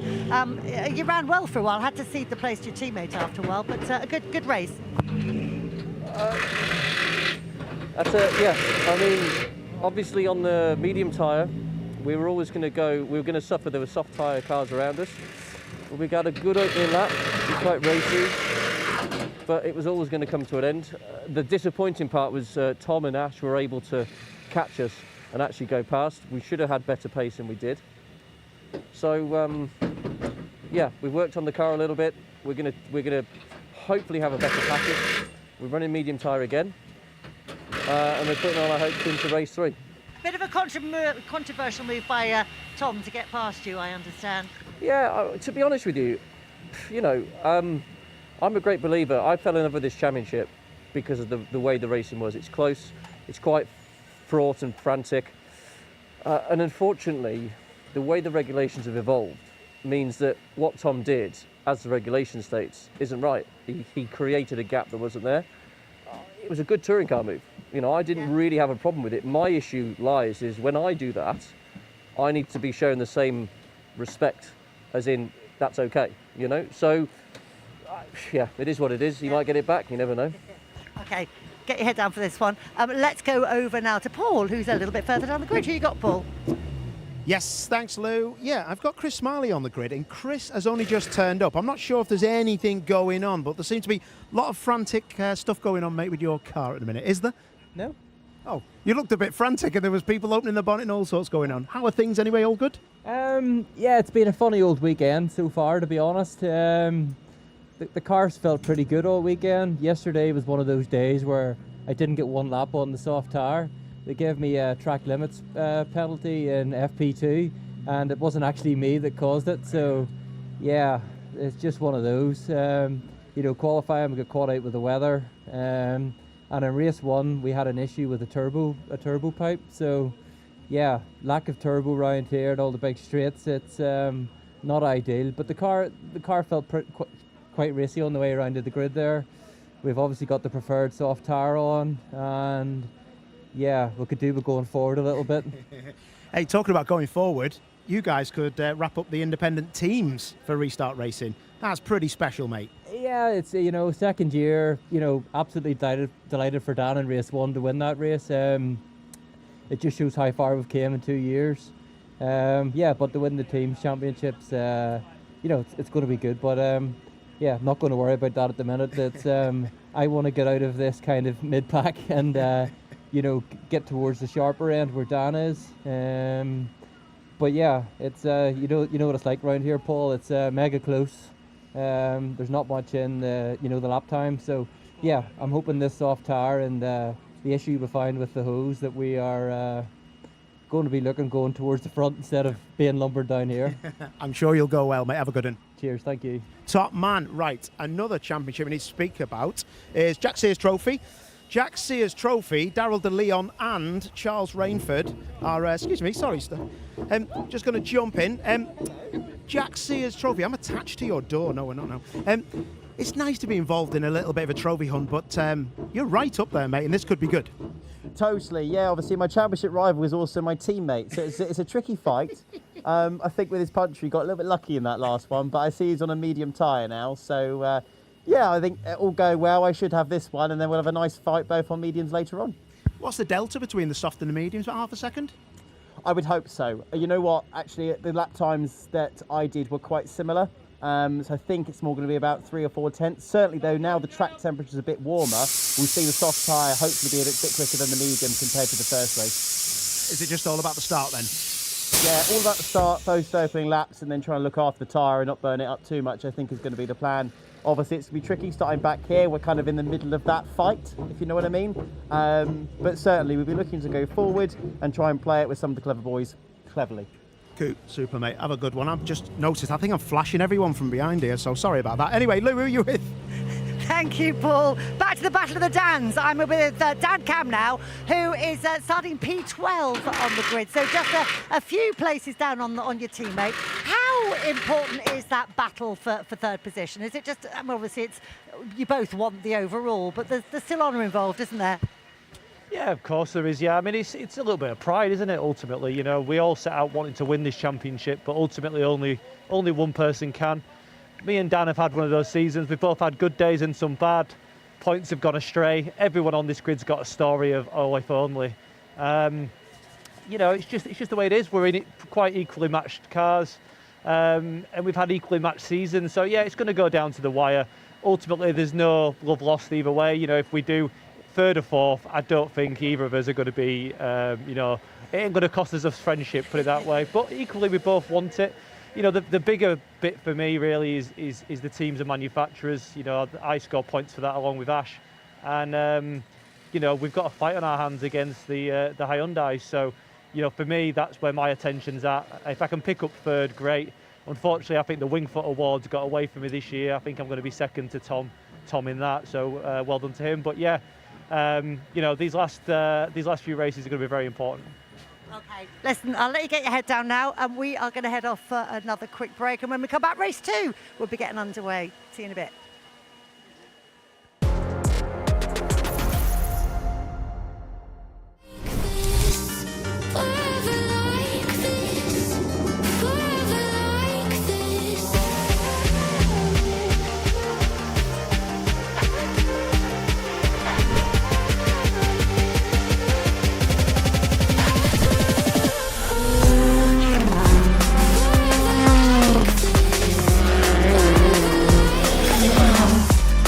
30 races, maximum attack. Either BTCC or nothing, so I'm going all out this year. Whenever I'm in the championship, I'm here to win.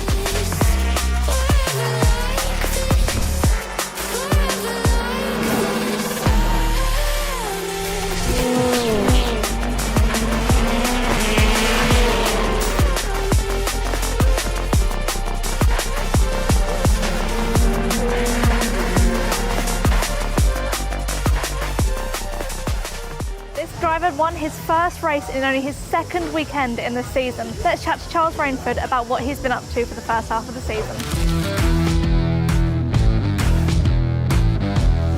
How has the season gone so far? Obviously you've come up from the Porsches and now you're in a touring car. What's the adjustment been like for you? Yeah, I think the biggest bit to get used to has really been the extra fan engagement. The cars are fantastically fun to drive, and obviously WSR have helped me out a lot. The championship's awesome, and I love the whole boost, push to pass, TTB as well. So really enjoying it at the championship. The racing's very different. That's been another thing to get used to. But yeah, just loving it so far. And how different are the cars to the Porsches that you were driving last year? Obviously you're in a rear-wheel drive, which is different to the rest of the grid, but how different are they? Yeah, they are very different. You say they're both rear-wheel drive, but that's kind of where the similarities stop after that. Obviously now we're front engine, Porsche's got the engine in the back, we're on smaller tyres, the thing moves around a lot more at high speed, so it suits my driving style a lot more. I think I prefer this driving style. I could never quite get my head fully around the Porsche, so results have been okay so far this year, so we just can keep trying to build on that really. And obviously you've come into a new team as a rookie. How has that been for you? How have the team sort of adjusted around you? What are the kind of people that you've been working with like? Yeah, I mean, as it is anyway, I've got such an experienced crew on my car. So I've got Dan Millard, engineer, very experienced. He's helped me so much already to get up to speed in terms of driving and a lot of stuff away from the track. We actually live about 5 minutes away from each other, so we meet up quite regularly to go through stuff. Obviously I've got ABS, number one mechanic, Tom as well on my car is number 2, so I've got a really experienced crew, and that leaves me obviously with a lot of confidence. If I have any questions, everyone just knows what they're doing. I beg your pardon. Who would I trust on the grid to cut my hair?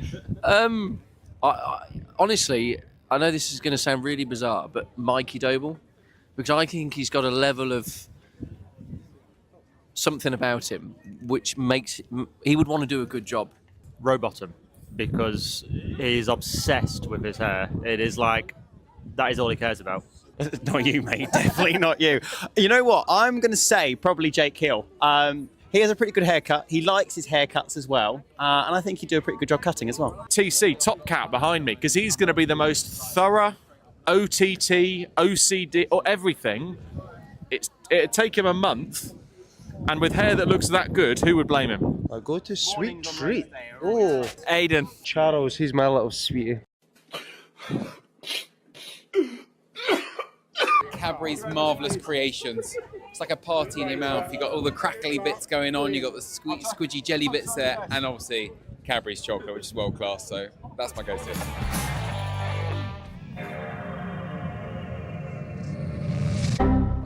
There's no memory card inserted, we have a drama. We don't let you play without it? Oh yeah, it will. No, it won't. Oh, it will. Should we go to Alton and get practice in? Yeah, okay. It's a good idea, isn't it? 3 laps, that's more than enough. Okay. I don't really... Oh my goodness. Wait, square brake. Do you have to brake? You already shunted me. What are you doing? Wait, you're off. It's got so much understeer. Just like a modern day touring car, really. Oh goodness. Wow. I didn't realise the grass was part of the racing line, but I've gone straight on. I've gone straight on. I recommend braking before there. Oh, here I was fully locked up. Oh, I can see you now. Yeah, great. Do you know what it is? Because you smashed the rear wing off my car, I've got no rear aero balance now. Well, that's helping with rotation, isn't it? Well, it is, yeah, but it's just over-rotating everywhere. I can't deal with it. Look at that. Pissed it, mate. Completed it. Well, it's only a warm-up, wasn't it? It wasn't actually a race. Yeah. No, it wasn't a race. This was our practice run. Hello, welcome back. We are moments away before the start of round 26 of the Kwik Fit British Touring Car Championship. All eyes will be on pole position, Dan Lloyd, and also down at P7 and P8. The two rivals, Ingram and Sutton, side by side, but on different tyre strategies. Cannot wait to see how it all unfolds. Let's go to our commentators, Tim Hoy and David Allison. Green flag waves then, and the formation that's here at Silverstone for race 2 are underway as the cars accelerate off the line, headed away by Dan Lloyd with Jake Hill, Gordon Shedden and Senna Proctor behind. There are the 2 championship rivals then heading into shot. Tom Ingram is going to start 7th, he's on the soft tyre, and starting 8th is Ash Sutton, and he is going to be on that medium tyre compound as the cars accelerate their way up towards the hairpin at Beckett's. Let's have a quick word, if we can, with Ash before we go racing. Medium tyre, 8th on the grid. It's going to be another tough race, this, Ash, isn't it? Yeah, it's not going to be as simple as being on the soft, but still to move forward with the momentum that we had in the Great Cup. So, yeah, plans to try and use the deployment instead of the last one. We'll leave it to it, Ash. Good luck. So, Ash Sutton, apologies for the slightly dodgy microphone connection, but I think you got the gist of it. He's going to be trying hard, and yeah, it's not an ideal situation, but we know that Ash can drive, and it's strange, isn't it, that the Napa Ford team, everybody you speak to have been this weekend a little bit downcast. You know, they've all been talking about the speed of the Hyundais. Yes, that's true, but you know, these are still quick cars, and just take Ash in isolation. He's proved over the years that he can drive, so why they're being quite so downcast, you could argue isn't strictly the correct stance. I think they just feel they're on the back foot anyway. A, they're coming into this, they came into this 32 points behind. B, they know the Hyundai's very quick here. Their car isn't as quick, so I think they just feel like they're on the back foot. But you know what could play a big part in this championship is the reverse grid from this race. Yeah, absolutely. Because depending on where they finish now, a reverse grid could change their fortunes not only for today, but for leading into Brands Hatch as well. So let us have a look at the grid then, as the cars have got one more run around the national circuit before they get to the grid. Dan Lloyd lines up on pole position, winner earlier on in the day. Jake Hill with him at the front. Lining up third is Gordon Shedden. Senna Proctor 4th ahead of Josh Cook and Aidan Moffat, with Tom Ingram rounding out the top 7. They have got 5, 6, 7, 8, 9, 10, 11 laps of boost going up through the grid. From here on in, everyone's got 12. Ash Sutton then, the maximum amount of boost available to him. He is going to line up 8th ahead of Dan Rowbottom and Adam Morgan. 11th is Aaron Taylor-Smith, then it's Dan Camish, Darrell De Leon with that puncture at the end of the earlier race after a flat spot. 14th, Charles Rainford, then it's Chris Smiley and Max Buxton. Dexter Patterson goes from 17th, then Nick Halstead, and you've got Sam Osborne for 19th, Tom Chilton 20th, Mikey Doble is 21st. Nick Hamilton's car has been withdrawn after all of the damage, and we understand Dan Camish is in the pit lane. Yes, he is. Engine problems potentially. Bonnet up. He was 12th on the grid. If Dan Cam starts at all, it is going to be from the pit lane, and it was a disappointing day yesterday when he failed the ride height check. Life has just got no better for him. Yeah, and as he said, he's one of the point scorers for teams and manufacturers, so that's very important for the team. Never mind his battle for third place with Dan Rowbottom, separated by just 13 points. And indeed, he is fighting for that third with Dan Rowbottom, as you say, and Rowbottom, starting from 9th on the grid, was always going to have a good chance anyway. It's just become even better. If Camish can even start the race, he's going to be last into the first corner. Dan Lloyd then arrives at the front of the grid. Esteemed Silverstone commentator Ian Titchmarsh was reminding me earlier on that Dan, in about 2005, was the BRDC Stars of Tomorrow kart champion, the prize for which was a season of Ginetta Junior racing, and he went on to have great success in that. And here we are, 20 years on, another touring car race winner, and pole position for this second race of the day. Up to the grid they come. Dan Lloyd then on pole. Jake Hill with him, and he's got to be a potential race winner. We know how good the BMs are off the line, but then which Tom Ingram have we got here? Have we got Tom Ingram going for points, or have we got Tom Ingram with 11 laps of boost and on a soft tyre and a quick car going for a race win? We'll find out. What we don't have is Dan Camish.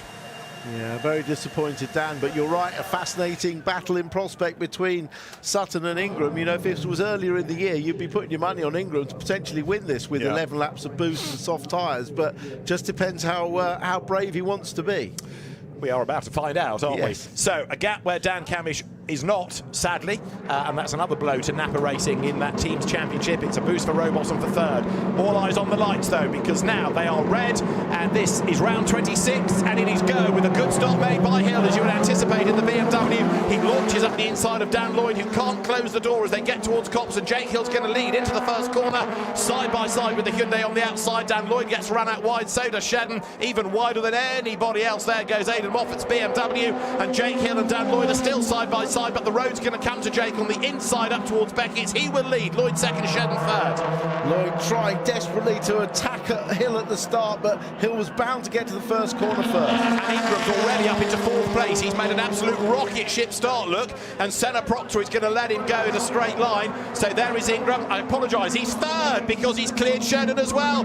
So this is the answer to which Ingram is in the car. It's the feisty Tom Ingram. Sutton's up the curb on the inside as well, trying to make progress. But Tom Ingram, certainly he's set for a podium, but a race win is certainly not beyond the realms of possibility. He wants to win this championship in the best possible way. 5 race wins already, and as they come now up towards the end of lap number 1, you're going to have in the race lead Jake Hill, Dan Lloyd behind him, but an absolutely charging Tom Ingram is there. He's the best on the soft tyre, and he's got 11 laps of boost, more than those ahead. Yeah, but Sutton's doing his very best to stay with him. He's up into 5th himself, just past Proctor on the start-finish line. So 3 for the lead as they come up towards Beckett's. This is Ingram's view. Dan Lloyd ahead, Jake Hill leading the race, and Ingram works out where he can make that move. In 4th at the end of the lap was Gordon Shedden. It was Senna Proctor 5th and Ash Sutton in 6th place. So Sutton the best placed of the Napa Racing Fords. Ingram is the best of those for Team Virtue, and he's now taken 2nd place away from the restart Hyundai. Shedden closing up as well to attack, but Ingram having started from 7th on the grid up into 2nd place, and he's not done yet. Well, he's got judicious laps with boost, and you might as well use them when you need to get past people on the way in. Watch this. He takes a Giovinardi line. He goes in wide, and watch him cut to the inside, straighten the steering wheel to get more grip off the corner. That's an old Fabrizio Giovinardi line. He's on the boost as well, and he's going to clear Lloyd before they get to the braking area. So, as he came across the line, Tom Ingram had set the fastest lap of the race and was 0.4 of a second behind Jake Hill. And there's a lot of pleasure in watching that in the Team Virtue garage then, as Ingram makes his way through up in a 2nd spot. There is the Dan Lloyd and Gordon Shedden battle for 3rd place. Remember, Dan Lloyd has fewer laps of boost than anybody, and now that is starting to tell, because Shedden's got past him and Sutton's going to make a move surely by the end of Wellington Straight. But for the race lead, Tom Ingram to the outside line. That's brave at Brooklands. Can he have the inside line for Luffield? No is the answer, because Jake Hill is able to crowd him out. So Tom Ingram serves intent, but just look at the pace of that Hyundai right up behind the BMW, and Ingram has worked his way through from 7th onto the boot lid of the BM. Well, remember in qualifying, Ingram didn't have any boost. He had 1 second. You can see the light flashing there as he uses it.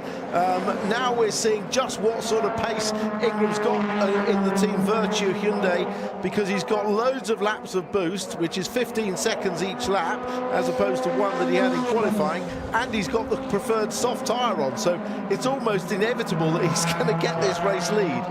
And again, he tries that line coming through Beckett's, tighter on the exit. Jake Hill hangs on to it for now. We understand from Louise that it could be a turbo pipe for Dan Camish, but in the lead there are no dramas for Ingram, who just uses the boost to breeze on by Jake Hill. And you could see the effect of the boost, though. It didn't look as though he was going to be able to do it, but the extra power of the boost kicks in, and there's nothing Jake Hill can do in a straight line to repel what is a very quick car anyway. So Ingram is the race leader, and Dan Camish, as I say, effectively a non-starter from the race.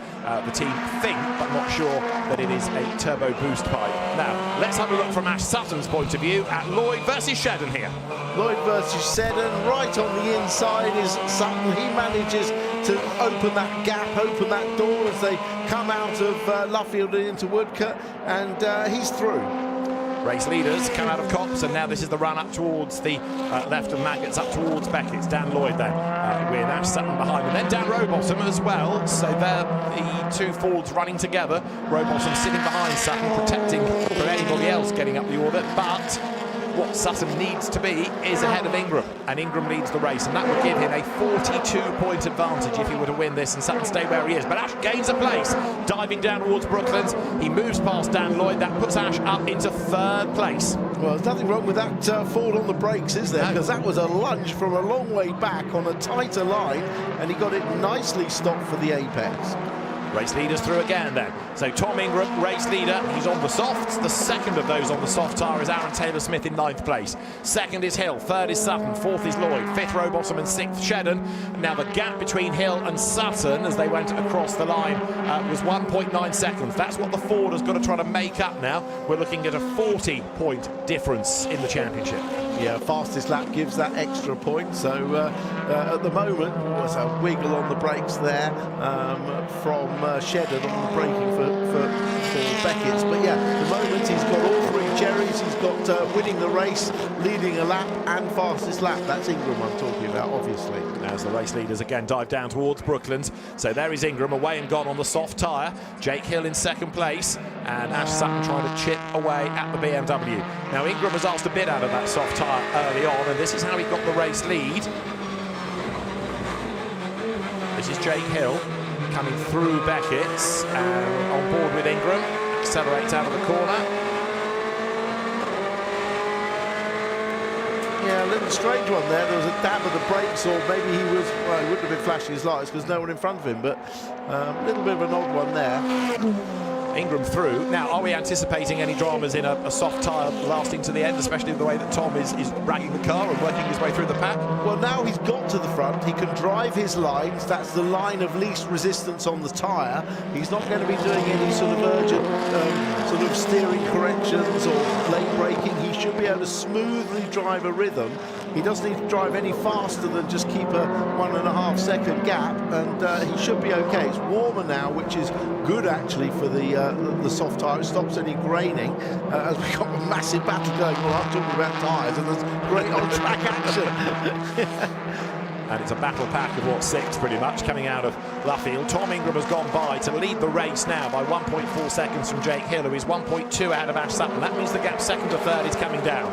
Rowbottom is up to 4th now. Dan Lloyd's dropped to 5th. In 6th it's Proctor, then Shedden 7th, Morgan is 8th, Rainford is 9th, and 10th Aidan Moffat, but maybe not for long, because behind, look, there's charging Chilton.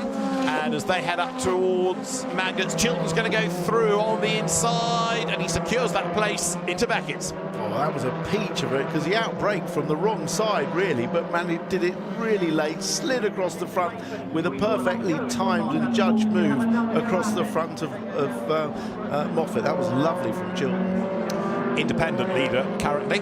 A little way down the order is Dan Lloyd now in 5th place, and this is all looking good for Restart Racing in order to secure that part of the championship. The leaders are coming up to the end of lap number 8 out of 22, and Chilton gets stuck into Rainford and knocks him sideways, and Chilton has done damage to the car and he's in the gravel, and that, after a peach of a move earlier on in the lap, ends up with a puncture and broken suspension, and Chilton is out, and this could be a safety car because he's stuck in the gravel on the exit of Luffield. It almost certainly will be. He was going so well. He looked for that cutback to the inside, but the gap just closed up and it banged his left front, and that caused the instant puncture and suspension breakage. So a great charge from Chilton. Unfortunately, it didn't pay off this time. The safety car boards and flags are being prepared, and Tom Ingram's lead is going to disappear under the safety car, courtesy of his teammate. That wasn't the plan. That certainly wasn't, no. Safety car called. And of course, with Sutton up in 3rd, right behind Hill, it'll close them all up on the restart, which is just what Sutton wanted. But honestly, it'll give a little bit of reprieve to Ingram's tyres, and he's on the soft, remember. He can just cool those down, let the pressures readjust, and I don't think he'll have any problem re-establishing that lead on the restart. So, safety car deployed, the 17th time in a touring car race this year we've seen the safety car, and Tom Chilton trudges away. So it was a move at Luffield that didn't work, and the net result, as you can see, damage and out of the race. Let's piece it together, Tim. Yeah, he's on the wide angle, goes for a little bit of the cutback, looks open at this point, but then Rainford takes his line, and that little touch, it doesn't take much, is enough to puncture and break the front suspension. And the car ends up in the gravel. Here it is from a different angle. That's part 2 of the incident. The first contact already made. It was never going to steer, and off it goes across the gravel into the wall. And here it is from another angle. There is the first bit of contact. That's what does the damage. There's the second bump, but by that stage, Chilton was heading in one direction only. Yeah, the first bump was what did the damage, wasn't it? But he then couldn't steer the car, so off it went. So He'll have to they'll accelerate or get that car rebuilt, and I'm sure we'll see a charge from Tom in race 3. So safety car deployed. We can add on a maximum of 3 laps under safety car conditions like this. Tom Ingram, race leader, making a run behind the safety car. Now having a think about the car, the tyres, how much boost he has. He has started the race with 11 laps worth. He's got 8. Jake Hill behind has got 3. So Tom's still in the pound seat in terms of not only the speed of the car naturally, but also the amount of extra boost. And we're looking at 40 points between him and Ash Sutton. And Dan Rowbottom obviously into 3rd with the no race, non-start for Camish, albeit 140 points back from the other 2. So he won't be in a mathematical chance of winning the championship either. So the safety car on track as the recovery vehicle needs to get to the Hyundai. It needs to be moved out of harm's way, and the road will be clear. There's the race 1 winner then, Dan Lloyd, making his way down towards Brooklands. And you've got a little bit further back the battle between Charles Rainford and Darryl De Leon. They are 11th and 13th, and rather than being Rainford ahead of De Leon, Rainford's on that soft tyre, but that is the Jack Sears trophy battle. Jack Sears, double British Touring Car champion, indeed the first ever when he was the British Saloon Car champion, a former BRDC president. Dan Lloyd leading the independence contest by 7 points over Chris Smiley, Mikey Doble 3rd, and all of this is looking ever more likely that Restart Racing is going to secure that teams award within this race, and that will be quite something. Team owner Peter Jones was a bit shell-shocked after that outright win. He came into the hospitality area with a trophy and couldn't quite believe he was holding a winner's trophy. Well deserved. I'm sure he'll treasure that one for a very long time indeed. It's funny, isn't it, when you look at Dan Lloyd's eyes, even under a safety car, even before the race, they look like they're popping out on salt. And then you see the calm sort of nature of Tom Ingram, and it never flinches, does it? But it was a very happy Dan, rather emotional Dan, having won that earlier race. Tom Ingram's Hyundai, same type of car, but ran out of a different stable. Team VERTU, the Accelerate team. That is a Hyundai that doesn't look like it should with that damage on the left front corner. Tom Chilton's car out of the gravel.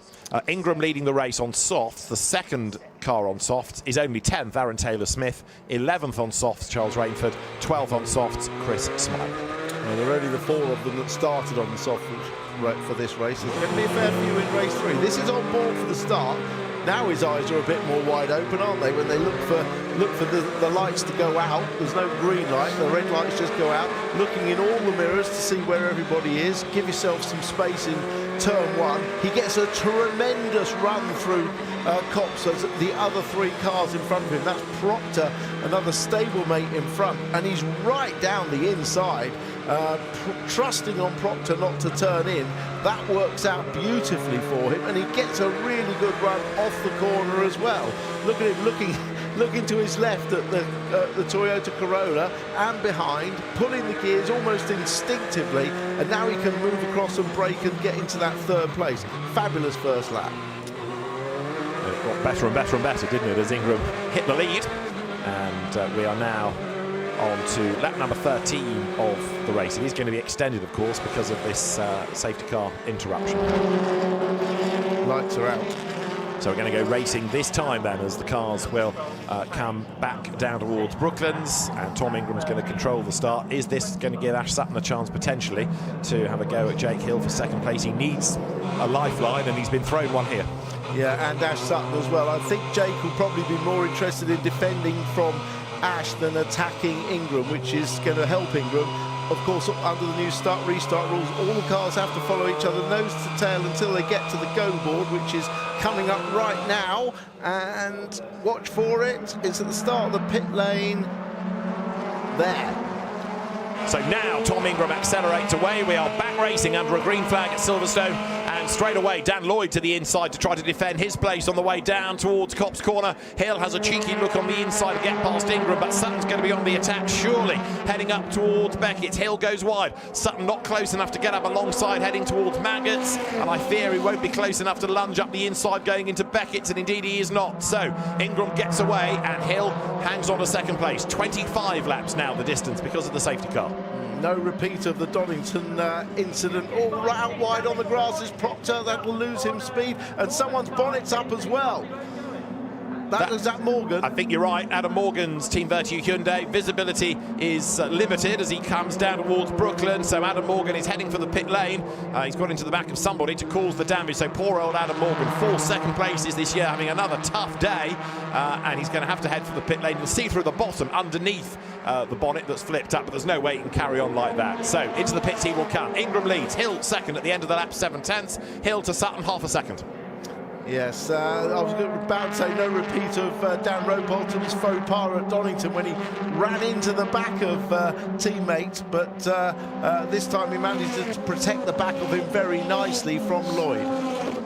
So Ingram, the race leader, coming out of Beckett's then. Hill second, Sutton is third, Rowbottom fourth and dropping back a little bit, therefore protecting Sutton by keeping everybody else stacked up behind him. That Proctor going wide as Rainford and Moffat and Chris Smiley dive up the inside. Chris Smiley's making progress, isn't he? Chipping his way up the order.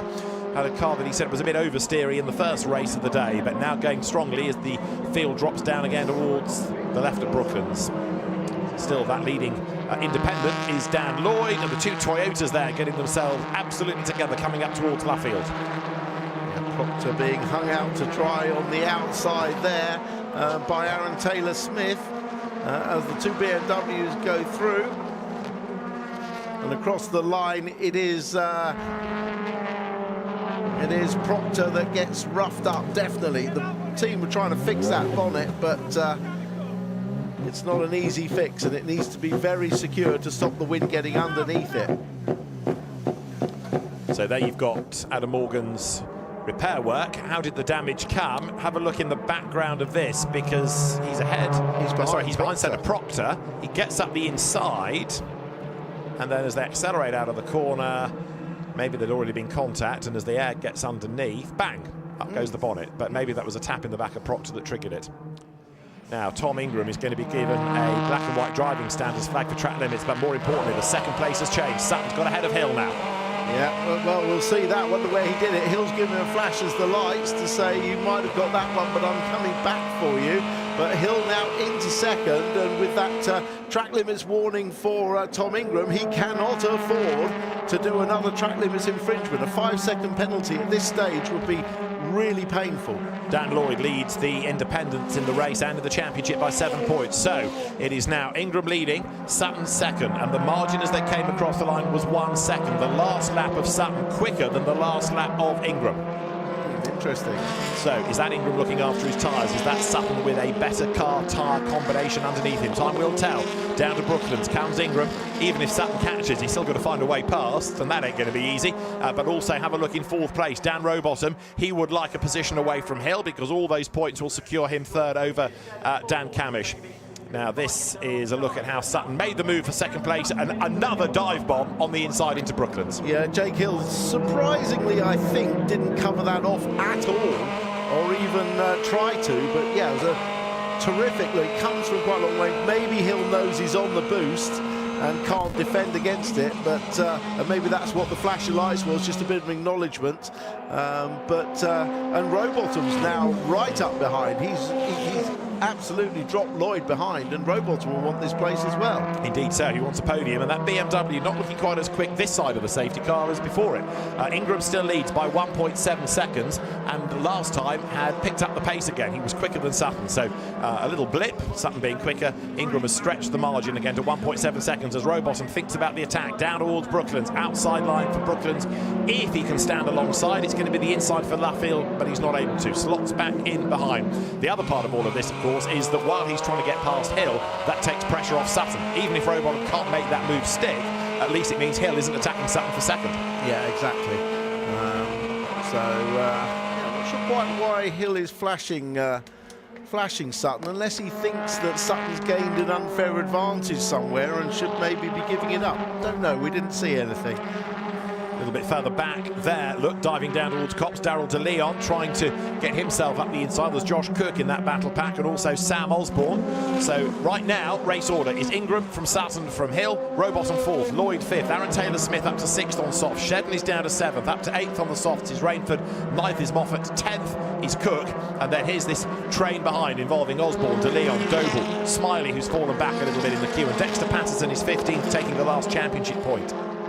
Whenever you see the cars sort of 2-3 abreast into Beckett's, you think something's got to go wrong here. Down into, and it's Sam Osborne. Can he hold it? Yes, he can. Well held, Sam. Little bit of contact on the braking. Obviously, the rear of the car and front wheel drive car ever so light, so nearly rotates, but planting the foot on the throttle to bring it back. Front wheel drive, spinning the wheels straight to bring it back. Good recovery. Oh, look at the gap now. Look at the gap. Whoa. It's 3.4 seconds. Tom Ingram is away and gone. Ash Sutton in second place is having to defend again from Jake Hill. Look, the BMW has speeded up and he locks up, does Jake, going into Beckett. He's going to go wide and he's Rowbottom taking advantage of it. He's not really near enough, in fact, so Sutton does get away, but Jake Hill hangs on to that third spot. Taylor Smith's up to fifth, by the way, now. The next best on the soft tyre after Ingram. Well, Hill and Rowbottom both have 2 laps each of boost, so they're going to parry each other, aren't they, in terms of attack and defence. Whereas Tom Ingram has got 6 laps of boost available. He leads by 3.4 seconds, and that's after a safety car. Yeah, we're going to see this lock-up, I think, from Hill. The rear-wheel drive cars, they just don't transfer as much weight onto the front wheels, so they don't create as much friction to brake. So Ingram goes through 3.9 seconds. Remember, he's rebuilt that in about 5 laps after the safety car. He's got now 5 laps of boost available to him should he need it to pull away. He's got Sutton behind him second and Hill in third.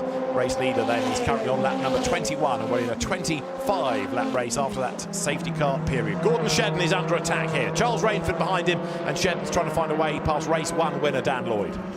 It just shows, doesn't it? I mean, these Ingram and Sutton started 7th and 8th, but once again, with a fair bit of boost, they're able to just drive past the 1st and 2nd on the grid. They are the 2 quickest car driver combinations on the grid.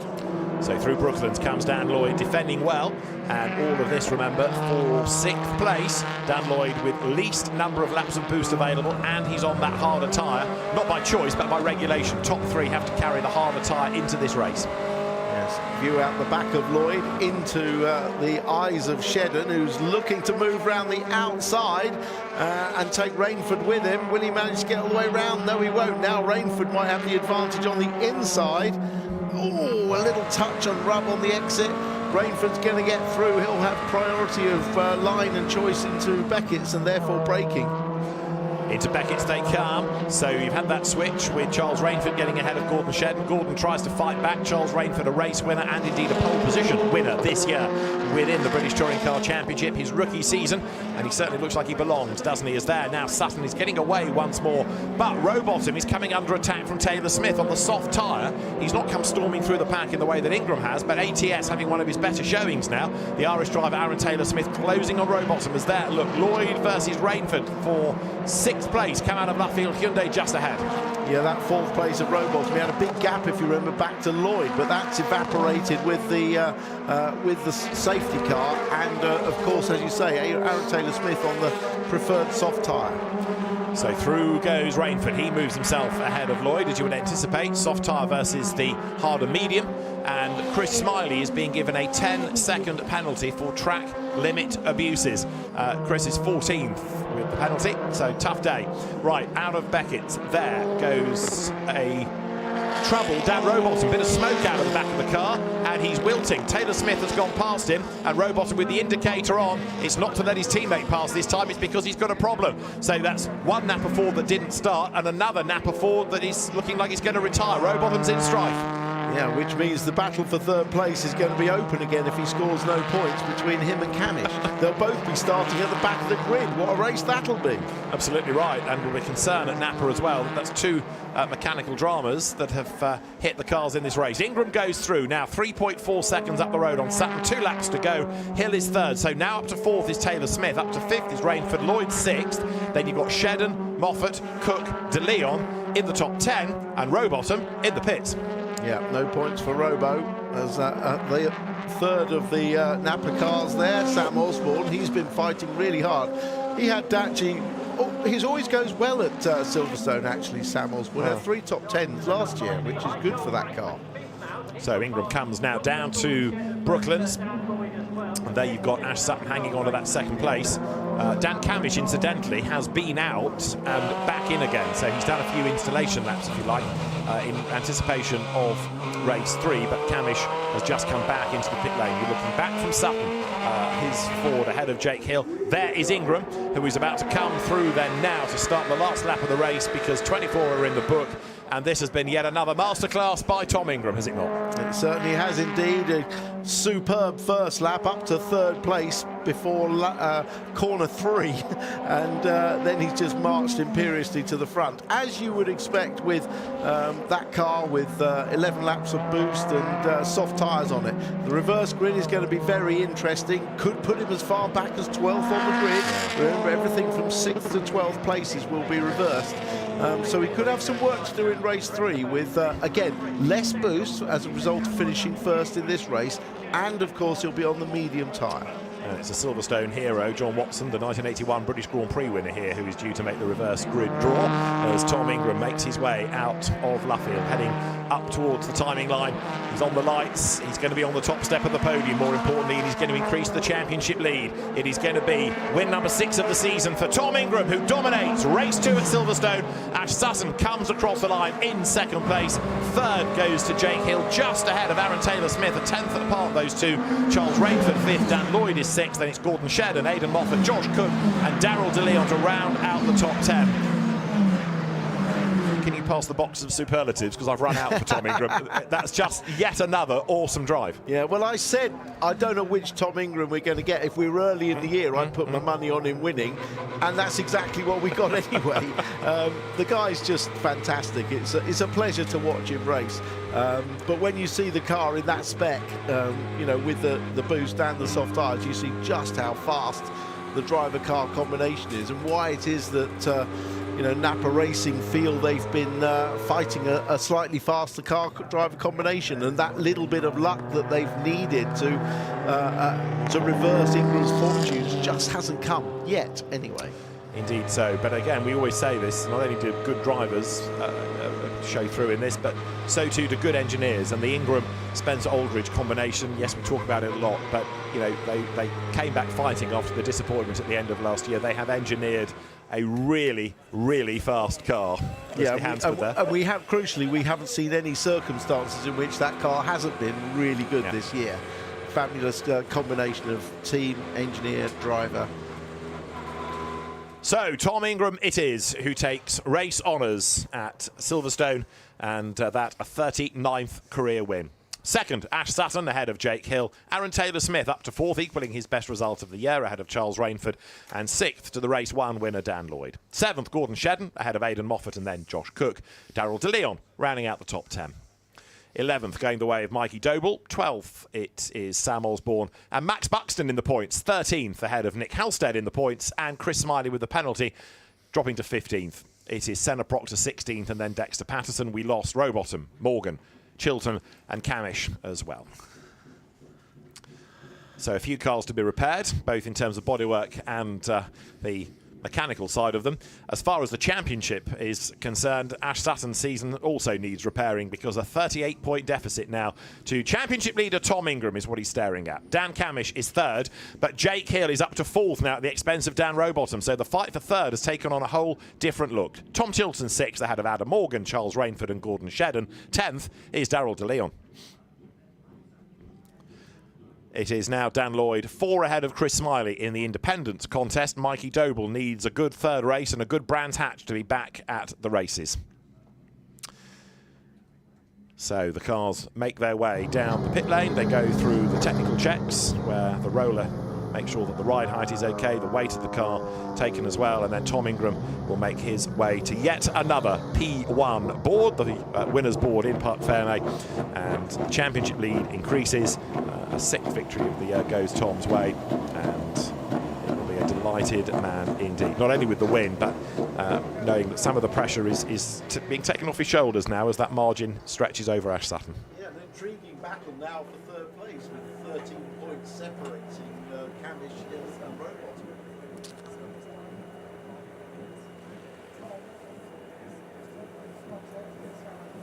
Interesting, as they're out of the car, we'll get Tom Ingram in a moment. Camish, Hill, Rowbottom, 3rd, 4th, 5th. It's one to watch over race 3. Out of the car gets Tom Ingram. And there you can see a very confident as well as very happy driver. He knows that this championship fight is getting just a little bit easier now. Another big gain of points. First half of the season it was about Ash. The second half of the season is about Tom Ingram. And he makes his way across to see his father Bruce. It's been an emotional few weeks for the Ingram family after the loss of Tom's mum. And a win here is, on a personal note, of great importance, not only to Tom, but you can see the emotion of ever-supportive Father Bruce as well. Spencer Aldridge, his engineer, in the background, and Tom Ingram about to take off the crash helmet, and I suspect he might be a pretty emotional chap himself under all of that. Tom Ingram it is then who takes honours in race 2 of the day, and Louise is down there with him. Tom, what a great result. Win number 6 of the season, and you were just absolutely on it from the start, weren't you? I think so, yeah. I mean, we obviously knew that the with being with the soft tyre, that was kind of going to be our shot for maximum points. You know, you could have argued and said, well, you know, potentially with the hybrid that we had, or the TTB as we had, that actually we'd have, you know, we might have been better to be on the medium tyre. But then at the same time, you kind of want to just... Belt and braces, exactly that. We're at a point now where we really need the points, and we've obviously got to be acutely aware of the point situation.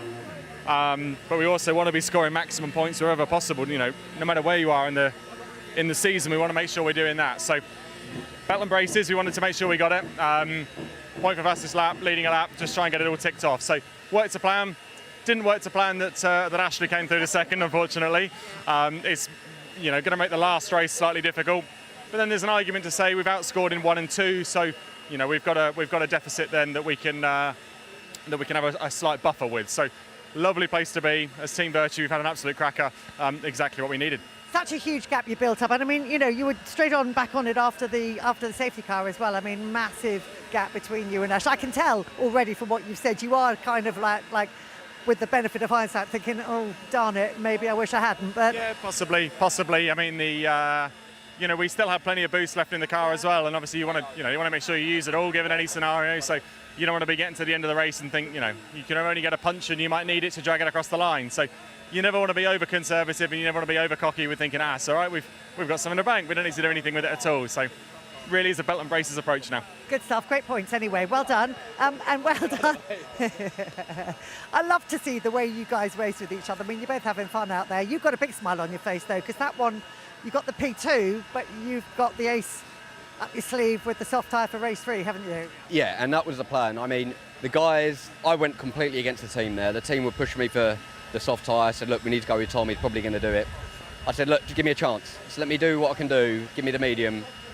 We're probably going to finish second against the Hyundai anyway, just because of the raw speed of it.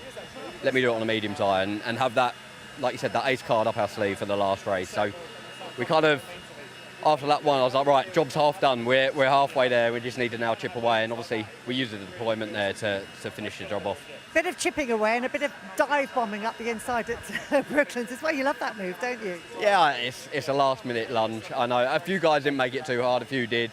Jake in particular didn't make it over hard for me, so I could sort of get my nose up the inside, and it was kind of job done from that point. We had a little bit more deployment than him, so if he come at us, we were always going to deploy after that. Good stuff, and I ignored a lot of flashing lights from him afterwards. Let's dive in. Let's ask him about those flashing lights. What was that all about? Oh, do you know what? I think I keep catching it with my thumb. It's always at a left field. I'm like, oh, no. Anyway, yeah, that's the lights. What's your thought on that result? Are you happy with it or a little bit... I think it's all we could do, Lou. You know, I mean, obviously I'm on reduced boost compared to these two, finishing a bit further back in that race 1 for them. Tom obviously was just mighty on the softs, just couldn't really do much about it, and Ash just had, a load more boost. At the end we were very close, but I locked up with about 3 or 4 laps to go, really hurt my left front, and I thought I was going to get a puncture. It was that bad. So it was just a case of like, I'm going to have to rein it in, stop hanging on to Ash, and just try and carry third. So yeah, that's all it is. Well, I know it's not the battle you want to be in, but that result with what happened to the two Dans in that race means you're right now there in the thick of it with the battle for P3. Well, this is it. I mean, obviously that was sort of the aim for the end of the year, was to try and finish third after missing around and everything we've had go on. And both of them obviously have DNF'd that one, and they both didn't have a great first race, whereas I've had two good ones, and all of a sudden we're 10 off of P3 and we've jumped Robo. So yeah, we've just got to keep the momentum up now. Good stuff. Right, well, we'll see you out there in the third race. We're going to head for a quick break now. When we come back, John Watson is going to be making that all-important draw for the grid for our reverse race with 3. See you in a few minutes.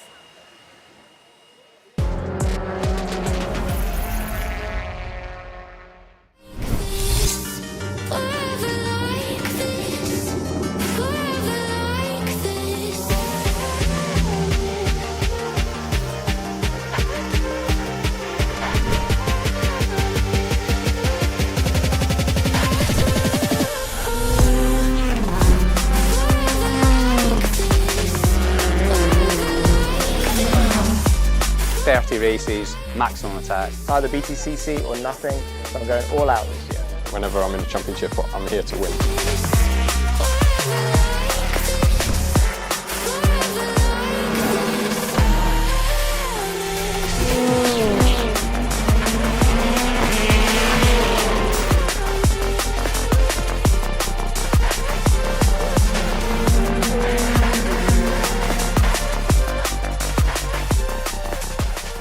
Yes, I do think I can successfully. I have nearly landed an aeroplane. I say nearly, I didn't crash. Technically, my brother-in-law, he flies a little Cessna, and yeah, I flew it nearly to land. I can barely drive this car, so how could I land a plane? Absolutely.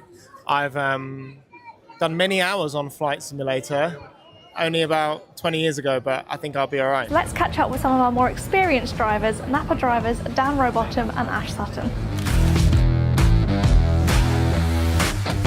Talk us through FP1, how was it? Well, moist, wasn't it? We've decided. Sorry. Are you serious? Yes, how was FP1? It was wet. Talk us through it. It was one of those horrible sessions, really, wasn't it? It was a bit, yeah, it was damp in places, a bit moist in others. It was all over the shop. Yeah, it was one of those as drivers we don't like, because you can't get a true read on the wet condition, the dry condition, or the car. We did a bit of housework at the beginning. I think you did most of yours. We did all of ours. And being really brave. Ash is really, really brave. I'm not. I went down 2 notches on my bravery scale. But I did nearly bin it through Noble twice, so I thought that's enough. Fair enough. That's enough for today. That's enough for today. But yeah, we finished FP1 and you're P1 and I was P9, so he's quicker than me.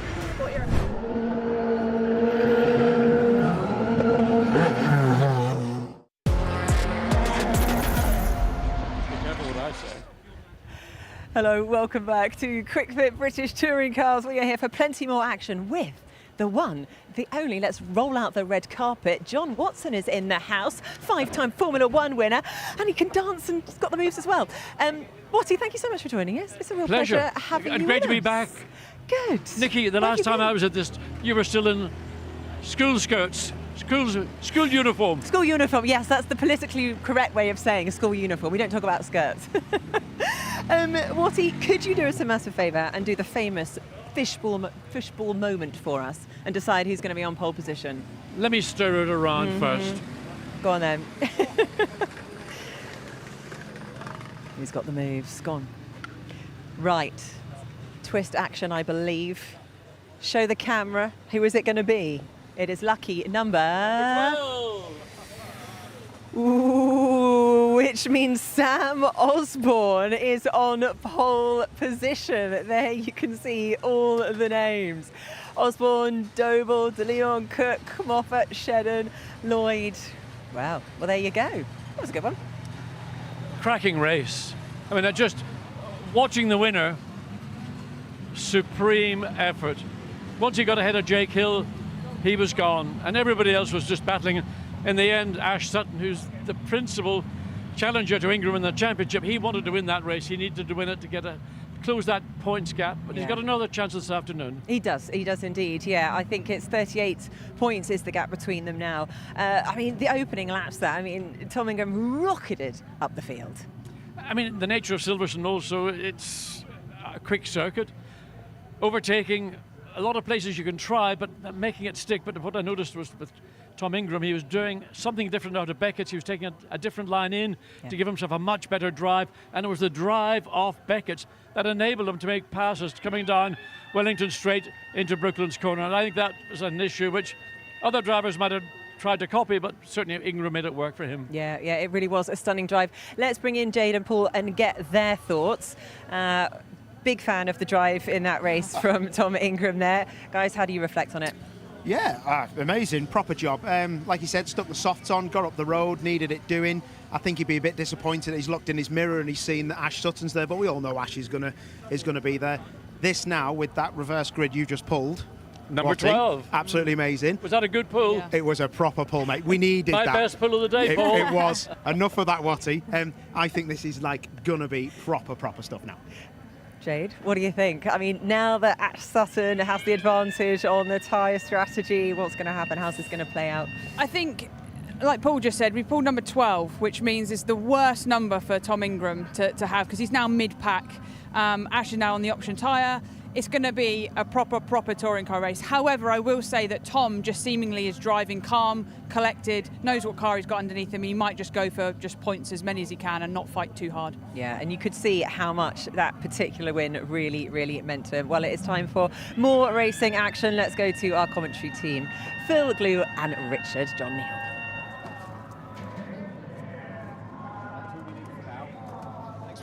Looking forward to our latest F4 race. I was doing the maths, I was trying to work out whether Fionn McLaughlin could wrap things up here. If things go perfectly for him in this, he can get 78 points clear and he needs 80 to win the championship. So not quite, but he's got one hand. So we're going to be looking forward to that race 1 on Saturday at Brands Hatch. Yeah, absolutely. But Molnar has really got to work hard in this race to try and get as many points as he can. Maybe even back McLaughlin into the rest of the pack. But yeah, it is getting closer and closer for McLaughlin taking that trophy for the championship, isn't it? It is. It's not over yet for Martin Molnar. What he will do is take it race by race, try and limit the damage as best he can with Fionn McLaughlin in the points, and then of course at Brands Hatch try and take the championship down to race 2 and ultimately into race 3. That's what he's going to do, and we'll know he'll do that because he came out after a dismal race 1 earlier today to go and obviously get the fastest lap. So he didn't have any place points, but he went out and got the fastest lap, which was absolutely key in what he needed to do. Absolutely, yeah. No, he's, we should see an interesting race here, but yeah, we want to see some action for sure. The reverse grid race earlier was absolutely fantastic, so let's see some more of that in this third race. Here's how they line up. Meeting outright pole to Martin Molnar, Fionn McLaughlin alongside. Then it's Ari Bansal and Tommy Harfield. Jimmy Pezik and Henry Jocelyn complete our top 6. 7th on the grid is Ella Lloyd. Dries van Langendonk next up from Ethan Jeff Hall, race 2 winner. And then August Raber. Joseph Smith, rookie winner in the previous race, next to Adam Alazari. Rowan Campbell Pilling lines up next with Charlie Edge. Thomas Behrman and Hani Sadiq on row 8. The 9th row, Chase Fernandez and Theo Palmer. Following them, Ian Kraling and Tom Ingram Hill. Behind them, Juhao Fu and Elba Larson. Cole Hewitson and Xavier Avramidis, and the grid completed by Henry Mercier and Alexander Savinkov. Savinkov made good progress from similar position after problems in qualifying, made good progress in races 1 and 2. It'll be interesting to see what he can do, but focus is rightly at this stage of the season going to be very much on our top 2. Molnar under a bit of pressure. McLaughlin can't wrap it up, so all he can do, take the points here and try and do his best to sort things out as quickly as possible at Brands Hatch. Pazik's still in it, isn't he? He's still in the mix. He's not too far behind. He is, yeah. Jimmy Pazik, 242, is only another 5 points behind Molnar. So technically, you know, if Pazik doesn't finish, then it's going to put it beyond Molnar. Beyond Pazik, as we look at Cole Hewitson in the 33, the young South African driver. New livery. New livery this weekend for Hewitson. Yep, looks good. Black and orange this time rather than the pink, the pink, white and blue. A bit like Chase Fernandez's car actually, which is green and black. This one's orange and black. But yeah, big shout out for Jeff Hall, who won his first race earlier in the day. Ethan Jeff Hall did a cracking job in that race, Phil. You're absolutely right. Lights are on. Longish way. Great start by McLaughlin. Not so good by Martin Molnar. McLaughlin here is going to take take some more points out. He's going to be difficult to pass around here, and that was a great start as well from, was that Pizzic? Jimmy Pizzic up into second position, and this potentially getting into second in the championship. Harfield's having a go at Molnar as well. Molnar's having a nightmare, terrible start, terrible first few corners. He has kept third, but Pizzic is going down the inside. He's got a run now on McLaughlin, but he's going to be on the outside as they go into Brooklands. Are they going to make contact? They look very, very close there, but they need to stay out of trouble as they come into Brooklands. Who's going to break latest? Here they come, it's a five-way scrap. The leaders all together here on lap 1. It's McLaughlin hanging on to it, Pizzic in P2. Harfield's gone around the outside. He's in third place, but he's having a good go on the championship second place man. Then we've got Harry Bansal in the white and red Fortec car. Molnar goes over the gravel. That's not going to do him any favours. Loses momentum. And now we've got Tommy Harfield clearly into third place, but pressure now from Bansal, having looked around the outside. The white and red car going to have a go at Molnar. He's down to fifth. Molnar down to fifth from pole. Bansal and Harfield are actually flying this weekend, so I'm expecting big things in this final race as they're fighting hard to try and stay with the leaders. Pizzic has a big moment under brakes, but he's managed to control it, and McLaughlin's still got this under control. Van Langendonk in the mix as well. He's behind Molnar now, so the driver in his second event with us in British F4. But it's McLaughlin, appropriately perhaps the championship leader. Look at that, they're all jostling for position behind, including Henry Josselin, as they come down into Brooklands for the second time. Is Pizzic going to be able to close in on McLaughlin? This is similar to yesterday's opening race. McLaughlin managed to get the jump on pole sitter Tommy Harfield yesterday. Harfield dropped back, then closed in. They traded fastest laps. McLaughlin held on for the race win, but this one I think might follow a similar pattern as we look briefly at Al-Azhari. Leads across the line again. McLaughlin settling into this fastest flying lap for him as well. 56.026 for the championship leader. Yeah, absolutely flying, like you said. He is actually starting to pull away a little bit from Pizzic, so he's either going to have to try and stay with him, or Harfield needs to try and make the jump on Pizzic to try and stop McLaughlin winning this race. But at the minute, it looks like you said, in race 1, where McLaughlin just disappeared. Josselin chasing Al-Azhari, the white and black road-in colour, and then the traditional white and red Fortec with the blue mirrors is there as well. Down we go again. Bansal taking a slightly tighter line. Having a look for second position was Tommy Harfield there. Tommy had a little jink over to the left. Had a look at Jimmy Pizzic. The battle is on for P2 now. Pizzic goes wide. Harfield's going to do. He did this move in race 2. Slots the car at the inside. Hasn't quite got the momentum. Pizzic recovered from that. Not quite. He nearly managed to stick it down the inside, but Pizzic had enough momentum to keep him at bay. But now look at him go, trying to get down the inside. He gets squeezed to the pit wall. Just enough room for them to get through.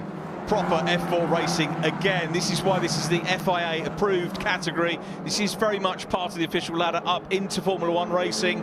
And Tommy Harfield, if Tommy Harfield doesn't get a chance to go further up the ladder, I'll be very, very disappointed for him. Such a talented youngster.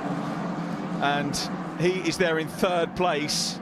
First race winner for the Chris Dickman team. Every team's won a race this year. Make no apology for saying that again. It's just the class of this championship. Here comes Harfield again. Has a look. He's got the inside run down into Brooklands. The left-hander. Pizzic should know that's a done deal. He'll try and hang it round the outside. But Harfield up into P2. I think Pizzic thought that we may as well just stop battling and I'll let you have a go at trying to catch the leader, because he didn't make that difficult at all. So I think Pizzic's used his head there. Jimmy P. Heard him talking to the fans over the lunch break. Very intelligent youngster is Jimmy P. Great value with the fans, and yeah, that would seem like a decent enough move as Molnar tries to get back there. Ari Bansal trying to challenge for fourth place. Dries van Langendonk in orange and black behind them, and Molnar's going around the outside. Is he going to get the move done? He has done, but he's still there. He can't squeeze him to any more. Bansal's on the curve. Bansal's on the inside now. Can Langendonk go down the inside as well? No, they're still side by side as they go through Beckett's. Molnar is a proper racer, isn't he? They all are actually in the front group. Van Langendonk busy chased by August Raber. Contact between the two. How is this going to pan out now? I think Molnar's got the run. He's braved it out. He's got the inside run. This is what Harfield did last time. And Bansal's going to have another go. But Bansal's going to hang on the outside as well. Can he do it? No, they're very, very tight. And Molnar's going to go wide. Bansal's going to go back through. And Still side by side. And Van Langendonk too far back to make the most of this. But what about this, Phil? Look at this. They've done a whole lap now, side by side. This is amazing. I cannot believe there's been no contact. This is great driving between these two guys in the Virtuosi and Fortec cars. It is great racing. This is what we love about this. They're still side by side. Is this going to end in tears, or are we going to see a good, clean run? They're losing out to, I'll tell you what, Pazik's being left, isn't he, by Harfield. These two still side by side. They're almost glued together. This can't carry on. No. Van Langendonk wants to join the party as well. And as a result, Molnar decides to chop back to the inside. And he's going to try a different line here. He said, you had the outside of Brooklands last time. I'll try it and grab the inside as we go through Luffield. See how that pays out. At the moment, though, it looks like Bantz was just got the edge as they go down to Brooklands again. Yep. He has. Molnar cuts across. Sees Van Langendonk coming into the mix. August Raven behind as well. And Harfield's up with the leader. Yeah, absolutely. Tommy Harfield's with the leader. Whilst we're watching that battle for fourth, it's Harfield is now all over McLaughlin. Let's see if we can see the CDR car get his second win of the year. But that's Hewitson that's out as McLaughlin is defending from Harfield. Can Harfield go around the outside as he gets the fastest lap? He doesn't quite make it stick there, but now he's got some pace. Tommy Harfield would have been the Challenge Cup winner, I think, had he elected to just do the 8 rounds, but he opted into the last 2. Obviously, last time out at Donington, he got the first win for Chris Dittman Racing, and now we're seeing him battling on even terms the championship leader, and that really underlines, Phil, great decision, wasn't it, to drop out of the Challenge Cup? Yeah, no, definitely. He's definitely one for the championship. It's a shame he didn't have some better results, especially at Donington, I think it was, when he got wiped out. But yeah, he deserved that win as well. But here we are with the safety car for Hewitson, who's in the gravel. So not a great weekend for him. He did have a great race early on in the day against Larson. But yeah, unfortunately, he's out the race now. And yeah, we've got the safety car out. Yeah, shame for Hewitson. As I said, rookie driver. For those of you who haven't watched F4 before, if it's the yellow background, it's a first-year car driver. You can race in junior categories like Ginetta or Fiesta Junior. If you've done that, then you lose rookie status car-wise. So there are sort of brand newcomers, but there are also drivers that can qualify as rookies that have done, you know, maybe a little bit more karting or other. Oh, Ian Krayling's just come into pit lane as well. Yeah, just saw him come into the pits. He's obviously got an issue, a puncture or something maybe, but it also looked like Hewitson had a puncture. There might be a good start there. I'm sure I saw a car move further back. You're a harbinger of doom, Mr. Glenn. I know, sorry. I did. Who was it? It might have been Jocelyn, you know. Yeah. I think I saw something on the TSL screen earlier that there's a car under investigation, but yeah, Jocelyn might be under investigation for a jump start, which is not great for him. Jocelyn, of course, had loads of poles, didn't he, earlier on in the season? Did you have a look out for him? Looking for white and red a little bit further back. Yeah, definitely. It's close. It's definitely close, but we will see if there is any penalties coming up on our screens. But yeah, Hewitton, I wouldn't mind seeing what exactly happened to him, because that's an unusual place to be off the track at Brooklands. It looked like the tyre was off the rim, so either he's had contact or he's slid through the gravel sideways and it's ripped the tyre off the rim, but I'm sure we'll see that later. I think we will. Certainly going to get another lap under safety car. The rescue crews, as ever, doing a super job and clearing things up as quickly as possible. This is a short lap, so you sometimes do get the extra tours whilst the safety car is out. And Scott Stringfellow, our safety car driver, there he is, Cole Hewitson. Yeah, he doesn't look too upset. So yeah, maybe there's not too much damage. But yeah, I don't think we've managed to catch that on camera. So yeah, it's a shame for him, shame for the XL team. There's 3 of the XL cars out there, so they'll all be fighting for team points. And I think they're talking about team points. The team championship is still up for grabs between the usuals, High Tech and Rodin. It is. I think there's about 30 points between them, is what You're right saying though, High Tech now, he's all rookies, isn't it? It is. Yeah, yes, I mean, it is. That's a mega job, isn't it? Yeah, no, amazing. They did have Leo Robinson early on in the year, but he had to pull out. So yeah, that's when they brought Joseph Smith, who was in Ginetta Juniors, into the category, who started on pole early on in the day. I think did he get 4th or 5th? I think it was 5th and rookie class win, which was the story there. Yeah, really good job from him. So hope to see him back next year, back with High Tech. I think High Tech, I think a lot of the teams have actually filled a lot of their seats. So yeah, it's going to be a big grid next year. Yeah, I think it's going to be bigger than it is. Say it's the way that MSUK have nurtured the championship, continue to develop it, promote it, water it. You have to do that with your championships. You have to look after them. It sounds like a common sense thing to say, but they really have.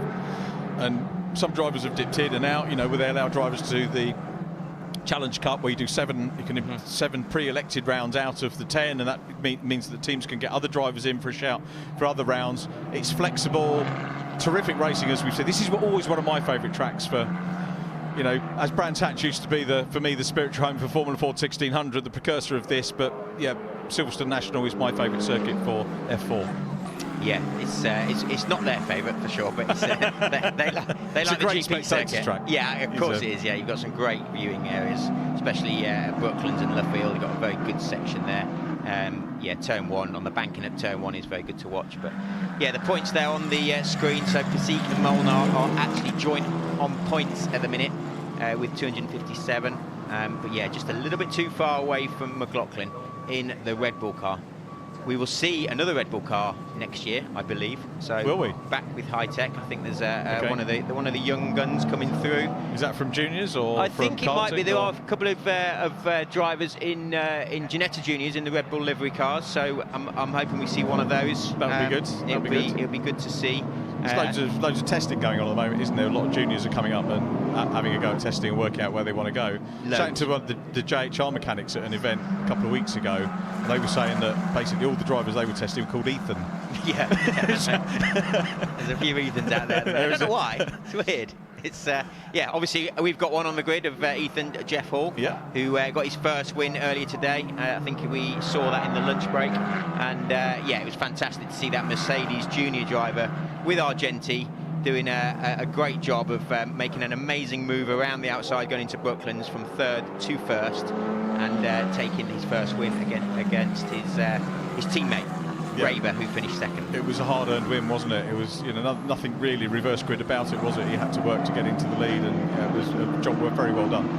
Yeah, it was superb. So yeah, he's finally got his first win, and hopefully we will see many more. Well, there's not much chance this year. We've only got one more round at Brands Hatch with 3 races, so he is pretty good around there. Although he didn't have the best of races to win the championship in Ginetta Juniors at Brands GP last year, but he still took the championship, and he also took the World Karting Championship as well. So yeah, an absolute star of the future, and hopefully we see him back next year. I hope so. Is it likely he might do a second?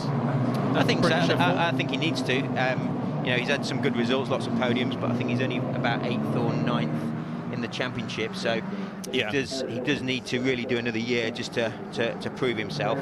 As we see everyone do another lap around the Silverstone National Circuit, it's just taken a little bit longer than expected to get that car moved and clean the track. And then we can get going again. The other thing I was going to point out is Ari Bansal was running in 4th. To my math, and this is subject to official confirmation, Bansal, by my reckoning, Phil, is going to wrap up Challenge Cup here because he's 12.5 points clear, but Lloyd can't do any more events. Alan Lloyd's done 7 events. So out of all the chasers, I reckon we might have our Challenge Cup winner here, which will be Bansal, and he's still got a round to spare. He well deserves it as well. But that's subject to confirmation. I would say that's my maths, and we all know where we go on my maths conversations. I think in previous years you've been pretty bang on, so it's very kind of you. Checks in the post. Lights are out on the safety car, on the Lotus safety car, and McLaughlin is our new leader. He is going to be backing them up as he comes into Luffield. He might go early, he might leave it till quite late, but he's still weaving to try and just put off the drivers behind. My bet is he's going to go nice and wide going into Brooklands and get the best exit. Oh, he keeps it tight. When's he going to go? Harfield's reading this quite well by my reckoning as well. He's keeping a very keen eye on him, isn't he? Oh, it's nice. He's done a good job there. He's gone to the inside to make it look like he's not going, and he's pulled away. But Harfield's done a good job to stay with him there. Yeah, really good. That was one of the most fascinating restarts I've seen behind safety car. Both guys knew what they were doing. Look, nice tidy start. Now Harfield had the fastest lap before the safety car. They've got to get away from Pesik again before they can challenge, as Alazari starts to have a look at August Raber. Van Langendonk in front of them, but it was a decent restart though, and it looks like McLaughlin has had the better of that. He's breaking the ground. Remember, before safety car, Harfield was all over him, and that's not happening for the moment.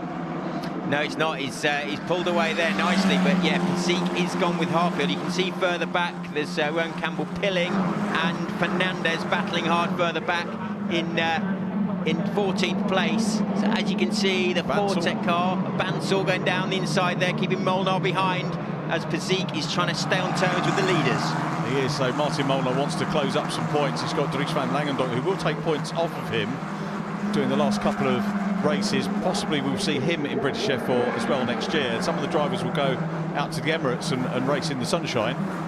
That's a nice thing, isn't it? You'd be going out there to coach people. Yeah, absolutely. I love going out there. It's really good for them as well. They get a lot of racing, a lot of qualifying. Yeah, some of the teams don't do it. Some of the teams test and race in Spain or in other winter series. Some go to the Middle East. Either way, it gives these guys a lot more practice to know exactly what they're doing when they come and do their main championship. Molnar up into 4th place now, as we were just chatting about. Harfield's going down the inside. What a move down the inside of Brooklands. It was a bit of a dummy, went to the outside and threw it down the inside, and now he leads the race. McLaughlin is going to have to fight hard, but will he fight that hard? He doesn't need to, but he's a racer. McLaughlin would love the wins. I do wonder whether, as you said, there is an element that, you know, maybe, but he's not necessarily going to go for the win. That's Larson. Is that like to be a wing again? That seems to be the most common problem, doesn't it? Getting entangled and having a wing hitting the back of the car. Shame for Elba, who was on the podium earlier on. Hummed and hard when I asked if she was coming back next year. I think we've lost Charlie Edge from the race as well, but Harfield, that was a great move. Yeah, and you also saw another safety car. She's obviously got stuck in the gravel. That is a nightmare for the viewers and for us to have to go through another safety car around the national circuit. But it's obviously for safety reasons. She is stuck. Obviously, there's no tyre on that rim. So Harfield now leads. So it's his turn to try and get the restart absolutely bang on. But it was looking tasty between Langendonk, Molnar and Bansal further back for 4th, 5th and 6th. So I think that's going to be getting nice and exciting for the last few laps of the race. It will. There's been so much to look at here. Just having a look down the top 10. Rowan Campbell-Pilling has managed to get into the top 10 again. Head of Al-Azari now. In terms of the rookies, it's McLaughlin, unsurprisingly, from Van Langendonk and Smith. Here's I think we're going to have a look at what happened at the end of the incident. Oh, there's quite a few involved, isn't there? So yeah, she's just got turned around quite early. So yeah, it's interesting. Maybe there was contact earlier on in the lap, and yeah, it looks like the marshal's doing a great job here, and hopefully get this car off the track so we don't have to have this safety car out for too long. I think we're going to take another look at the move that Tommy Harfield made. So here they come down the straight. So McLaughlin goes to defend initially, then he decides, no, it's all right, I've got loads of room, so I'm going to go back to the outside. Then Harfield throws it down the inside. Absolute textbook move from Harfield. Really, really superb bit of driving, actually from both drivers. But yeah, he did actually make it look very, very good to try and get that move done past McLaughlin. So yeah, very good from Harfield. Very impressed. That side-by-side lap and a half or so, wasn't it, that we had with Bansal and Molnar. That is why I like this track, because if you get the drivers that respect each other, that are at this level, this is a high level of racing, very high level, then they can entertain us like that. There aren't too many tracks where you can do that, but no, you're right, because it is very wide. It is an F1 circuit, so it is very wide, so you can do that. You wouldn't see that happen at Knockhill, would you? No, and we won't next year. I don't think no, shame. It's a shame, yeah. Yeah, it is a great circuit for... well, it's a great circuit, but it's unfortunately cars have got more modern, they've got bigger, they've got stiffer. They don't suit that sort of circuit, and especially for a lot of these drivers who are trying to make a career in single-seaters, Knockhill is not really a circuit that they need to know that well, and that type of circuit, it needs to be more, unfortunately, in a way, it needs to be more like these sort of circuits, like the Abu Dhabis, the Silverstones. You know, Zandvoort's a pretty good circuit for you know, a little bit of history as well. But again, it's still an F1 circuit, nice and wide, and it's good for these up-and-coming single-seater drivers. It is, yeah. So it'd be a shame, but we'll have some. I'm sure we'll have some guest formulae of note and value at Knockhill. Does that mean you won't be coming up then to Knockhill? No, I quite like it up there. It's a nice little holiday. Well, that's a shame. We'll engineer something, I'm sure. Yeah, I'll tell you what. You carry my bags up there. I'll carry yours to Dubai. Yeah. Right, are we going to get this car out of the way? It's not fully gone, is it? No, so it needs to be pulled over towards those marshals that you can see on the inside waving the yellow flag. So it's not far. So we're moving. So we're looking good. Hopefully, maybe next lap will be the next last lap. one, yeah. And then Tommy Harfield's got to think about his restart, which I'm sure he'll be okay with. He obviously, McLaughlin might have some ideas. He's been in that scenario. I quite liked McLaughlin's. I was expecting him to go nice and wide and get a really good exit, but he left it a little bit later. I suppose you've got to try something different. Everyone's expecting him to do that.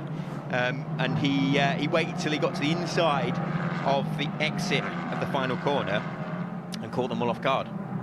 spoken about Harfield as if he's sort of not anywhere in the main championship. We were talking about him being challenged. He's actually 4th in the overall standing, so you know, he could possibly, if he outscores Pazik heavily, which he's not going to do here, but if he does so at Brands Hatch, he could get 3rd position at Brands Hatch. And you know, this is a driver that's come through Fiesta Juniors. You know, we've mentioned before the likes of Joseph Loke and Deegan Fairclough as the lights on the safety car go out. It's not an unusual route now, and there are some junior drivers from Fiestas as well as Ginetta coming up and looking at F4, so they're all viable routes. But back in the day, you probably wouldn't have expected them to take that. No, I know it's happened quite a lot more often now with the Fiesta Juniors. A completely different type of car to these cars. So yeah, the Ginetta Juniors is the normal because it's rear-wheel drive.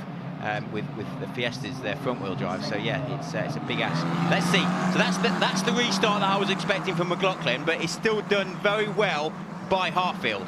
Yeah, Tommy Harfield. Very well. Yeah, indeed. He leads them away. It's actually probably net result is he's a little bit further ahead. McLaughlin did break the toe on the first lap, so we'll see whether McLaughlin can close in on the toe on Tommy Harfield, the race leader. Pazik 3rd. Bansal is 4th on his way to the Challenge Cup, we think. Molnart in 5th place. Van Langenhoek still in 6th. Black and white flag for Ian Kraling for track limits.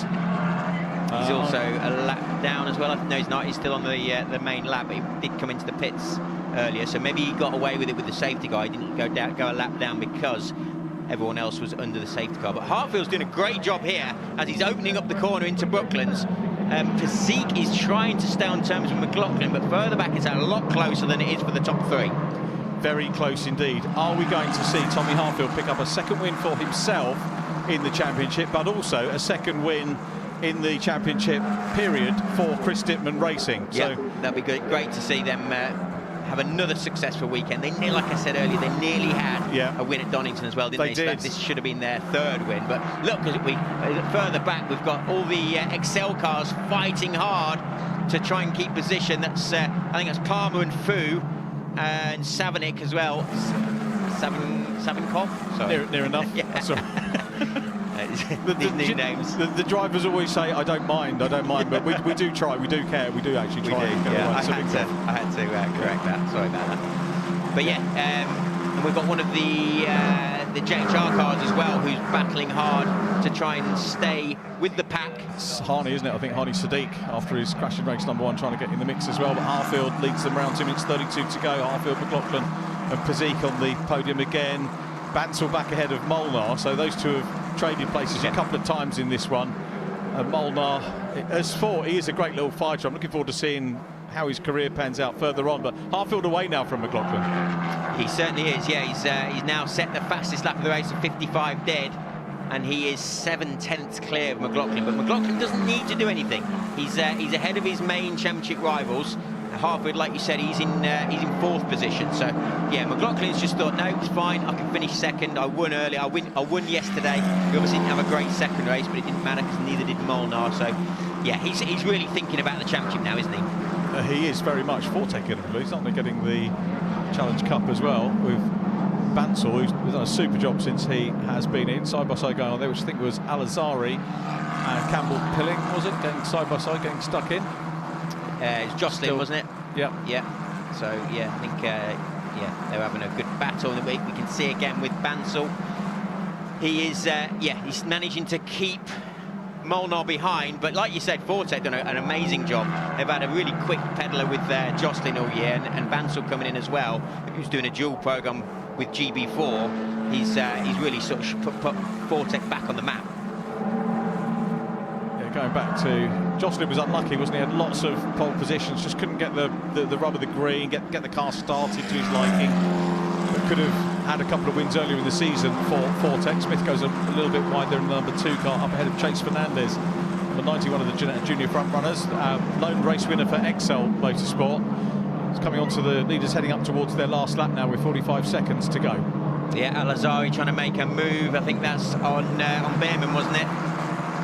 But didn't quite make it stick. As you can see, Fernandez down the inside of Smith. So yeah, great move from Fernandez. Like you said, he's won lots of races in Ginetta Juniors and also won some races in F4. But we have one more lap now to see if anyone can make some more moves. We have, there's confirmation. Bansal's P4 just off the podium. Rookie podium, McLaughlin, Van Langendonk and Behrman. Behrman's had a quiet weekend in terms of podium. We normally see him up there or thereabouts, and I think this is his first rookie podium of the weekend, but it's Harfield who is keen here to get that second win for Chris Dittman Racing. So look a little bit further back. Ella Lloyd stuck in, that's down in 15th place, chasing Smith. Palmer behind her, then Savinkov. Clock's run down, Phil. Closing stages of this one, and here is Tommy Harfield. 2 wins for Chris Dittman. I tell you what, neither of them flukes. They've worked really hard, the team. Tommy Harfield's done well too. You know, by and large, the only driver for the team for most of the time, so he's done it with very little data from teammates, and now takes his second win of the season. Second win for Chris Dittman Racing. Fionn McLaughlin gets closer to the championship with P2. Jimmy Pezik keeps his, I think, title hopes alive, or certainly a stronger finish alive, with third position from Arie Bansal. Then it was Martin Molnar completing the top 6, and Dries van Langendonk in 6. Yeah, that was superb, and you can see McLaughlin there congratulating Harfield, so great bit of sportsmanship there. But what a drive from Harfield, what an effort from CDR. Yeah, mega job for them. They were absolutely made up with the first win. I think, you know, in many respects, they'll probably be even more delighted with win number 2. And they've been knocking on the door of it, as you said, with Donington Park and now here at Silverstone. The other thing is the wins are coming at different tracks as well. It's not just like, oh, it was a one-track wonder. Yeah, exactly. Yeah, no, it's superb to see. And as well, Bansal, who's it looks like he is the Challenge champion. So Challenge Cup champion, brilliant drive from him in this race and all year. And congratulations to him and the Fortec team. Absolutely, well done to both of them. Delighted to see that. And with a round to spare, I'm sure he'll still be at Brands Hatch to get stuck in on the GP circuit, which we're very excited about. Always a terrific meeting on Brands Hatch GP. But Harfield in the 21 car, I think maybe just enjoying the moment as he comes into pit lane. So Harfield, McLaughlin, Pezik, Bansal, Molnar, Van Langendonk. Here's confirmation, round 27, just 3 races left now in this year's championship, and it's Tommy Harfield that takes the win by a 2.5 seconds from Fionn McLaughlin. Jimmy Pezik next from Arie Bansal and Martin Molnar. Dries van Langendonk and August Raber are next from Ethan Jeff Hall. Rowan Campbell pilling up into 9th at the end, ahead of Thomas Behrman, and they complete our top 10. Adam Alazari takes 11th from Chase Fernandez. Joseph Smith 13th from Ella Lloyd. Theo Palmer and Alexander Savinkov next from Hani Sadiq. Xavier Avramides, Henry Jocelyn and Yu Hao Fu. 21st goes to Tom Ingram Hill. Henry Mercier next up from Ian Crailing. Charlie Edge had a pit stop. He's classified 24th. And we saw retirements for Elba Larsen and Cole Hewitson. Championship table as we head to Brands Hatch will be headed by Fionn McLaughlin. McLaughlin heads the table as we head to Brands Hatch. Jimmy Pezik in P2 jointly with Martin Molnar. Tommy Harfield 4th from August Raber and Ethan Jeff Hall. Adam Alazari 7th from Henry Jocelyn. The top 10 completed by Thomas Behrman and Rowan Campbell Pilling. The Rookie Championship, Fionn McLaughlin champion from Thomas Behrman's 2nd, ahead of Theo Palmer, Cole Hewitson and Xavier Avramides. And congratulations again to Arie Bansal from Ella Lloyd in P2. Charlie Edge is 3rd, great result for him over the season. Elba Larsen in 4th and Ian Crailing in 5th place. Many of the drivers in the challenge we won't see at Brands Hatch because they've completed their rounds. We wish them well for their onward journey in motorsport. Here is the Challenge Cup winner, Arie Bansal. Congratulations, Arie. We wish him well too. I'm sure we'll see him at Brands Hatch for another go just to extend his lead in that one. And also, we see Tommy Harfield, our race winner. We'll catch up with him after this short break. Please stay with us.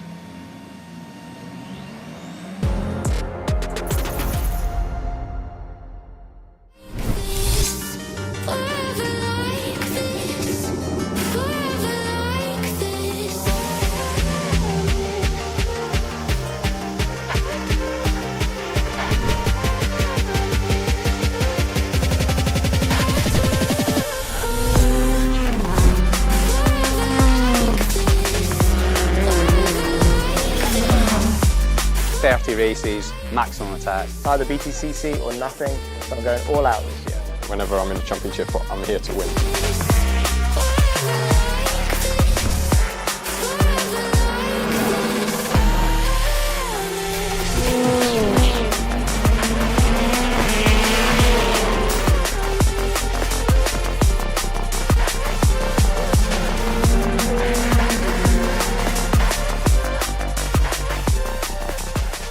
Yes, I do think I can successfully. I have nearly landed an airplane. I say nearly, I didn't crash. Technically, my brother-in-law, he flies a little Cessna, and yeah, I flew it nearly to land. I can barely drive this car, so how could I land a plane? Absolutely. I've done many hours on Flight Simulator, only about 20 years ago, but I think I'll be all right. Let's catch up with some of our more experienced drivers, Napa drivers Dan Rowbottom and Ash Sutton. Talk us through FP1, how was it? Well, moist, wasn't it? We've decided. Sorry. Are you serious? Yes, how was FP1? It was wet. Talk us through it. It was one of those horrible sessions, really, wasn't it? It was a bit, it was damp in places, a bit moist in others. It was all over the shop. Yeah, it was one of those as drivers we don't like because you can't get a true read on the wet condition, the dry condition, or the car. We did a bit of housework at the beginning. I think you did most of yours. We did all of ours. And been really brave. Ash is really, really brave. I'm not. I went down 2 notches on my bravery scale, but I did nearly bin it through Noble twice. So I thought that's enough. Fair enough. That's enough for today. That's enough for today. But yeah, we finished FP1 and you're P1 and I was P9, so he's quicker than me.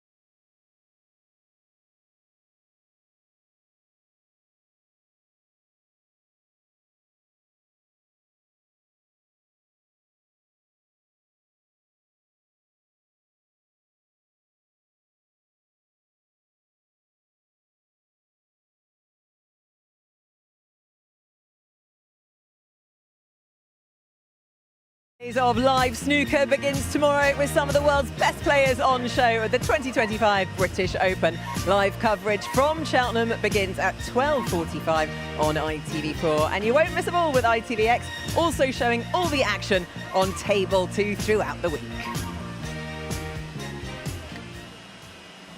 So it was Martin Moller on pole, but after 20 minutes of racing and 2 safety cars, it was Tommy Harfield who crossed the checkered flag first, taking his 2nd win of the season, and a great win for Chris Dittman Racing. And I am delighted to say that we have our winner here with us now.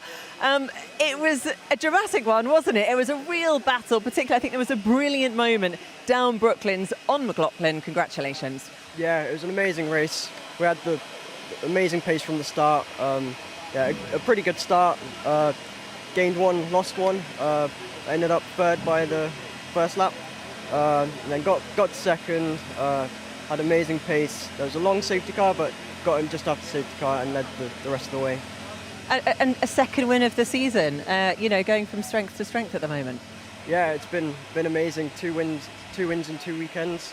Yeah, I can't ask for much more from the team. Yeah, amazing car. Just thank you to everyone who's helped me.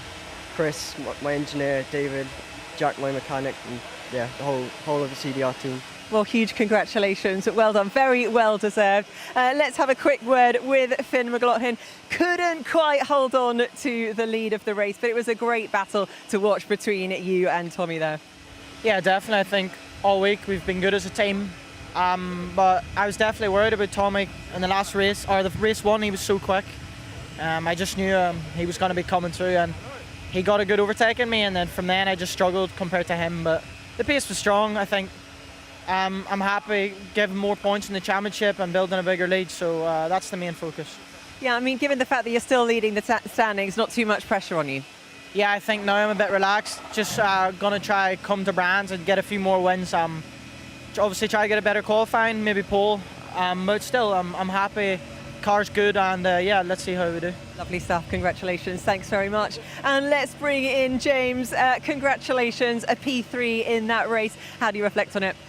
Yeah, I mean, we got a really good start. Started P5, and then I think I was challenging for the lead into T2 already. So, yeah, I think the most important thing for me that race was the start, and then it was just maintaining that. But yeah, I mean, Tommy, he was so fast, and it was just a matter of like laps before he was going to get past us all. So yeah, it was super hard to keep up with him, but yeah, it was good to finish P3 in the end. Yeah, I think you're now joint second with Molnar in the standings.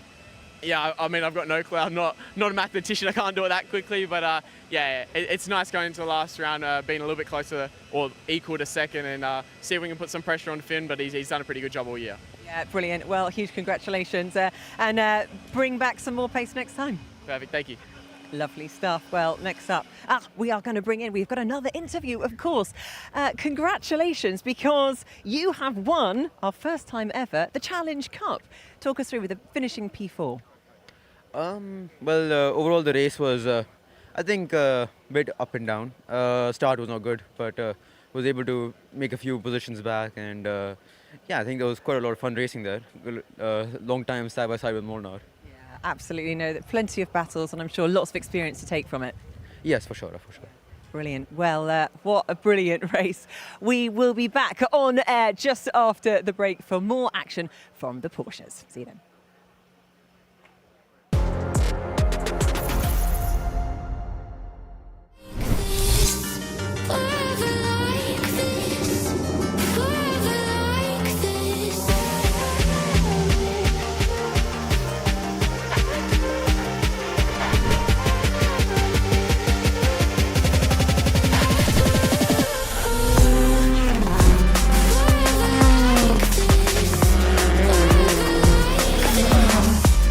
.30 races, maximum attack. Either BTCC or nothing, so I'm going all out this year. Whenever I'm in the championship, I'm here to win.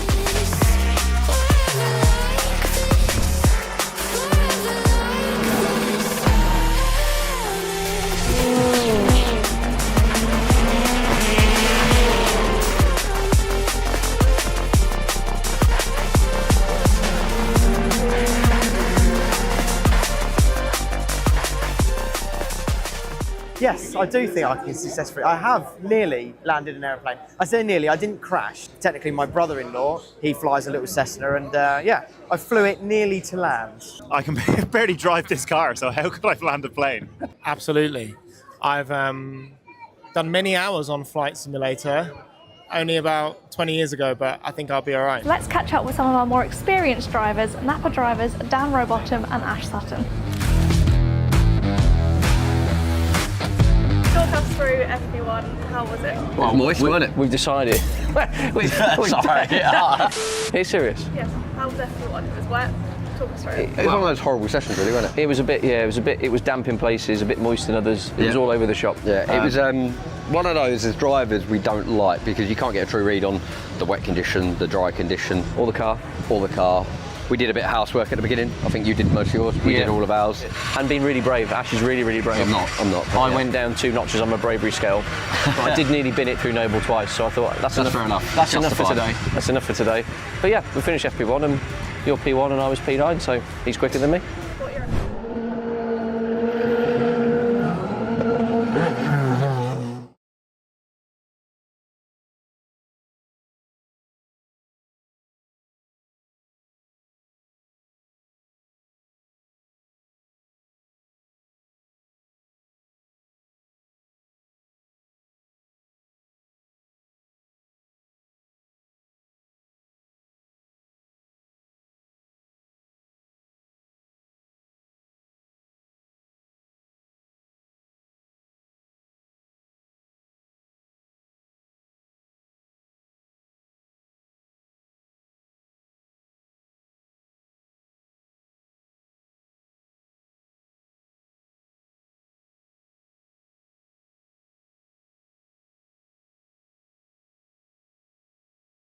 Well, next up we have the Porsche Sprint Challenge. Let's go down to Lou for all the action on the grid.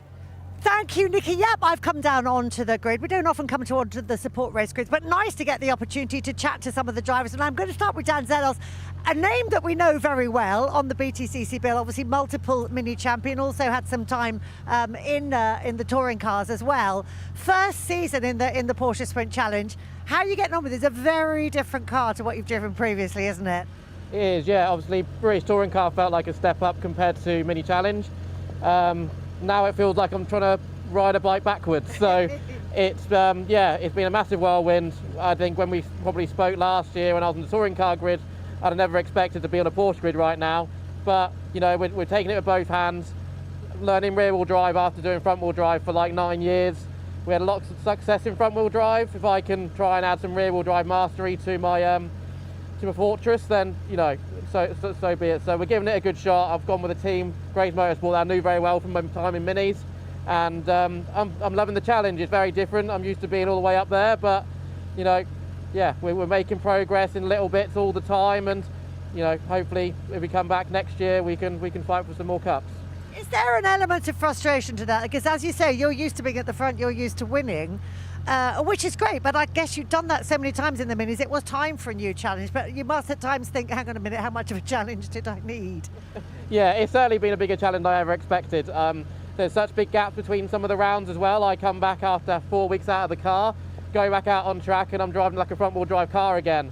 I'm still doing coaching and stuff in the minis as well, so it's taken a little while to make it natural, for sure. I need to get myself in a rear wheel drive road car, I think. Maybe that might help a little bit, and a bit more sim work. But yeah, it's completely different. It's massive. It's anyone who can make a step up into these from front wheel drive and be at the front, hats off to them. I used to be a teammate with Ethan Hamilton, who's in front of me for this race in Mini Challenge. He's been able to do it and get podiums. So yeah, they're following their footsteps and carry on making improvements. P4 is your best result so far. You're starting P5 in this race. You know where I'm going with this one. If I can get a trophy this weekend, I'd take it with two hands and run. I think I've got the pace to try and stick with these guys. Whether I've got the pace across a whole race to be in the podium fight, who knows? But let's put on a show them some touring car elbows, and let's see what we can do.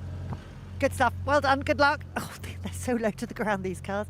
Let's shut the door up. And I'm now going to go and have a word with Toby Trice, train driver by week during the week, and a racing driver at weekend, which I think is fantastic. Now, Toby, so how's your weekend going so far? Slightly frustrating yesterday, wasn't it? You kind of went in the wrong direction. Yeah, it wasn't quite the weekend we had hoped, but having said that, we've come off the back of Knockhill. Good point. Clean Racing's done an amazing job rebuilding the car for us this weekend. The car feels phenomenal, so I'm really looking forward to this last race of the weekend and hopefully push forward. So Knockhill, very good point. You had a very big accident there. How difficult is it to get back in the car and get back on the pace again after an incident like that? Yeah, of course, it was a big crash, 25G at 70 mile an hour into the water. It's pretty hard. But we're built like hugely resilient animals in this racing game. So we're here to have a lot of fun. I feel good to be back in the car. What do you reckon you're going to get from this one? Starting P6, how high up can you get? Just chatting to Dan, he's after podiums. You'd like some of that as well, wouldn't you? Oh yeah, of course I'm hungry for podiums. I mean, a win would be lovely, but we're hugely matched around here. It's very, very tight through qualifying. So it's going to be difficult to push forwards, but if we can make some early progress, manage the tyre at the end, hopefully I can nibble off a couple more and see where we end up. I have no doubt whatsoever that you will be giving it your all. So good luck with this one, Toby. Right, we are going to head off for a race, and when we come back, these guys are going to be heading out around the track, so make sure you come back for that.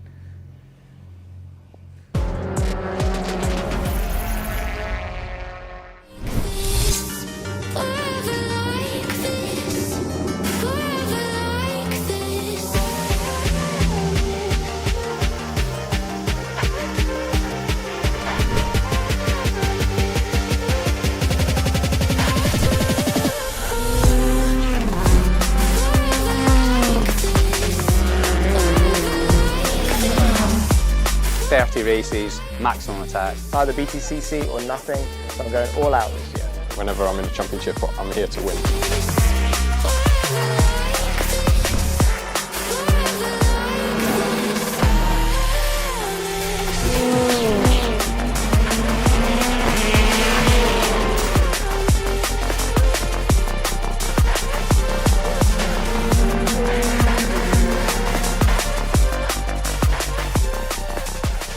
Yes, I do think I can successfully. I have nearly landed an aeroplane. I say nearly, I didn't crash. Technically, my brother-in-law, he flies a little Cessna, and yeah, I flew it nearly to land. I can barely drive this car, so how could I land a plane? Absolutely. I've done many hours on Flight Simulator, only about 20 years ago, but I think I'll be all right. Let's catch up with some of our more experienced drivers, Napa drivers Dan Rowbottom and Ash Sutton. Talk us through FP1, how was it? Well, moist, wasn't it? We've decided. Sorry. Are you serious? Yes, how was FP1? It was wet. Talk us through it. It was one of those horrible sessions, really, wasn't it? It was a bit, yeah, it was damp in places, a bit moist in others. It was all over the shop. Yeah, it was one of those as drivers we don't like because you can't get a true read on the wet condition, the dry condition, or the car. We did a bit of housework at the beginning. I think you did most of yours. We did all of ours. And been really brave. Ash is really, really brave. I'm not. I went down 2 notches on my bravery scale. But I did nearly bin it through Noble twice, so I thought that's enough. Fair enough. That's enough for Justified. today. That's enough for today. But yeah, we finished FP1 and you're P1 and I was P9, so he's quicker than me.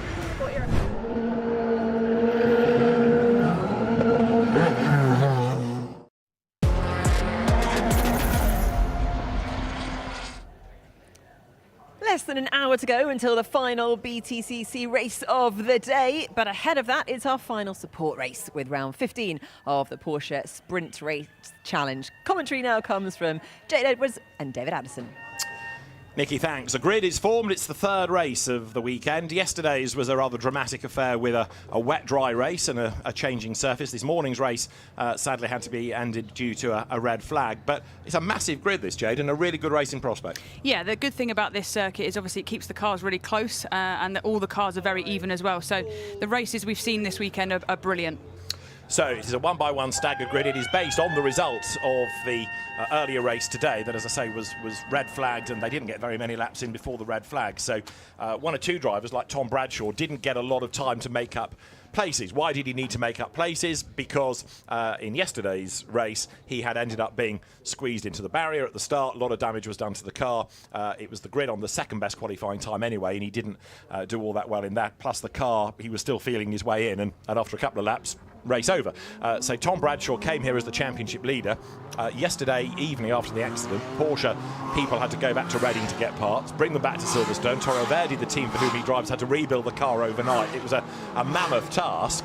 And then he finds that he runs out of laps in which to make much progress in the earlier race. So it's been a tough weekend for the championship leader. Yeah, very frustrating. But in a silver lining that I would find if we needed to is that I was getting messages from people in the paddock saying that the damage was so big they can't imagine he would be out again this weekend. So really? Full credit to the team and the championship for doing what they needed to do to get him back out, and hopefully he can make some ground in this final race of the weekend.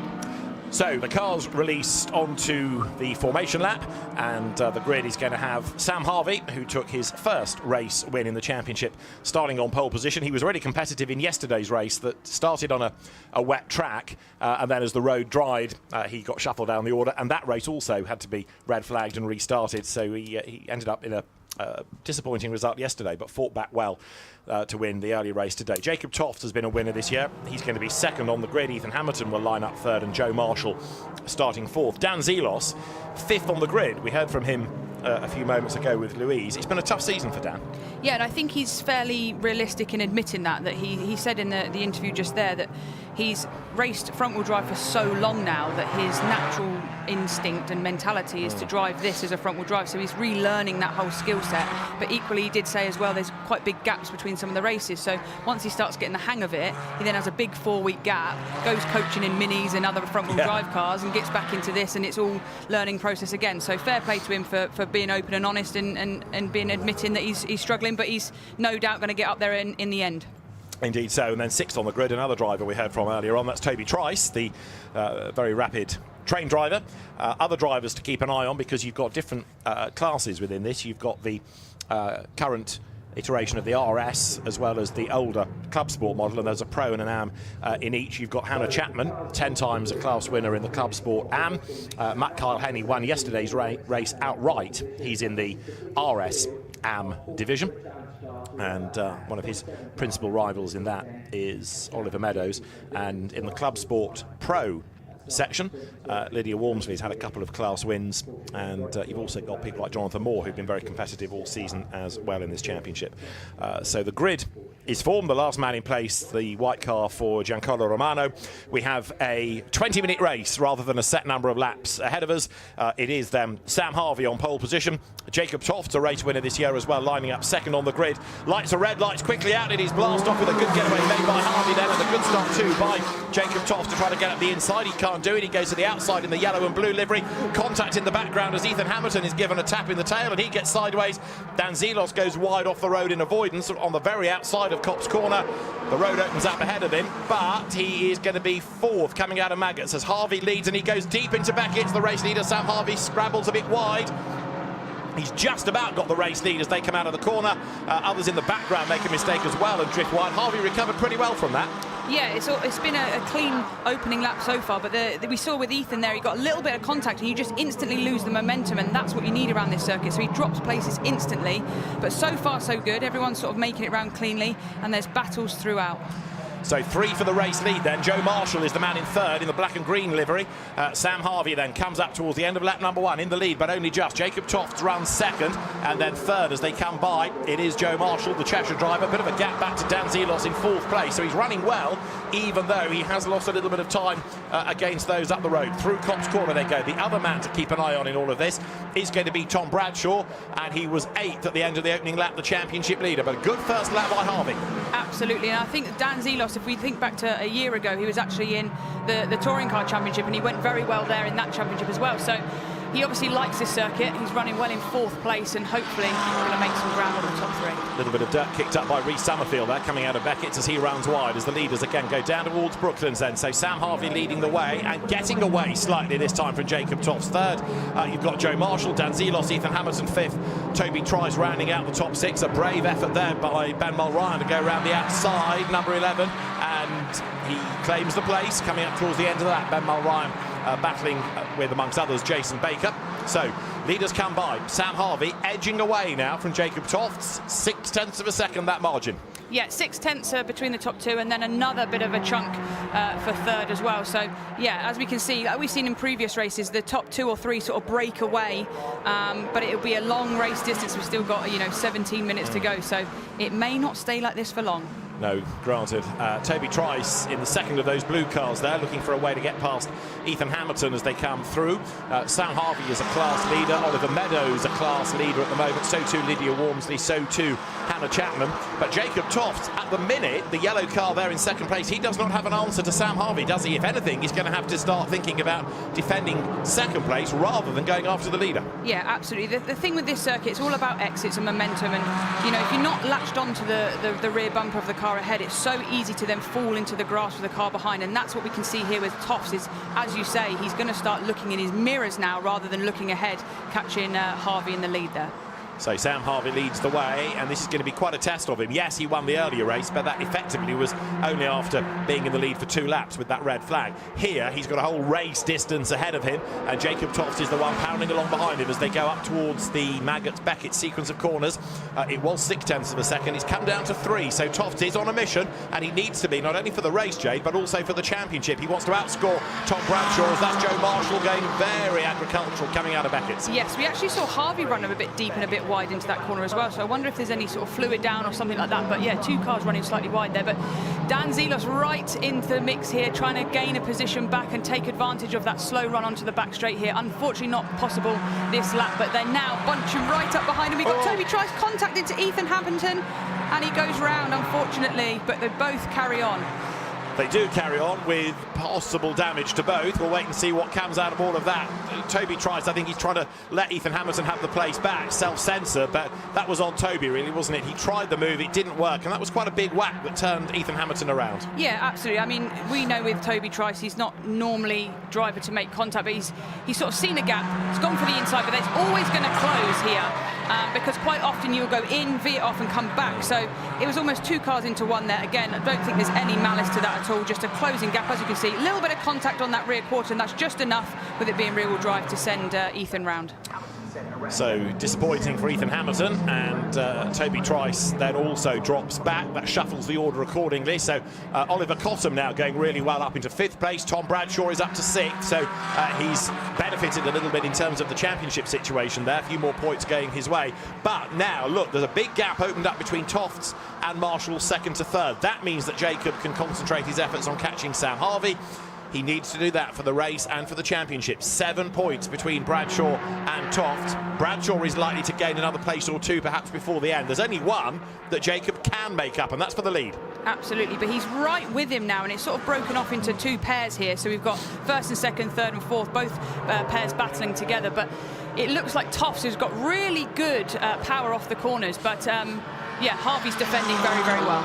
Indeed so, and there going through is number 88, Oliver Meadows. He is the leader at the moment of the RS Am section. The RS is the slightly newer, slightly quicker model. There's a Pro and an AM category within each. In the hippie Porsche colour scheme there is Oliver Cottam, whose grandfather used to be a very successful historic racer, and indeed is here this weekend to cheer on Oliver. Third generation in the family to go racing is Oliver, and for the race lead it is just Sam Harvey ahead of Jacob Thompson. More drama over at Luffield because yeah, possibly Jason Baker in the white car, Jody Sloss returning to the championship. I think was in the other car as the leaders dive down towards Copse Corner. It's just Harvey ahead. Jacob Toff's looking quick, but while they're squabbling, there's a danger, isn't there, that they're going to be caught by Joe Marshall in third. Absolutely. You can see clearly that Toff's is the quicker car, and he's trying to find any way here to get past. Now he's just trying to go wide to get the cutback down the main straight, but again, Harvey just manages to get a good exit and keep that gap. But like you say, if they keep battling like this, they're just going to fall into the clutches of the two behind. So yeah, he'll have to keep an eye on trying to move forward, but without obviously hindering his progress. But they're now pretty much all together, which is the nature of this circuit, although yellow flags at the final corner and safety car. Indeed so, and all of that just before Tom Bradshaw had done a new lap record, 6th place. This is an absolute godsend for him because look, there's the leading quartet, and now they're all going to be caught by 5th and 6th, so the gaps will disappear. Tom Bradshaw's going to be right up there, and it's also really bad news for Sam Harvey. There he was, trying to control the pace. Now everybody's going to be on his tail. He's got to manage this safety car period. He's got to manage the restart. It's going to be quite a challenge. There's Jody Sloss's car moving again, but we have the safety car called by Nigel Jones, the clerk of the course. Let's have another look. She gets into the back of Jason Baker's car. That's quite a whack, and it turns Jason around and damages Jody's car as well. Yeah, maybe a little bit deep and wide into exit of Brooklands, which then, you know, she maybe should have backed out into the right. But yeah, this is racing, and they're super close round here, and you know, this is Jody's 2nd time in the championship, and lesson learnt, I'm sure, from her side. But she's been driving well all weekend. I've kept an eye on her, and she's actually been putting in some pretty good times. To jump in at the end of a season is pretty tricky, but she'll be disappointed to see her weekend end this way. So Jody Sloss limps down the pit lane, and the damage done will put her out of the race. The good news is, I think, Jason Baker got going again, so in theory, now that the track is clear, Jody's got going, we shouldn't have the safety car out for too long, and we'll wait and see when the lights atop it are extinguished. That's the indication that we're going to go racing at the end of the lap. There is the safety car coming towards the incident zone, so this will give a chance for the safety car crew just to make sure that the road is clear, report back to race control, and then the resumption of the race will not be too far away. 12 minutes and counting on the clock. Right, Sam Harvey in the lead. Okay, he's had a race win earlier on in the day, but in a very different circumstance. He wants to hang on in there. This is big pressure for him. Yeah, this is, you know, when you're in the lead of a race, you kind of get into a rhythm, and you find your comfortable rhythm, and you balance the car that's behind you. You sort of know where you're stronger, know where you're weaker. When you have a safety car come out, it resets everything. Some drivers really thrive on a safety car restart. Some, the pressure gets to them. So we'll see how Harvey responds to this here. But like you say, big pressure. However, he's done it up to this point, and there's no reason why he can't do it for the final 11 minutes. Safety car in this lap, so we are going to go back racing. The Porsche Sprint Challenge started, of course, back in 2020. It obviously was a tough year to launch a championship in. It's been a bit of a slow burn, but here we are this weekend looking at 27 car grids. That's great for the championship. Absolutely, and that's exactly what this sort of paddock needs, is those grids that are full, one make, competitive, and are bringing good names into it as well. So we've got names that we recognise throughout the paddock, and they're all, you know, door-to-door action, and every time we commentate on this, David, we thoroughly enjoy it. Absolutely. If you want to go GT racing as a young driver looking at it as a career, then you've got the opportunity. If you just want to go racing at good circuits in a good car, it's for you as well. The safety car is in, the green flag is ready on the start line, and that means that we are good to go back racing here at Silverstone as the cars accelerate away then to get round 15 of Porsche Sprint Challenge underway, and it is going to be Sam Harvey, number 70, who leads down towards Copse Corner, being chased by Jacob Toffs, but Joe Marshall right back with them. This makes life difficult for Toffs, doesn't it, in the middle? He's got to attack and defend. Yes, absolutely that. He's got eyes ahead, eyes in the mirror. He's obviously wanting to move forward, but obviously without hindering his own position in terms of championship and points and things like that. We've also seen, just before the safety car, a fastest lap from Bradshaw, which tells me he's getting to grips with his repaired car. We might see a little bit of burst of pace from him now and some positions gained. 10 minutes and counting then as the cars drop down towards Brooklands. Toft's on the attack, Marshall on the attack, Bradshaw on the attack. Bradshaw, the championship leader, is in 6th. He's on the back of Oliver Cotham's purple and turquoise swirly hippie Porsche livery car. There you've got Danzilos in 4th, but there's a real battle pack, isn't there, as Bradshaw desperately tries to salvage points here with Oliver Meadows tucked up behind him. Leaders come through Woodcote, speed building. You still get the feeling maybe that Tom Bradshaw's car is not absolutely 100% after all of that overnight work. It is inevitable because he's not carving through the field in the way that you might have anticipated. No, I think any car that's had an incident like his did, it won't ever be perfect until they can get it back to base, strip it down properly and then rebuild it back up. So like I say, credit to the team and the championship, but equally, you know, I've had races where you have an incident in the first race of the weekend and it does hinder you throughout the rest of the weekend. So we'll see how he gets on, but no doubt he'll be getting a sweat on trying to move forward through this race. So the race leading Sam Harvey has converted that lead under the safety car into the lead under green flag conditions very effectively. Jacob Tofts then, his father, a quick Formula Ford racer a few years ago. Jacob rapid, not only in real world racing, but also in esports. He was one of the pace setters in the Porsche Carrera Cup Esports Championship during the winter months. He runs 2nd, and so as the cars come out of Woodcote, the lead gap last time was 0.3 of a second. It's up to 0.4 of a second. It doesn't sound like much of a gain, but it's an important one, isn't it? And psychologically, it's important. In drivers' terms, that's exactly what you want to see is the gap getting bigger. And fair play, Harvey has done an absolute textbook restart here. He's gained a gap, he's kept it calm, you know, made no mistakes, and he's just slowly chipping away here. So 0.4, especially around here as well, is the sort of gap that you want to start building. Lydia Walmsley here, a class leader, number 82, keeping Jonathan Moore at bay. Now this is for the Club Sport Pro Division. Jonathan Moore leads the championship from Lydia Walmsley. He's been very successful this year, but Lydia, we know he's quick. We've seen that in the mini challenge in the past, and there she is fending off Jonathan Moore as they make that run again. Now down towards Brooklands, Jonathan Moore is on the attack, 11 times a class winner this season. Lydia Walmsley, in contrast, has only had a couple of victories, but she's after a third here, and she's making that car as wide as she can. Absolutely. Lydia's always been pretty quick around this circuit and enjoyed it in her previous championships that she's raced in, but she's driving really well here. She's just defending nice. You can see her a little look in her mirror there just to see where he was. She'll be now concentrating onto turn 1, getting the best run out you can. Like I say, it's all about getting the exits around this circuit. And that is the white car of Jason Baker, recovering after being tagged into that spin early on, carving its way through. And there's no shame in that, because that is a different spec in a sense, isn't it? That is one of the newer RS cars. Now Jonathan Moore gets up the inside to get ahead of Lydia, ahead at Maggots, but on the outside line for Beckett. So Lydia Walmsley on the inside line, just hanging onto the place. Jonathan Moore may have a quicker car, but he's on the longer line on the outside. Absolutely, but he's now on the inside for the next corner, so he's actually hung around the outside perfectly there. Lydia gave him room, but it now means he's on the inside for the next one, which he should get the position. But Lydia hopefully try and hang it around the outside. Yep, hopefully they give each other enough room. Doesn't run too wide. Unfortunately, she just drops in behind him. A great move by Moore there. It sort of started 3 corners back. And that's the nature of the circuit, isn't it? Because it's a short lap, it's a sort of switchback in as much as it goes left and it goes right. And the Beckett hairpin is so important to the lap. You start a move coming out of this corner and it sort of finishes on the way down to the copse. You start it and it can take almost a full lap to complete. Harvey versus Tofts for the race lead. This has been a really impressive drive by Sam Harvey. Yesterday he lost out with the changeable conditions and a red flag.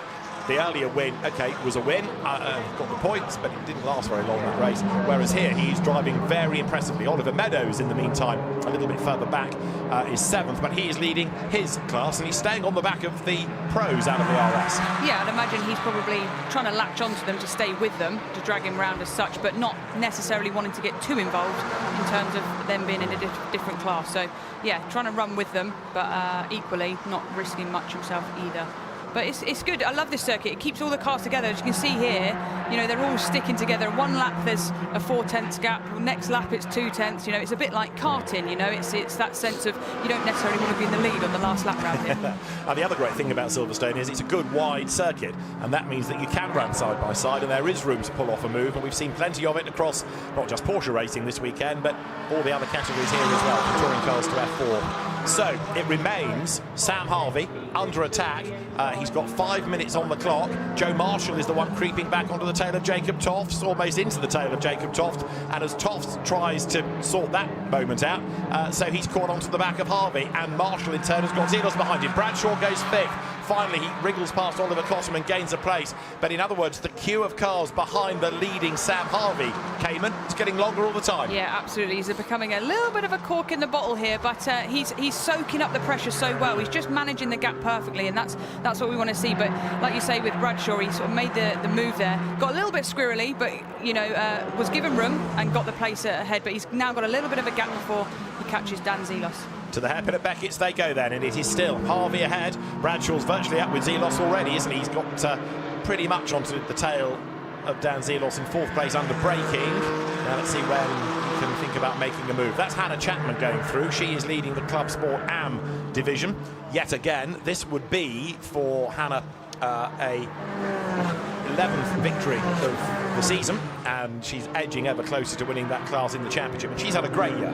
She has had a brilliant year. She had a few seasons out. She used to drive front-wheel drive minis, and now she's back in this, and she worked so hard for her racing. I mean, the stress she has Monday to Friday to find the money to race each round. She actually said she wasn't sure if she'd make it out for this one, and I'm sure the story will be the same for Brands, but she's leading the championship. She's not put a foot wrong. She's winning, and it would be a real shame if she then can't find enough funds for the final round. Based in Dunfermline, so apart from Lock Hill, everywhere's a bit of a trek, which will add to the cost. Bit of a twitch under braking there, Sam Harvey, as he fights the car into Beckett's. And look at the way that Dan Zelos now has latched onto the back of Marshall for third, because he's got Bradshaw right up behind him. So right now, third, fourth, fifth, absolutely together.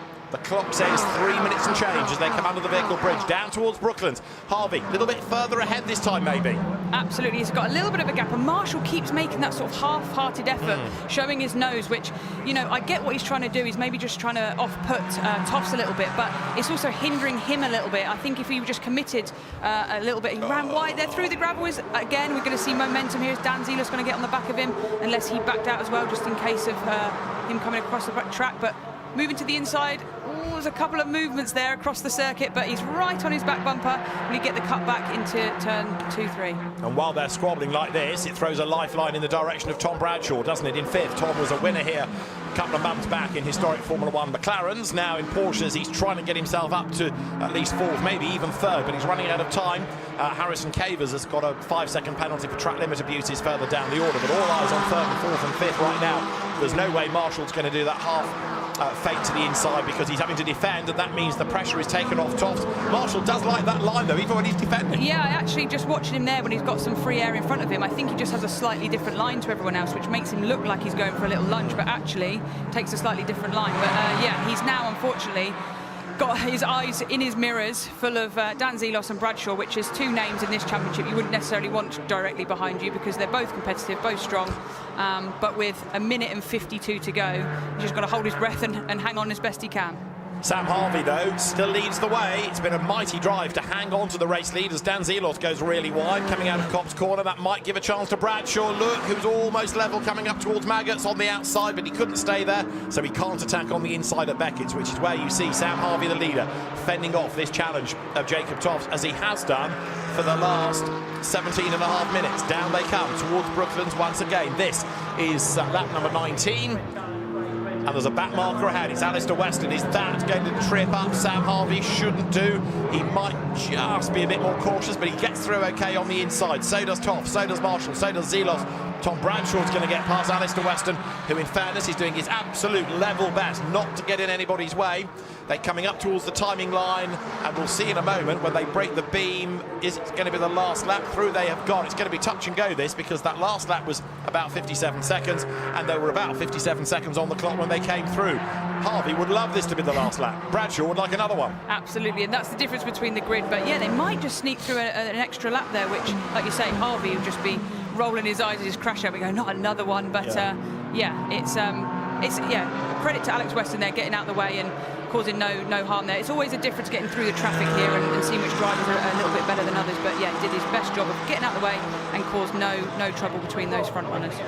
So down they dive towards Brooklands, and here, look, another back marker ahead. It's Katyalogi, and Sam Harvey is going to have to commit, but Katyalogi doesn't know which way to go. She gets out of the way now. Up the inside dives Harvey. 10 seconds on the clock. It's Tofts in second, Marshall's back with them third, then it's Zelos, then it's Bradshaw, 6, 5, up to the line. Checkered flag is ready, and 2 seconds, 1 second, over the line they go. That was pretty much on 20 minutes. If he knew, he would have had a little lift just on the exit there, just to give it a oh, it was. They're going to be given one more lap. They got through with, I think, just a fraction of a second to spare. Certainly the checkered flag logo has not been issued by the timekeeping force, so one more lap. Yeah, as you say, a tiny lift, that would have done it. I thought Katyalogi, just impeding the pace slightly, might have tipped them through. But look, last lap, and all of a sudden Harvey's got a gap. Yeah, he's got a big gap, and now Tofts is actually under pressure from Marshall, so it's all switched at the front as well. And this is what, again, like I love about Silverstone, is it just brings everyone back together, and it is that line is very slightly different to the other, so it makes it look like a little lunge, but actually no, he's just sitting pretty there in third. But it looks like Harvey has managed to stay calm and take the win. And he's driven absolutely superbly to do that under all of that pressure. Race 3 of the weekend, and a second win for Sam Harvey. Fantastic result, and that he had to work very hard for indeed. Sam Harvey wins it from Jacob Tofts. Joe Marshall takes third ahead of Dan Zelos, and then Tom Bradshaw, with Oliver Cottam rounding out the top 6. 7th is a class-winning Oliver Meadows. Jonathan Moore there has got past Lydia Walmsley. So this is going to be for Club Sport Pro honours, and it is 18th and 19th overall. Jonathan Moore ahead of Lydia Walmsley then, as they now accelerate their way up towards the timing line. So there is Jonathan Moore powering his way towards the line, and a 12th class win of the season. Really good effort, and Jonathan Moore celebrates. And there in the background in the red-nosed car, Hannah Chapman, and she comes through to take another class win as well. The former mini racer, the Dunfermline-based driver, champion-elect in her class in the championship. I can't see, with some crude maths, anybody beating her. So provisionally, Hannah Chapman wins her class in the championship, but a race win for Sam Harvey. And to do that, with all of that pressure, and to have to control the safety car, we're talking about this as though it's his first win. It's, in a sense, his first proper win, because the earlier race did so few laps before a stoppage. But that was a really impressive drive. Yeah, it's his second win technically, but circumstantial. He had to work a lot harder for that one. It wasn't an easy race. He had pressure throughout. He had safety cars to deal with, and he would have learned a lot from that race. And now they say that your first win that you get makes the second and third easier, and that's the win that he will now take from that, and hopefully many more to come. Jonathan Moore has won the Club Sport Pro Championship, we understand, as well, but for the RS division, Pro and Am, it'll go down to the wire at Brands Hatch in 2 weeks' time, and who knows what the weather gods will have in store for us there. Well, I was in shorts on Friday here, and I'm now in a big coat, so yeah, let's see. We'll find out. Right, Sam Harvey, in the meantime, celebrates a race win, and that will mean a lot more to him. It's starting to sink in, isn't it? The earlier race today, as I say, was very few laps with a red flag, but a result was declared. That he had to work hard for, and Hannah Chapman taking a class win. Quick word about Matt Kyle Henney as well, who won the race outright yesterday as an RS Am driver. Right tyre choice did it for him. So it is then Sam Harvey who takes the race win from Jacob Tofts and Joe Marshall to round out the top 3. 4th, Dan Zelos, ahead of Tom Bradshaw. 5th, Oliver Cottam 6th, with then 7th, a class-winning Oliver Meadows. Ben Mulryan 8th, ahead of Matt Kyle Henney, who won race 1 yesterday, and Rhys Summerfield rounding out the top 10.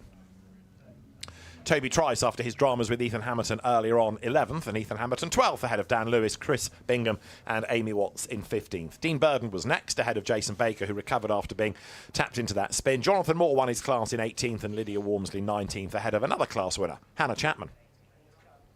21st, Harrison Cavers with his time penalty, ahead of Paul Porter, and then Katyalogi, Alistair Weston and Giancarlo Romano a lap down. So a race win for Sam Harvey, and as far as the championship is concerned, that puts him now 4th in Pro in RS. But Tom Bradshaw leads Jacob Tofts by 9 points. Joe Marshall 3rd, and then Sam Harvey 4th now, 3 ahead of Toby Trice. Oliver Meadows is 25 points clear of Matt Kyle Henney in RS, and with Rhys Summerfield in 3rd. And then we have the club sport sections with new champions. Jonathan Moore has won the Pro, and Hannah Chapman has won the Am, with 1 event and 3 races to spare. So some good racing from our Porsche Sprint Challenge drivers, and it is a very happy Sam Harvey. He is victorious in our final Porsche race of the weekend, and there's more action from Silverstone after the break.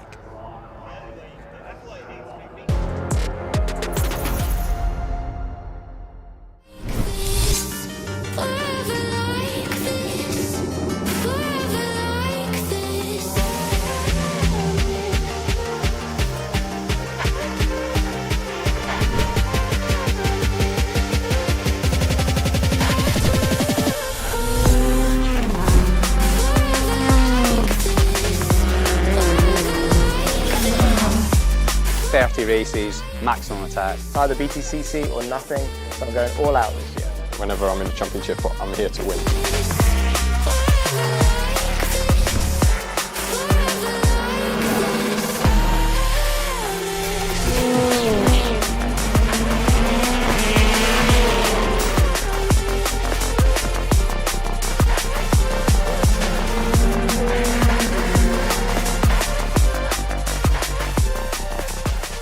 Yes, I do think I can successfully. I have nearly landed an aeroplane. I say nearly, I didn't crash. Technically, my brother-in-law, he flies a little Cessna, and yeah, I flew it nearly to land. I can barely drive this car, so how could I land a plane?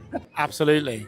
I've done many hours on Flight Simulator, only about 20 years ago, but I think I'll be all right. Let's catch up with some of our more experienced drivers, Napa drivers Dan Rowbottom and Ash Sutton.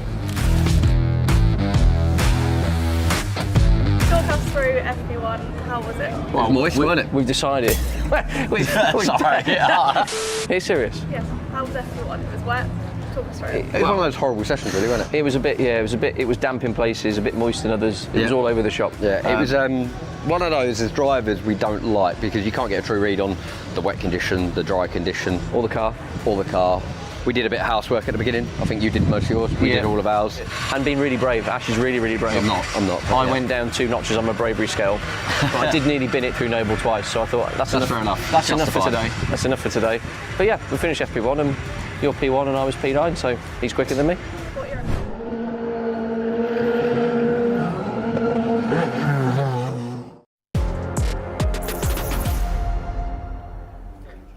Round 15 of the Porsche Sprint Challenge got underway with Sam Harvey at the front, and despite a strong challenge from Jacob Toss, Sam Harvey takes his second win of the season, much to the delight of his team Zentech Motorsport. And I am delighted to say that Sam is joining me now.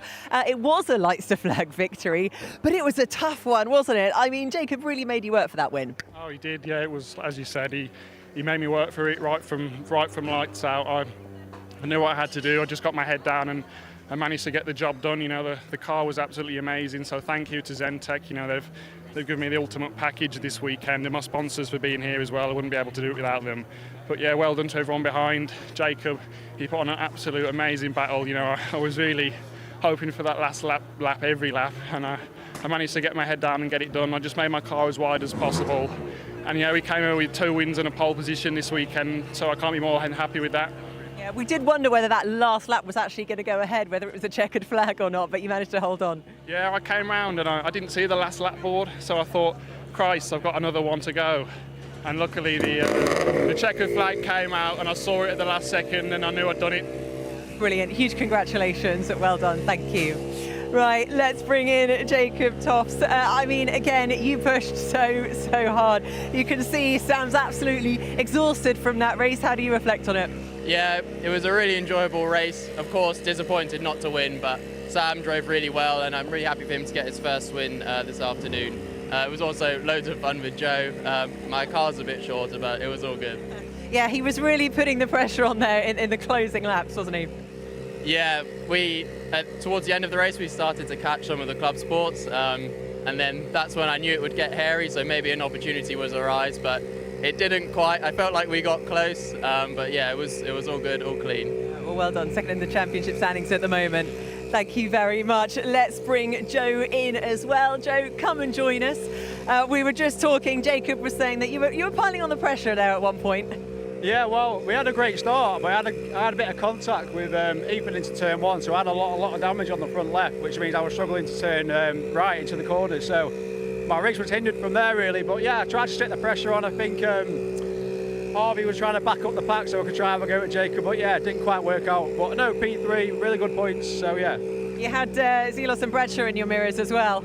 I think I went off about 5 times because I couldn't quite turn the car, so Zelos was right on me, but yeah, managed to defend from him. Yeah, P3, I think we had the pace for a really good qualifying, but we had gearbox issues, so we've just been chasing that all the way through the weekend. So, but yeah, really happy to have a P3. Big thanks to Wera, big thanks to Team Parker, and roll on Brands Hatch. Exactly, indeed. We'll see you in 2 weeks. Congratulations. Thank you very much. But before we head to Brands Hatch in 2 weeks, we have a third and final race here at Silverstone. Don't go anywhere, because after the break, we will find out whether Ash Sutton can keep his championship title hopes alive.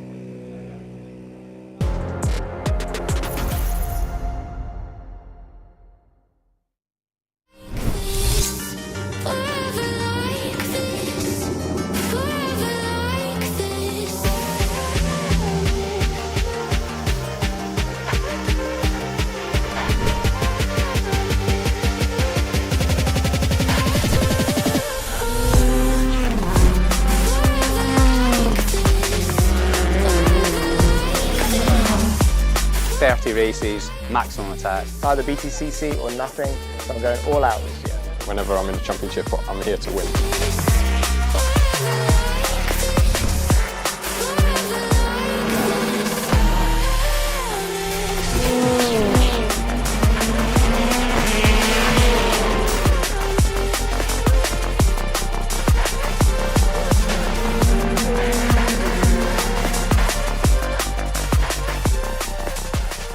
Yes, I do think I can successfully. I have nearly landed an aeroplane. I say nearly, I didn't crash. Technically, my brother-in-law, he flies a little Cessna, and yeah, I flew it nearly to land. I can barely drive this car, so how could I land a plane? Absolutely. I've done many hours on Flight Simulator, only about 20 years ago, but I think I'll be all right. Let's catch up with some of our more experienced drivers, Napa drivers Dan Rowbottom and Ash Sutton. Talk us through FP1, how was it? Well, moist, wasn't it? We've decided. Sorry. Are you serious? Yes, how was FP1? It was wet. Talk us through it. It was one of those horrible sessions, really, wasn't it? It was a bit, yeah, it was damp in places, a bit moist in others. It was all over the shop. Yeah, it was one of those as drivers we don't like, because you can't get a true read on the wet condition, the dry condition, or the car. We did a bit of housework at the beginning. I think you did most of yours. We did all of ours. And being really brave. Ash is really, really brave. I'm not. I went down 2 notches on my bravery scale. But I did nearly bin it through Noble twice, so I thought that's enough. Fair enough. That's enough for today. That's enough for today. But yeah, we finished FP1 and you're P1 and I was P9, so he's quicker than me.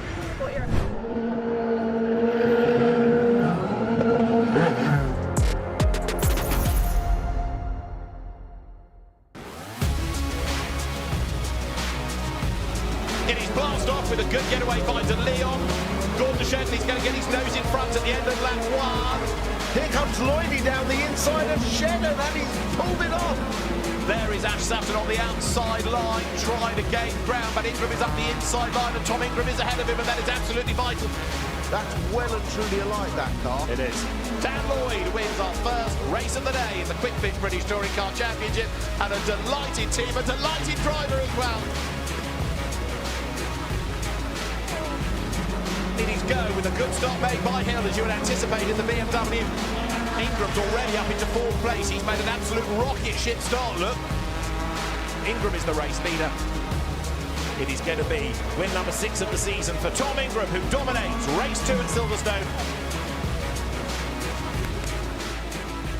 So that's what happened earlier today, but all eyes are now on the grid ahead of race 3, and this is how it looks. Your poleman is Sam Osborne for Napa Racing, and then it's got Mikey Doble just behind, Darryl De Leon, Josh Cook, Aidan Moffat will be starting from 5th, Gordon Shedden in P6, Dan Lloyd, Charles Rainford, Aaron Taylor-Smith and Jake Hill close out the top 10.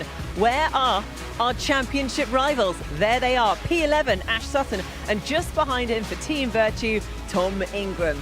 Max Buxton, Nick Halstead, Chris Smiley, Senna Proctor, Dexter Patterson, Dan Rowbottom, and Morgan and Tom Chilton close out the top 20. So that's how the drivers are going to line up on the grid. Let's quickly get into it. Paul, first of all, let's start off with pole position, because with our pole man, the fact that Sam Osborne is at the front, this is a massive opportunity for him to score some really valuable points. And he's actually third at the moment in the Jack Sears Trophy. So a real opportunity. A real opportunity. Do you know the best bit of this? When I was looking through the tyres, he's the first person on softs, obviously he's on pole. The next person on the soft tyre is Ash Sutton, his teammate, who's back in 11th, I think. Yes. So there's a lot to decipher from that. He's got a real opportunity to get on this podium. He's had a podium before, but I'm really looking forward to see how Sam can do, because this is the best year I've seen him driving in touring cars. Yeah, a real opportunity indeed. You mentioned Ash Sutton starting from P11 with his rival just behind in P12. This is really where Ash has to bring in the points and ultimately not just get more points than Tom, but really make a difference. There's now a 38 points deficit, and after today, only 3 races remain, so he's got to keep those hopes alive. Yeah, listen, I wouldn't be surprised to see Ash Sutton win this race. I really wouldn't. It'll be difficult. He's on the soft tyre. Yeah. It's going to be very, very hard. Like you said, he needs to really be so far ahead of Tom that it makes a difference. The only thing that Tom's going to do on his medium tyre is just be like, where's Ash? That's all he's got to do, and just not let him get too far away. But I just can't see it. Ingram's going to be strong still, but it's the boost as well. So the reverse grid race will be a classic. Yeah, it really will be. Yeah, I mean, you talk about there, mentioning Tom Ingram. He's going to be strong. He has been absolutely superb, on form yet again today. Yeah, it's standard stuff from Tom. Like David said in commentary, we've got to remember he's had a little bit of a problem with the family, and it's not been nice for him. But this racing was brilliant from him before. Absolutely nailing people down the inside at Brooklands, getting the job done early doors. Great first lap. On board with him again.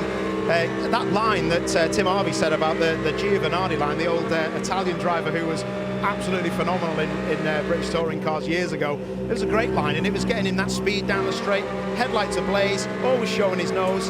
This was an interesting one, passing Jake Hill down the straight, but I just think Jake had a little bit of an unstable car, and he just had to left foot brake as he exited, and that gave him the place. But Tom's been brilliant all year, and that's why I am so adamant that he's going to win this championship. He's just been unflappable. I think even the Napa guys have been like, well done. It's a good effort. Yeah, let's quickly touch upon the Napa guys actually, because Dan Rowbottom didn't have, luck was not on his side earlier. He was challenging for a P4, but his engine blew, dropped him out of the points, and he's in the moment, he's challenging for third in the Drivers' Championship, but that does actually drop him to 5th in the championship at the moment, having not got any points. It's a difficult one to swallow. Dan has driven the best I've ever seen him driving this championship this year, and he's had some not very nice things happen to him in the last couple of rounds. It's a difficult one to swallow when it's like that, but listen, this team is still a phenomenal force, and they'll do everything they can to try and get him back on terms. But his teammate Dan Camish has had a nightmare as well this weekend. Yeah, so it's been a tough one for them, that's for sure. Well, as you can see, and most likely here, the cars are heading out on track, which means we are shortly going to have round 27 of the Kwik Fit British Touring Car Championship. But all the action will unfold just after the break. See you then.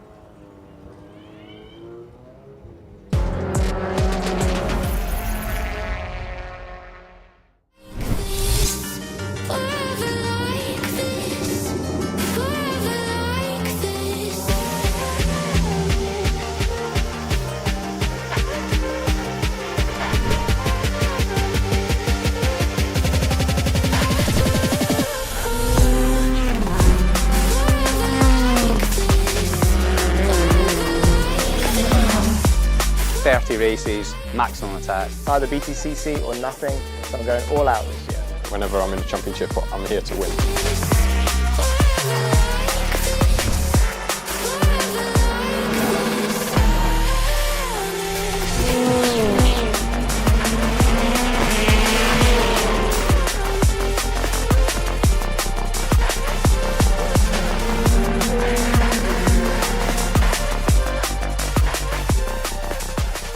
Yes, I do think I can successfully. I have nearly landed an aeroplane. I say nearly, I didn't crash. Technically, my brother-in-law, he flies a little Cessna, and I flew it nearly to land. I can barely drive this car, so how could I land a plane? Absolutely. I've done many hours on Flight Simulator, only about 20 years ago, but I think I'll be all right. Let's catch up with some of our more experienced drivers, Napa drivers Dan Rowbottom and Ash Sutton. Talk us through FP1, how was it? Well, moist, wasn't it? We've decided. Sorry. Are you serious? Yes, how was FP1? It was wet. Talk us through it. It was one of those horrible sessions, really, wasn't it? It was a bit, yeah, it was damp in places, a bit moist in others. It was all over the shop. Yeah, it was one of those as drivers we don't like because you can't get a true read on the wet condition, the dry condition, or the car. We did a bit of housework at the beginning. I think you did most of yours. We did all of ours. And been really brave. Ash is really, really brave. I'm not. I went down 2 notches on my bravery scale. But I did nearly bin it through Noble twice, so I thought that's enough. Fair enough. That's enough for today. That's enough for today. But yeah, we finished FP1 and you're P1 and I was P9, so he's quicker than me.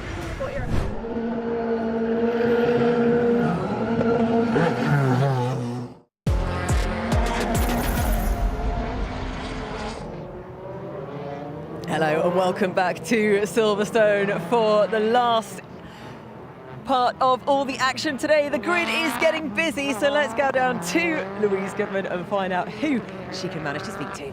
Thank you, Nikki. I'm actually still waiting for a few of the cars to arrive on the grid, but a perfect opportunity to have a word with Peter Jones, the boss of Restart Racing, who we grabbed a quick word with earlier on after Dan's fantastic victory in race 1. But you have now provisionally, we always have to say provisionally until the end of the season, clinched the Independent Teams Championship.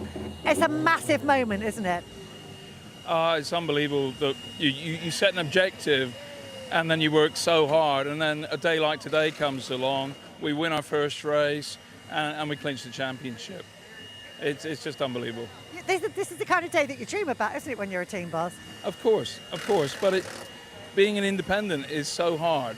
Anybody who's tried to do this as an independent just knows how hard it is, and I'd really like to pay tribute to Adam Weaver and the boys and girls at PMR because they've been through hell.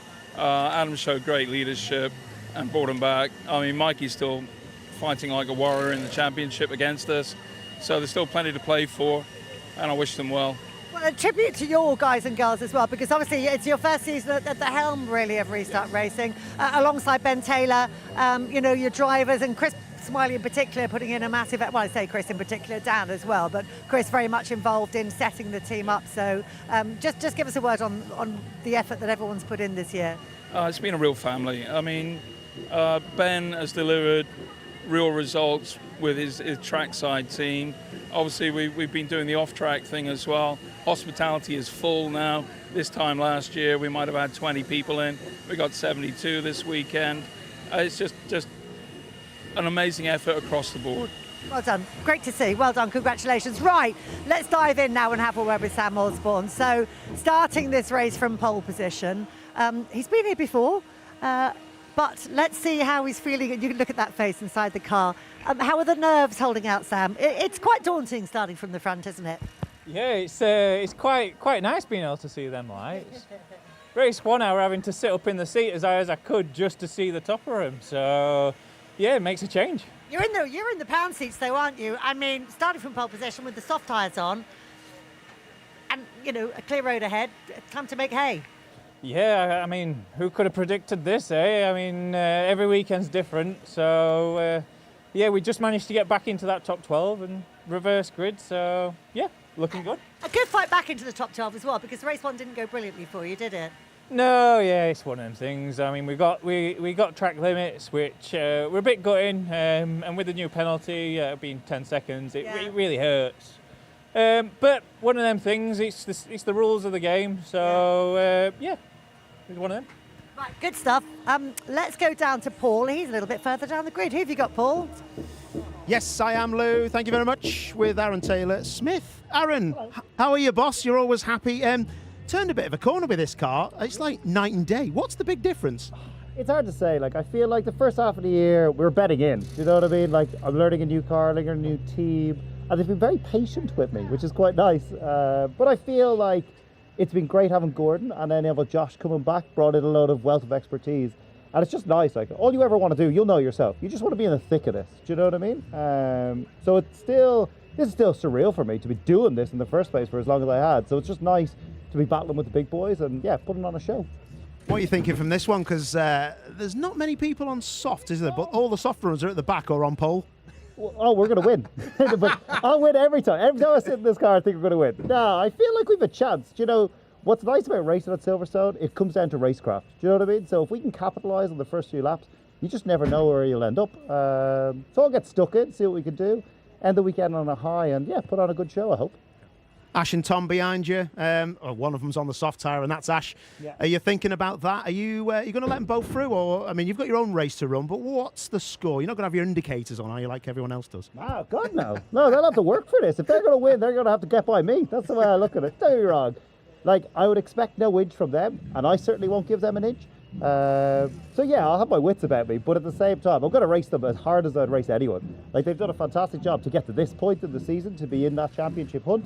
But at the end of the day, I'm here for me. As bad as it sounds, I want to win. And I'm telling you right now, I want to win more than they want to win. Are you thinking about next year? I know it's a difficult question to ask with a penultimate round, but it's got to be in your mind, isn't it now? It is. Like, I always look kind of 2 to 3 years down the road. Like, this is my home. Like, I've tried greener pastures in GT racing, didn't enjoy it at all.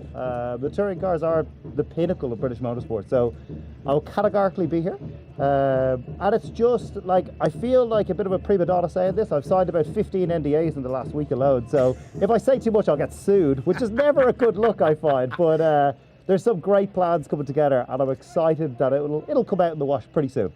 Good man. I did see on your social media you were doing a bit of karting with your sponsors. How did that go? Did someone crash? So, oh yeah. Like, I generally cause all the crashes, and anyone who does it with me realizes that, like, I joke, oh yeah, like, I won't leave you an inch, and I end up, like, you know, when you're racing against, like, your sponsors and whatnot, I feel bad when I put them in the wall, but I want to win at that as much as I want to win at this, so I take no prisoners. Well, top man, good luck in this one, lad. I appreciate it. See you soon. Good man. Back to you, Lou. Thank you. Down on the grid with Daryl de Leon, and as you can see behind me, frantic activity on the rear left wheel. I think we've got a broken drive shaft that we're dealing with here. I just had a word with Daryl's engineer to say, do you know how it happened? And he said, no, we're not sure. So massive activity going on, as you can see, to try and get this car fixed. I'll just see if I can dive in for a quick word with Daryl. Daryl, how did it happen? Do we know?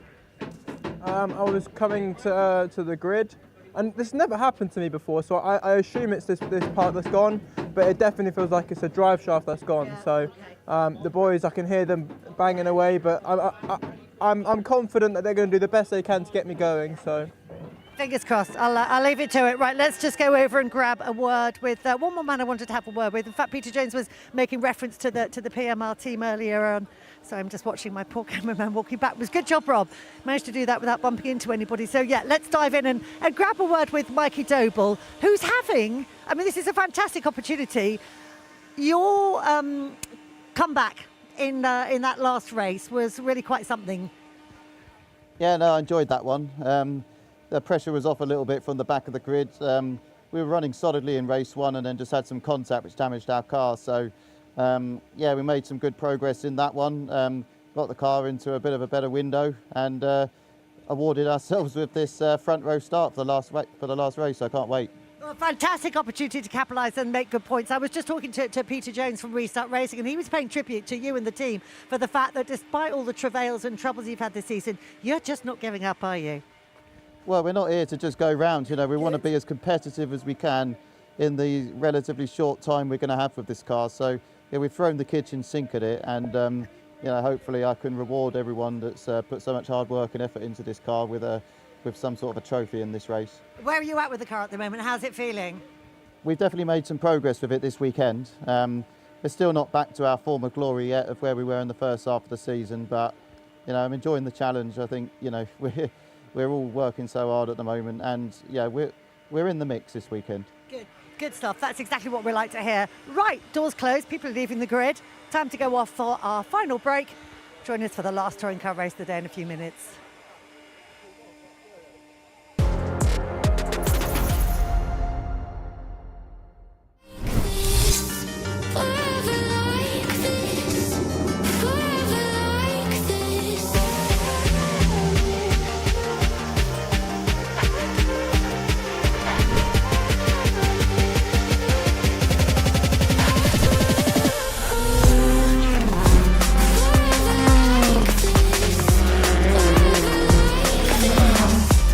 30 races, maximum attack. It's either BTCC or nothing, so I'm going all out this year. Whenever I'm in the championship, I'm here to win.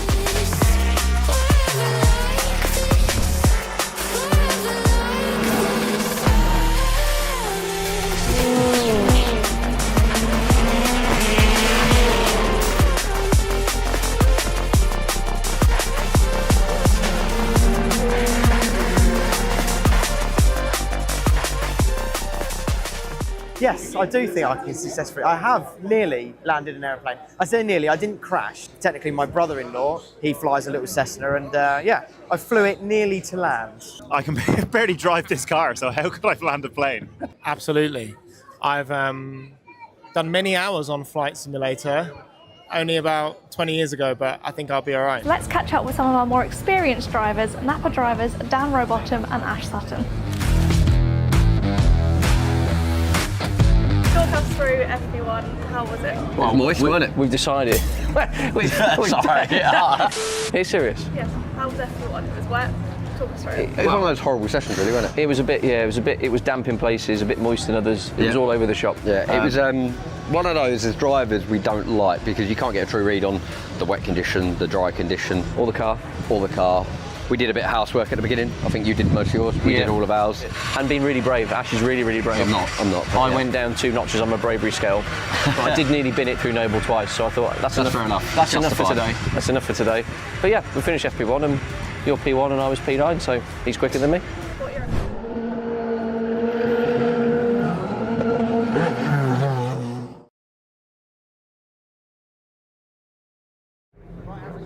We arrived this morning with 6 races still to run, but in just half an hour, that number will be halved, and only 3 will remain before the trophy's lifted. Now, though, it is round 27. Settle in and join David Addison and Tim Harvey for this pivotal race. And as you can see, Daryl De Leon in strife then. They haven't got this drive shaft drama sorted, and the car is trying to be taken into the pit lane, but I think now it has got stuck somehow on that little lip between the pit lane and the circuit, so this may delay the start a little bit. We'll have to wait and see, but what a way for his weekend, Tim, to completely unravel. Pole position to now not even presumably starting the 3rd race. Yeah, and he'd have got up this morning thinking that he was going to have a good day, but that's how motor racing is, and particularly the BTCC. But I'm sure the West Surrey boys, this time delay won't help them, actually. They need to get it in the pit lane as quick as possible to get that fixed and at least get him out at the back and hope for a safety car, and you never know. But very unfortunate. Everyone else on their way. Now, earlier on in the day, you were pondering which Tom Ingram we might have, going for points, going for a win. Same question for Ash Sutton, or does he just have to win, come what may? Absolutely no choice now. I mean, his little gamble to go his 2nd race on the medium tyre has worked out fine. He's now on the soft tyre, and he's the 2nd car back after his teammate on pole on the soft tyre. I'm sure that car's going to be very quick, but of course he doesn't have much boost as a result of the finishing positions in race 2. So every car in front of him has actually got more laps with boost, and that's what is key to really making great progress. But he is clearly going to go forward, elbows out, and hope for a good result. And of course, race wins Tom Ingram race 2, and Dan Lloyd winner earlier on in the day. There is Dan making his way up towards Beckett's. Let's try and have a quick word before we go racing. Dan, it's been a pretty good day, hasn't it? It's been all right. It's been okay. I'll take it. Yeah, amazing, absolutely amazing. It's a really surreal feeling being on cloud 9. Every emotion happening, and then being told, right, get in the car again, do it again. But yeah, unbelievable for the team. Are you still thinking about that success, or is it eyes forward and now concentrate purely on race 3, for example? Put it out of your mind and go racing again. Yeah, it's all about race 3 now. My target in this race is double. You know, thinking about the Independence Driver Championship. We've got the dream result today. Now I think it's time to think about the championship a little bit more, but eyes down, and hopefully the rest comes with it. Fantastic. Well done on the win. Good luck in this one. Thanks, mate. So they get their 2 formation laps. Dan Lloyd, you can see, hard at work, and we'll see what he can do. A win and a 6th, not a bad day at all after some very tough days in this year's championship. Let's look at the grid then before we go racing. 22 laps are ahead of us, and Sam Osborne is on pole position with Mikey Doble lining up second. It's Darrell de Leon who should have been third, but he's now missing. Josh Cook is going to be fourth. Fifth on the grid, Aidan Moffat, Gordon Shedden next. Then it's Dan Lloyd starting next ahead of Charles Rainford. Aaron Taylor-Smith goes from 9th on the grid. Jake Hill will start 10th. Ash Sutton 11th, 8th and 2nd his results today. Tom Ingram is next with a 7th and a win. You've got Max Buxton 13th ahead of Nick Halstead and Chris Smiley. Senna Proctor 16th ahead of Dexter Patterson. Dan Rowbottom will go from 18th. Adam Morgan 19th. Tom Chilton 20th and Dan Camish 21st. Some big names at the back of the grid. Nick Hamilton sadly missing once more after the dramas in race 1. And Darrell de Leon's car, if it starts at all, is going to be from the pit lane. The real problem now is getting the car to the end of the pit lane so that he doesn't drop off the lead lap, because as we know, they're short laps. Yeah, that's very true. If he loses a lap, that's game over for gaining positions. If he can just get out, and there's a lot, it just didn't. Sometimes these drive shaft changes go very quickly indeed, and sometimes they don't. It should be easier on the rear wheel drive car. The disc and the hub are all on now, so it should just fairly quickly be a case of the wheel going on, but something's going on in that hub because the drive shaft's obviously already connected. In terms of boost, 12 laps for Osborne, Doble, De Leon if he gets into the race, Cook and Moffat, 11 for Shedden, 10 for Lloyd, 9 for Rainford, down to 5 for Tom Ingram. Osborne is on the softs, Sutton on the softs, Max Buxton, Nick Halstead on the soft tyre as well. And then further back, Dexter Patterson, Dan Rowbottom, Adam Morgan, Tom Chilton, Dan Camish. As it's worked out, the drivers that need to make progress are on the quick tyre to do it. Yeah, although it'd be very interesting to see what Ingram's pace is on this race with less boost available in terms of laps and back on the medium tyre, because obviously he was absolutely ballistic in the race 2 with more boost and the soft tyre. Just be interesting to see what he can do. Well, indeed. So 22 laps are in prospect then. The cars making their way up to the grid, ready for this final race of the day. And as Nicky was making the point a moment ago, after this there are just 3 more races. Tom Ingram came here as championship leader, has increased the championship lead, but there's no guarantee that it's going to be a big lead after this. It's the British Touring Car Championship after all. Busy crowd on hand here, stretching round Woodcote towards Luffield, and in late afternoon sunshine. It's chilly, but at least it's bright and it's dry. A real change from Silverstone last year for touring car racing. They are ready for what should be a really lively race. The last few cars are slotting into position in front of us on the grid. Out of our window we can see Dexter Patterson and Dan Rowbottom. Behind are there the Team VERTU Hyundais, Adam Morgan, Tom Chilton's car, and then Dan Camish lining up last. He's had a pretty forgettable day, but he might turn around, you never know. Let's see. It is now round 27 of the Kwik Fit British Touring Car Championship from Silverstone, and it is go, and it's a good getaway from the BMW Aidan Moffat that lines up 5th on the grid, and Charles Rainford is away rapidly up against the pit wall as Sam Osborne leads by about 3 lengths into Cobbs ahead of Mikey Doble. Look at the gap he's got as the field files through. 1 or 2 with their elbows out in the background, and there's a Napa Ford that has come to grief and goes wide. Was that Rowbottom? Was that Camish? Certainly one badly delayed as the cars head up towards Beckett's for the first time. Drama at Cobbs then. Yeah, but a good start by Sam Osborne as out onto the grass. There's further damage there. I was going to say that's Dan Lloyd. So his weekend's unravelled quickly on this last race, but hats off to Sam Osborne. He's got that start nailed and driven a good first lap. And Mikey Doble going with him in second place then, as Ash Sutton and Jake Hill are together coming down to the end of Wellington Straight, and Osborne is trying to build a bit of a gap on this opening lap. So the car that has not made it through the first sector, Nick Halstead, shown as having not got that far. There was another one badly delayed, as I say, which I thought was possibly Rowbottom, but as they come across the stripe at the end of lap 1, it's Osborne in the lead. Doble is second, Aidan Moffat is third, Josh Cook is going through 4th, 5th is Jake Hill, Sutton's already up to 6th ahead of Rainford, Ingram, Proctor. It was Rowbottom 10th, apologies, 11th is Shedden, and out of all of this, looking to see where Tom Ingram has got himself to, he's in 8th place then, he's in the mix. Yeah, in the mix indeed, but as Sutton is on the move, he's up 5 places to 6th position. I think the delayed Napa Ford was Dan Camish's car in 16th spot then. Osborne it is, trying to edge away from the rest of them. Doble's second has got now Cook third and Moffat down to fourth. As Sutton goes past Hill at his favourite overtaking place on the brakes into Brooklands. Darrell De Leon has joined in. Nick Halstead is in the pit lane as you look back at Jake Hill's car then. So Ash Sutton making progress forward. Josh Cook on a bit of a mission up to second now, clearing Mikey Doble. So could there be a Speedworks Toyota win on the cards here? The way that Cookie is charging along, he goes over the timing line now, 1.4 seconds back from Sam Osborne, who, remember, has not ever had a touring car race win. It's a big ask with 20 laps to go to hang on in there. It is. Briefly, Sutton set the fastest lap there, despite that overtake, but then it was beaten by Dan Camish. And there's a point for the fastest lap as well as Cook and then Doble lock up, and a 30-second stop-go penalty for Darrell De Leon. We've had him rejoin the race, or join the race late, but he's gone through a red light at pit exit apparently. That's for working on the car too late on the grid. So the cars come down then towards the left-hander of Brooklands, and as they do so, the Sam Osborne Ford leads the way. Cook second then, trying to get away from Doble, and then Aidan Moffat in fourth place ahead of Sutton and Hill to round out the top six. So this was into Beckett's.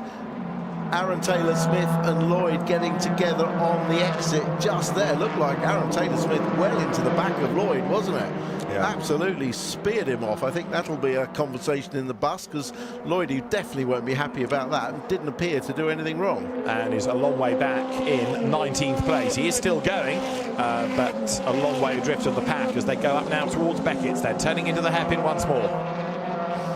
Still maintaining that healthy lead though, Osborne over Cook, and we'll keep an eye on what the gap is. It was a second at the end of the last lap.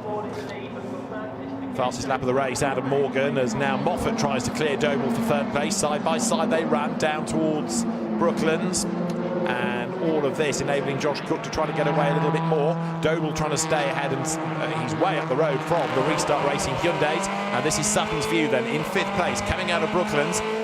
Quite like those to get involved and trip themselves up ahead, as long as he doesn't get involved in any of the tripping. Well, they're pretty much involved, aren't they? That battle for second, Cook, Moffat and Doble, which definitely will help Sutton. He's bringing Hill with him, yeah, I think they will get it, because of course if he can get past these three, it's going to be tough to ask Sam Osborne to potentially give up his first ever win, but I'm sure he'd do it, as sliding up the inside of Doble goes Sutton. He is absolutely monstrous on the brakes. He's definitely the last of the late breakers on this grid, isn't he? So down they come then towards the left of Brooklands. Sutton then edging his way forward. Jake Hill chasing on behind as well. So as the cars come up towards Luffield, it is still Sam Osborne in the lead, but that margin is set to diminish. He's done the fastest lap, but Josh Cook, we know, is getting a little bit nearer on this lap. And up at Luffield, Gordon Shetton is run out wide, and there's more shuffling of the order. Look, as there Doble comes through with now Tom Ingram getting in on the act as well. So Mikey Doble has been shuffled back to sixth, and Ingram is through, in fact, on the inside. So Doble is now seventh. Sutton is fourth. Ingram is sixth. He's edging towards his nemesis. Yeah, he's just, and also what he's doing all the time is reducing that points loss that he's losing in this race. He's managed to overcome Sutton in the first two races, but reducing that potential points gap, the advantage he has, to a minimum over Sutton in this race. This was the exit of Ingram, getting on the power nice and early. He's going to cut across the inside, just superior straight line speed. Not sure he's on the boost or not, but clearly an advantage there to drive up past the inside of Doble. So Ingram edging ever closer to the front. Now Josh Cook last time did the fastest lap of the race, and he's brought the gap down to just under 6/10 of a second. It is game on for the race lead. Sam Osborne possibly on borrowed time now, given the way the Toyota is going. Sutton's up to third now at the expense of Moffat, and that means that Hill fifth and Ingram up into sixth place. Has now got Rowbottom behind him. Now that's going to be the interesting one. If Rowbottom can get up with Ingram and take points away, that would help Sutton as well. Yeah, absolutely. Well, this is Sutton's absolutely nailed on for a potential win here, isn't he? But his teammate's going to do everything he can to hold up Cook, I'm sure Osborne will. Remember, Osborne's on the soft tyre. Yeah, Cook on that medium. He's going very nicely at the moment. Sutton behind, hasn't lapped yet as quickly as Cookie has. This is the replay of the Ford of Sutton getting ahead of Moffat's BMW down into Brooklyn. So it was 0.3 of a second last time around between Osborne and Cook, and now Ingram is having to start fighting against Hill for 5th place in the knowledge that their Rowbottom is getting closer behind. Well, Hill's not going to do Ingram any favours for sure. Remember, Hill's right in this battle for 3rd. Look at the speed of that Hyundai. Absolutely flies just as they get up into sort of 4th, 5th gear. It absolutely flies down the straight there. Hill fighting back, trying to get an overlap on the inside. He's, as I said, he's fighting for 3rd place with Sutton, with Camish and Rowbottom, only 13 points between them. I think he'll have the inside. Ingram can't turn in, and Rowbottom slides up the inside as well. So Ingram gets shuffled out wide. Look at Rowbottom's trying to clear both of them, and he's got past Ingram, so that's bad news for Tom in terms of points. Rowbottom on the attack now to try to get past Hill. The two of them fighting for 3rd place in the championship, but Rowbottom also doing the team thing of taking points away from Ingram, and that helps Sutton. So now, as Hill hangs on to the place, Ingram's got to do it all over again. Good opportunistic move that by Rowbottom, but it's worked out. And look behind, Adam Morgan is also charging. He is up into 8th place, having started 19th on the grid. On the soft tyre again. Hyundai on the soft tyre, very with boost, very quick indeed. Race leaders go by then. It is still Osborne ahead of Cook, 0.6 of a second. The margin's crept up again. Sutton is 3rd. Now Sutton is 1 second behind Josh Cook. Osborne may think about letting Ash go by. Josh Cook won't. No, absolutely not. I mean, Osborne's maintaining that lead when he's using the boost. Fastest lap, though, for Sutton, and he's on the last lap again. And a point for it, which is all going to help. So, as the championship would stand, 31 points now between Tom Ingram and Ash Sutton. We're currently working lap number 9 as the cars dive down again towards Brooklands. There's that train of Hill ahead of Rowbottom, ahead of Ingram. And Dan Camish edging his way forward as well, up into 11th place. Yeah, remember they started, Camish and Rowbottom and Chilton all started at the back. The leaders are coming now through Woodcote. This is on board though with Tom Ingram, and he is in 7th place. Not near enough to Rowbottom to make a move, but equally Tom knows that banking points is important. Absolutely, and he knows also the 3rd race can get a bit stressful and eventful, so he needs to just keep his powder dry when all around him might be losing theirs. So there, coming out of Beckett's, is the race lead battle, where you've got Sam Osborne, for the moment at any rate, hanging on to that advantage, being chased very hard indeed by Josh Cook. The gap is down a little bit to the eye as they come into the braking zone. Ash Sutton, remember, in 3rd place. Somehow they would like to be able to switch him into the race lead, because you get an extra bonus point for that. But the stumbling block to any team strategy here is Josh Cook. He ain't going to play ball. He's in a different team. He's not in the championship hunt, and he would desperately like a race win. Yeah. Rowbottom, though, ahead there, look, 18th to 6th so far. What a drive. Mega stuff, isn't it, as he comes up towards the line. And, of course, he's not finished yet, because he's going to have a go at Jake Hill as they make that run down again towards Copse Corner. Jake on the medium tyre, Rowbottom on the soft. In terms of the soft runners, it's Osborne, Sutton and Rowbottom in order in the top 3. It's Dan Camish on Tom Chilton. Camish, another one, remember, on that soft tyre. Yeah, absolutely. Just in terms of another one of Camish going past Doble. Another, just to give you who's got how much Toka turbo boost left. Osborne and Cook both have 8 laps each, whereas Sutton only has 3. Moffat has 6, Hill has 4, Rowbottom only has 3. So quite a difference between the front cars, but the front 2 with exactly the same, 8 laps each left. So right now it's still Sam Osborne, who has never had a touring car race win, remember, up front. And although he's under pressure from Josh Cook, he is doing a good job of sort of withstanding that pressure, isn't he? He's hanging on to the advantage. He's not, as yet, making mistakes and running wide or bouncing over curbs. He's not incurring track limit warnings either, but Cook is getting ever more threatening behind him. And the move is imminent, I reckon, as they come up towards Beckett's. It's Cook, though, there that stands on the brakes and scrabbles into the corner. Yeah, it's Cook that locks up in there quite often, though. And this has always been a good track for Sam Osborne. I mentioned it earlier, but last year he had 3 top 10 finishes, which is good. You know, he's just always clicked with this circuit, and he's so far resisting this pressure from a really highly experienced race-winning driver in the shape of Josh Cook with a Toyota Gazoo Racing Corolla with its new M Sport engine in it. So actually, he's doing a fantastic job. Sutton's dropped away a little bit in third. He has, you're right. Then it's Moffat, Hill and Rowbottom to round out the top 6. So, yeah, Ash Sutton on that soft tyre is starting to wilt a little bit. The last lap that he did was a 58.2 as against a 57.6 at the leader, Sam Osborne. And they're on the same type of tyre, so you would anticipate Sutton to be the quicker. It's just boost. That boost, laps left, has gone down from 8 to 7, so they lose boost on the last lap, and that's why they're quicker. He can't compete against them with less laps of boost, because on boost, they're both quicker. And Sutton, remember, has got, from the results earlier on in the day, a limited amount. He's down to 3 laps worth of it, so he's trying to preserve that to the very end. And he has still got 10 laps to go. So right now, he's going through the pain barrier. Yeah, absolutely. But they're always going to have more than him left, unfortunately.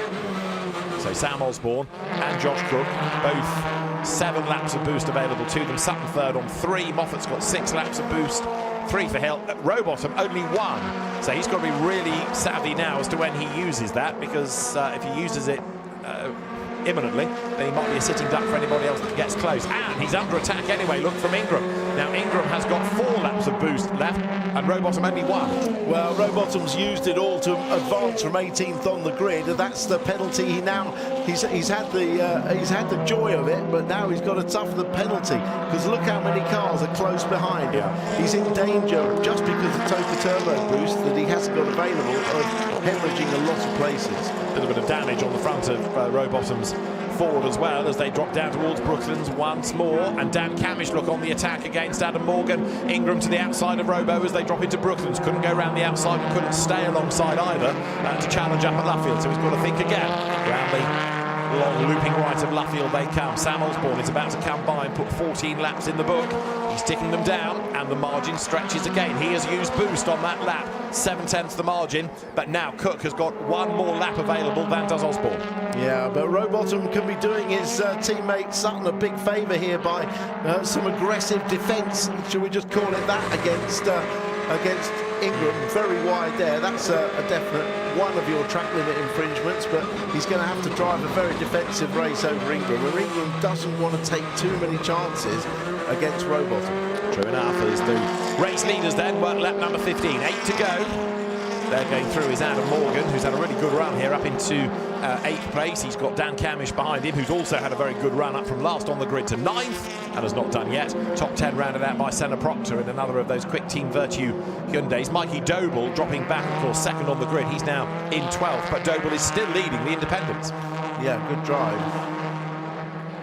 So as the leaders come out of Luffield then, it's Osborne to Cook. The gap right down again between the race leaders. Just 0.2 of a second now as the cars dive through Copse Corner.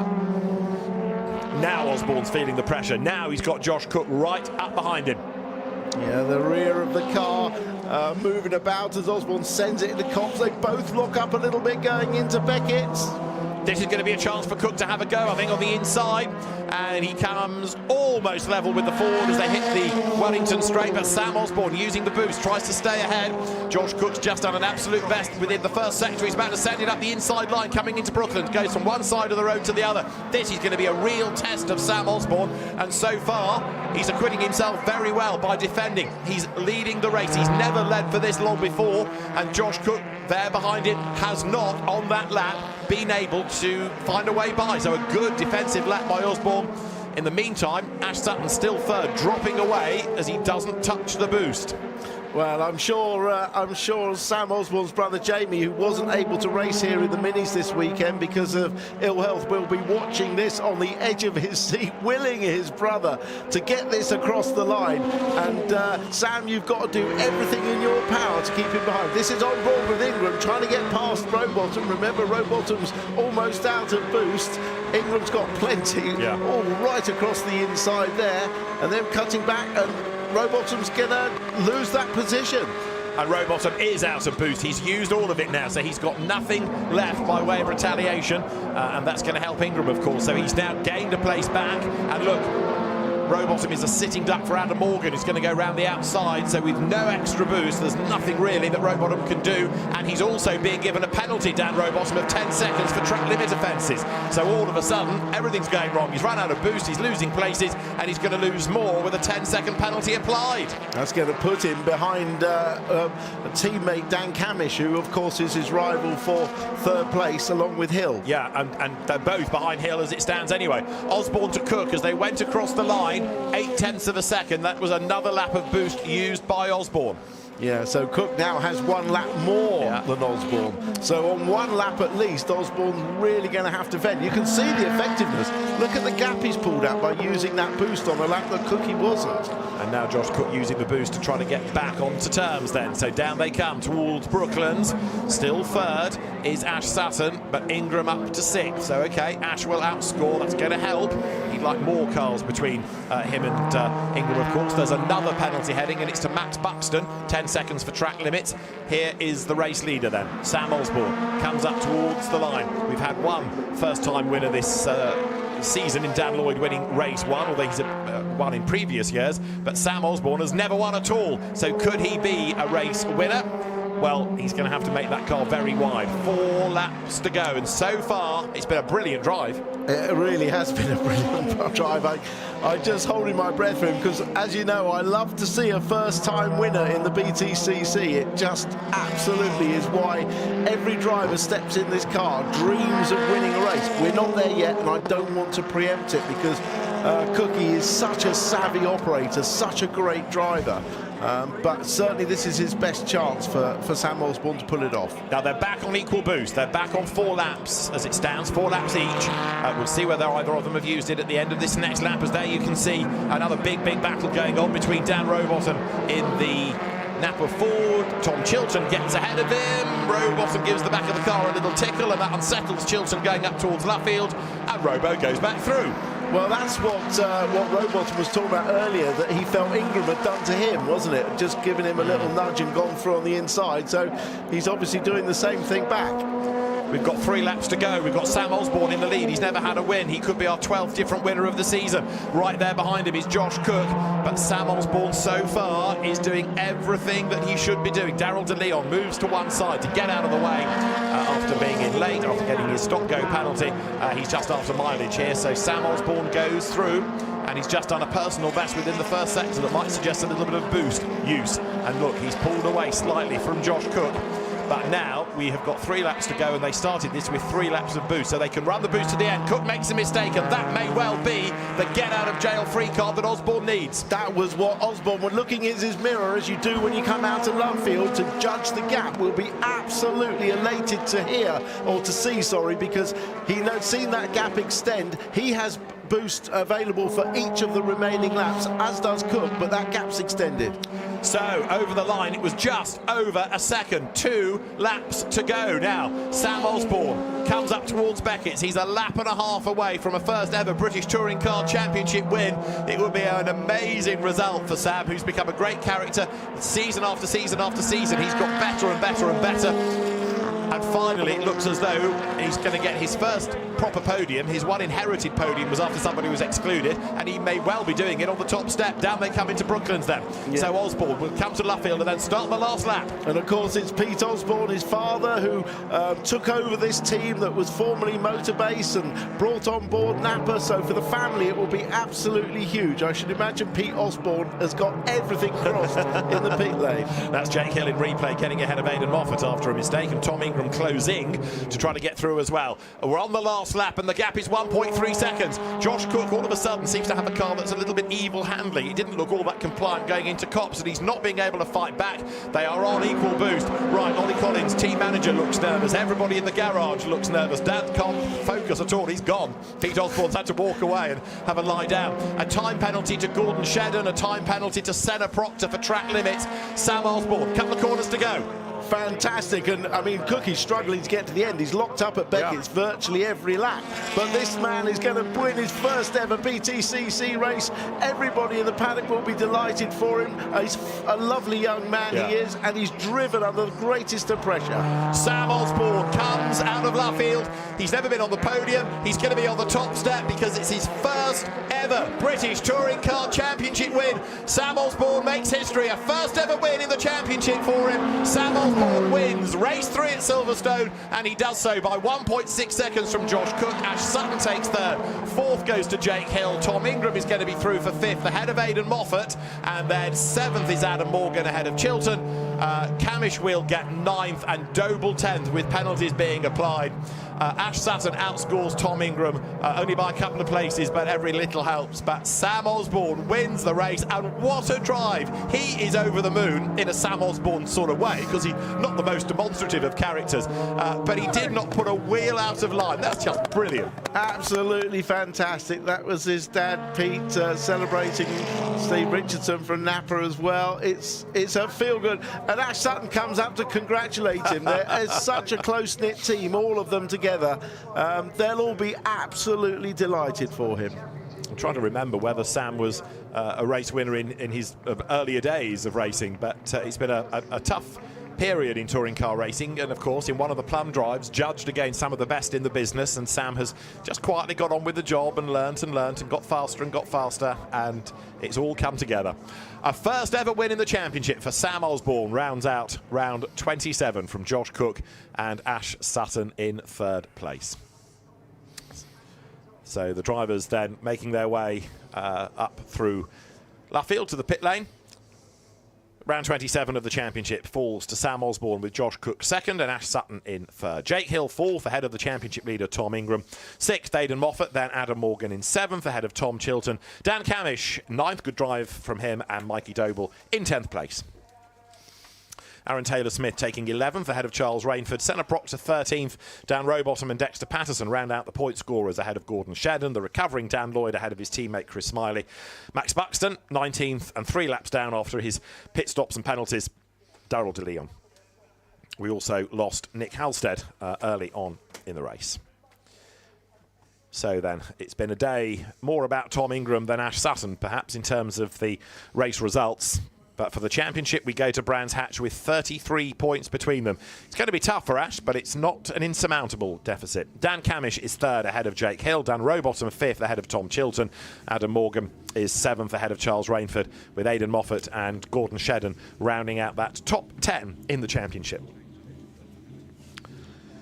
Well, we've been talking about the independents over the course of the day. Dan Lloyd now has a 10-point advantage there over Mikey Doble, with Chris Smiley in 3rd, Dexter Patterson 4th, Josh Cook 5th after his early season efforts for One Motorsport, of course now in the Toyota Gazoo ranks, no longer taking independent points.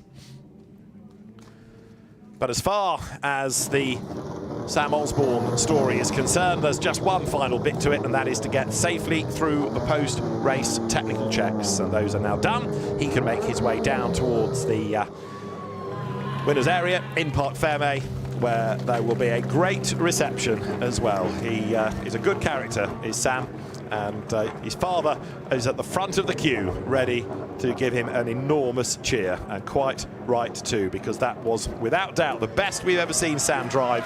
He's out of the car, his father is there, first one to embrace him, and that is a huge result for Dad and Lad. They've done it, and Pete Osborne is absolutely over the moon, and so too is Sam, who might be a little bit emotional, I think, in all of that. It's a great reception from the engineers, from the team, and Sam Osborne is going to love every moment of being on that podium. He's going to be on the top step of it as well. The whole team, the whole family, all being able to join in the celebration, still with his crash helmet on as Sam tries to let it all sink in. He will eventually take his crash helmet off, and he'll do it while we're away for a break. Don't go away.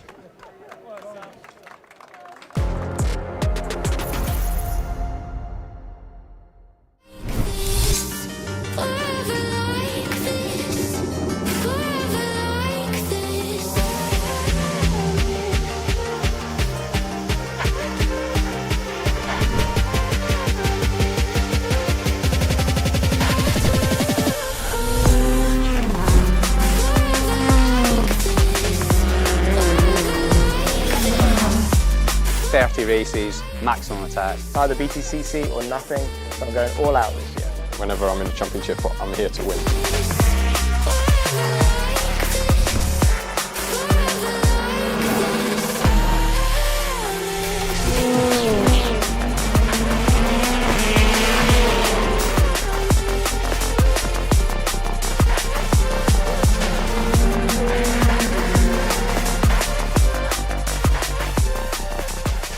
Yes, I do think I can successfully. I have nearly landed an aeroplane. I say nearly, I didn't crash. Technically, my brother-in-law, he flies a little Cessna, and yeah, I flew it nearly to land. I can barely drive this car, so how could I land a plane? Absolutely. I've done many hours on Flight Simulator, only about 20 years ago, but I think I'll be all right. Let's catch up with some of our more experienced drivers, Napa drivers Dan Rowbottom and Ash Sutton. Talk us through FP1, how was it? Well, moist, wasn't it? We've decided. Sorry. Are you serious? Yes, how was FP1? It was wet. Talk us through it. It was one of those horrible sessions, really, wasn't it? It was a bit, yeah, it was damp in places, a bit moist in others. It was all over the shop. Yeah, it was one of those as drivers we don't like because you can't get a true read on the wet condition, the dry condition, or the car. We did a bit of housework at the beginning. I think you did most of yours. We did all of ours. And been really brave. Ash is really, really brave. I'm not. I went down 2 notches on my bravery scale, but I did nearly bin it through Noble twice, so I thought that's enough. Fair enough. That's enough for today. That's enough for today. But yeah, we finished FP1 and you're P1 and I was P9, so he's quicker than me.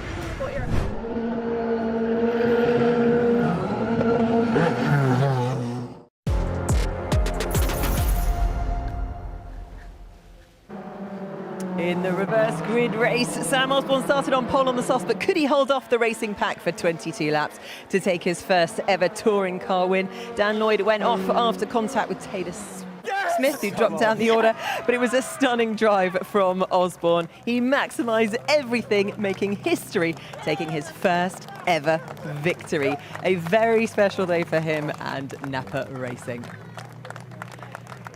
So after that race, the third and final one of the weekend, this is how our championship standing currently look. Tom Ingram there on 419 points. Still a big gap between himself and Ash Sutton in second on 386. Camish behind in third. Hill on 271 points. Also in that fight for the third spot is Rowbottom on 257. Chilton, Morgan, close out the rest. Let's go down to Lou, who is with a very, very happy Sam Osborne.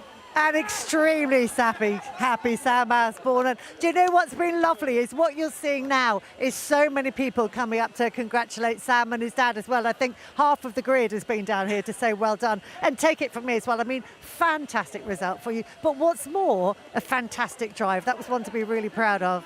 Yeah, I mean, the start was textbook. We got away and then we just tried to manage the pace and we just kept it going.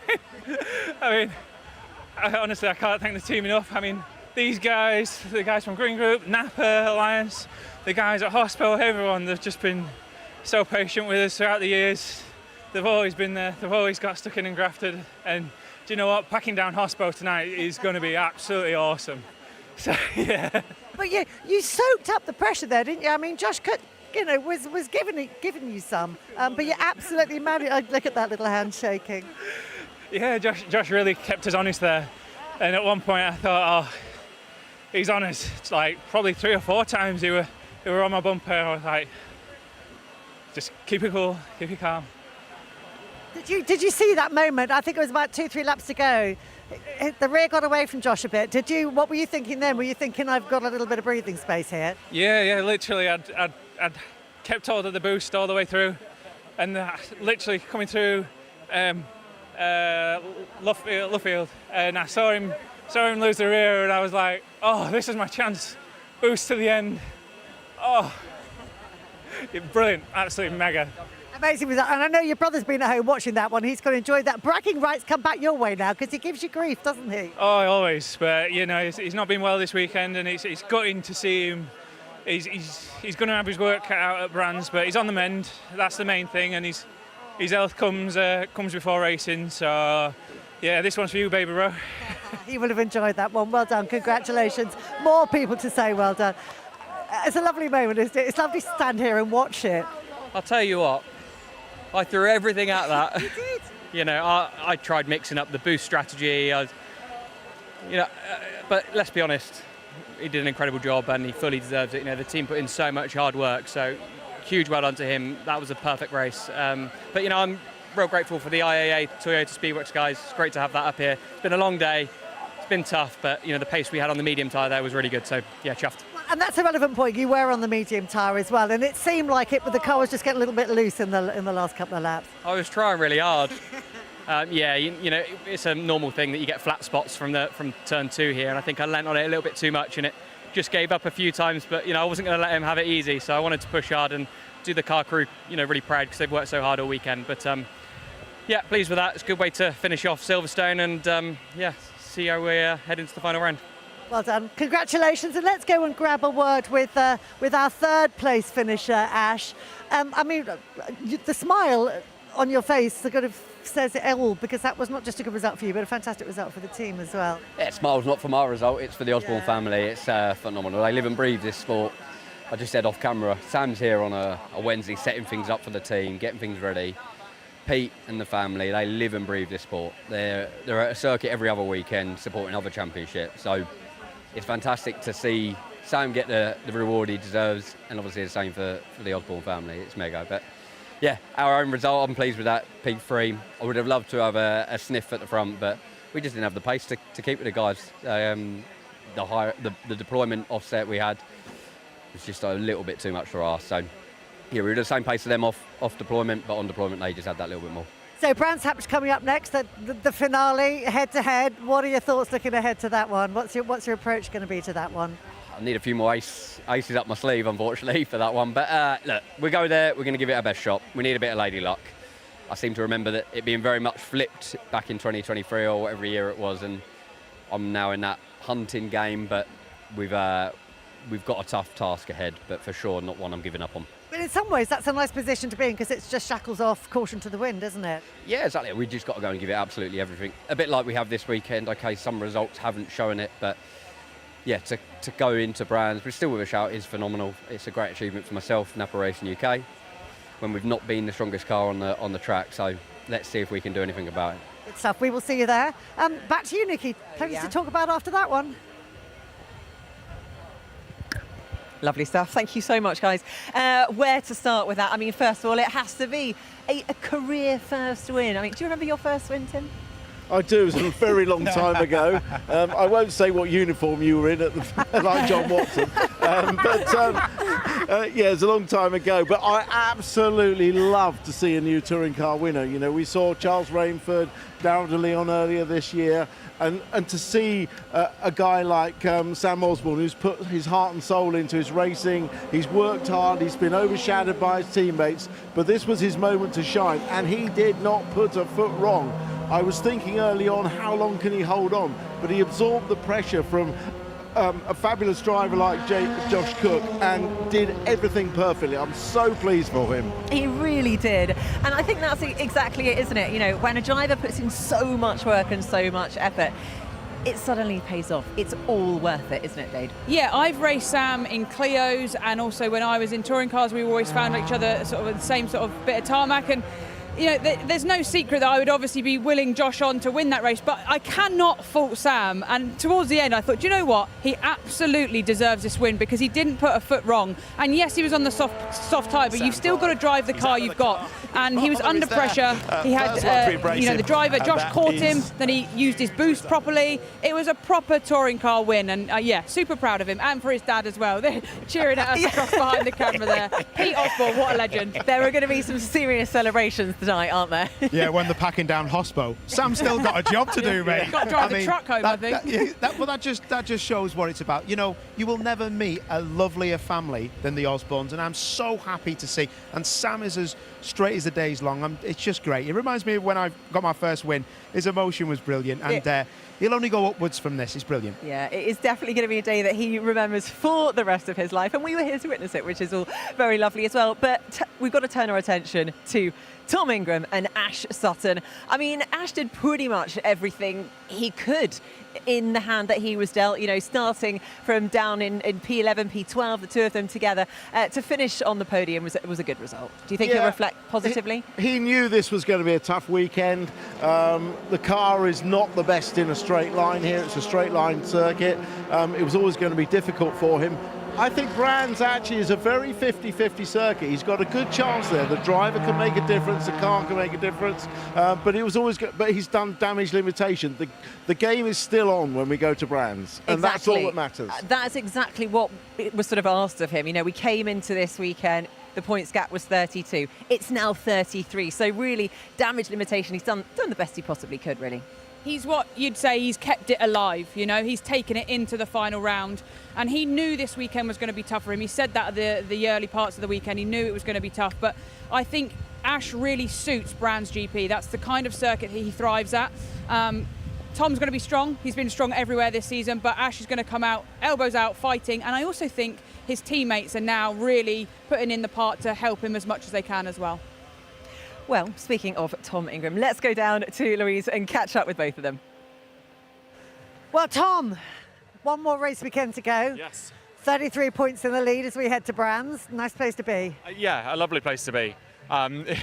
It's mad that we've had a weekend like we've had with Ash and I sort of, you know, trying to get as much out of it as we can, and the points gap between the two of us has been 1 point over the whole event. So lovely place. It's obviously nice to be going into the final weekend with a little bit of a points gap and a points cushion. By no means is it signed and sealed. Absolutely not. You know, that's one bad result. So we cannot look at it as to say we just have to have a cruisy weekend, because we don't want that. It's got to be a pointsy weekend, and we've got to make sure it's we've executed it to perfection as well. So we've had a stonker of a weekend.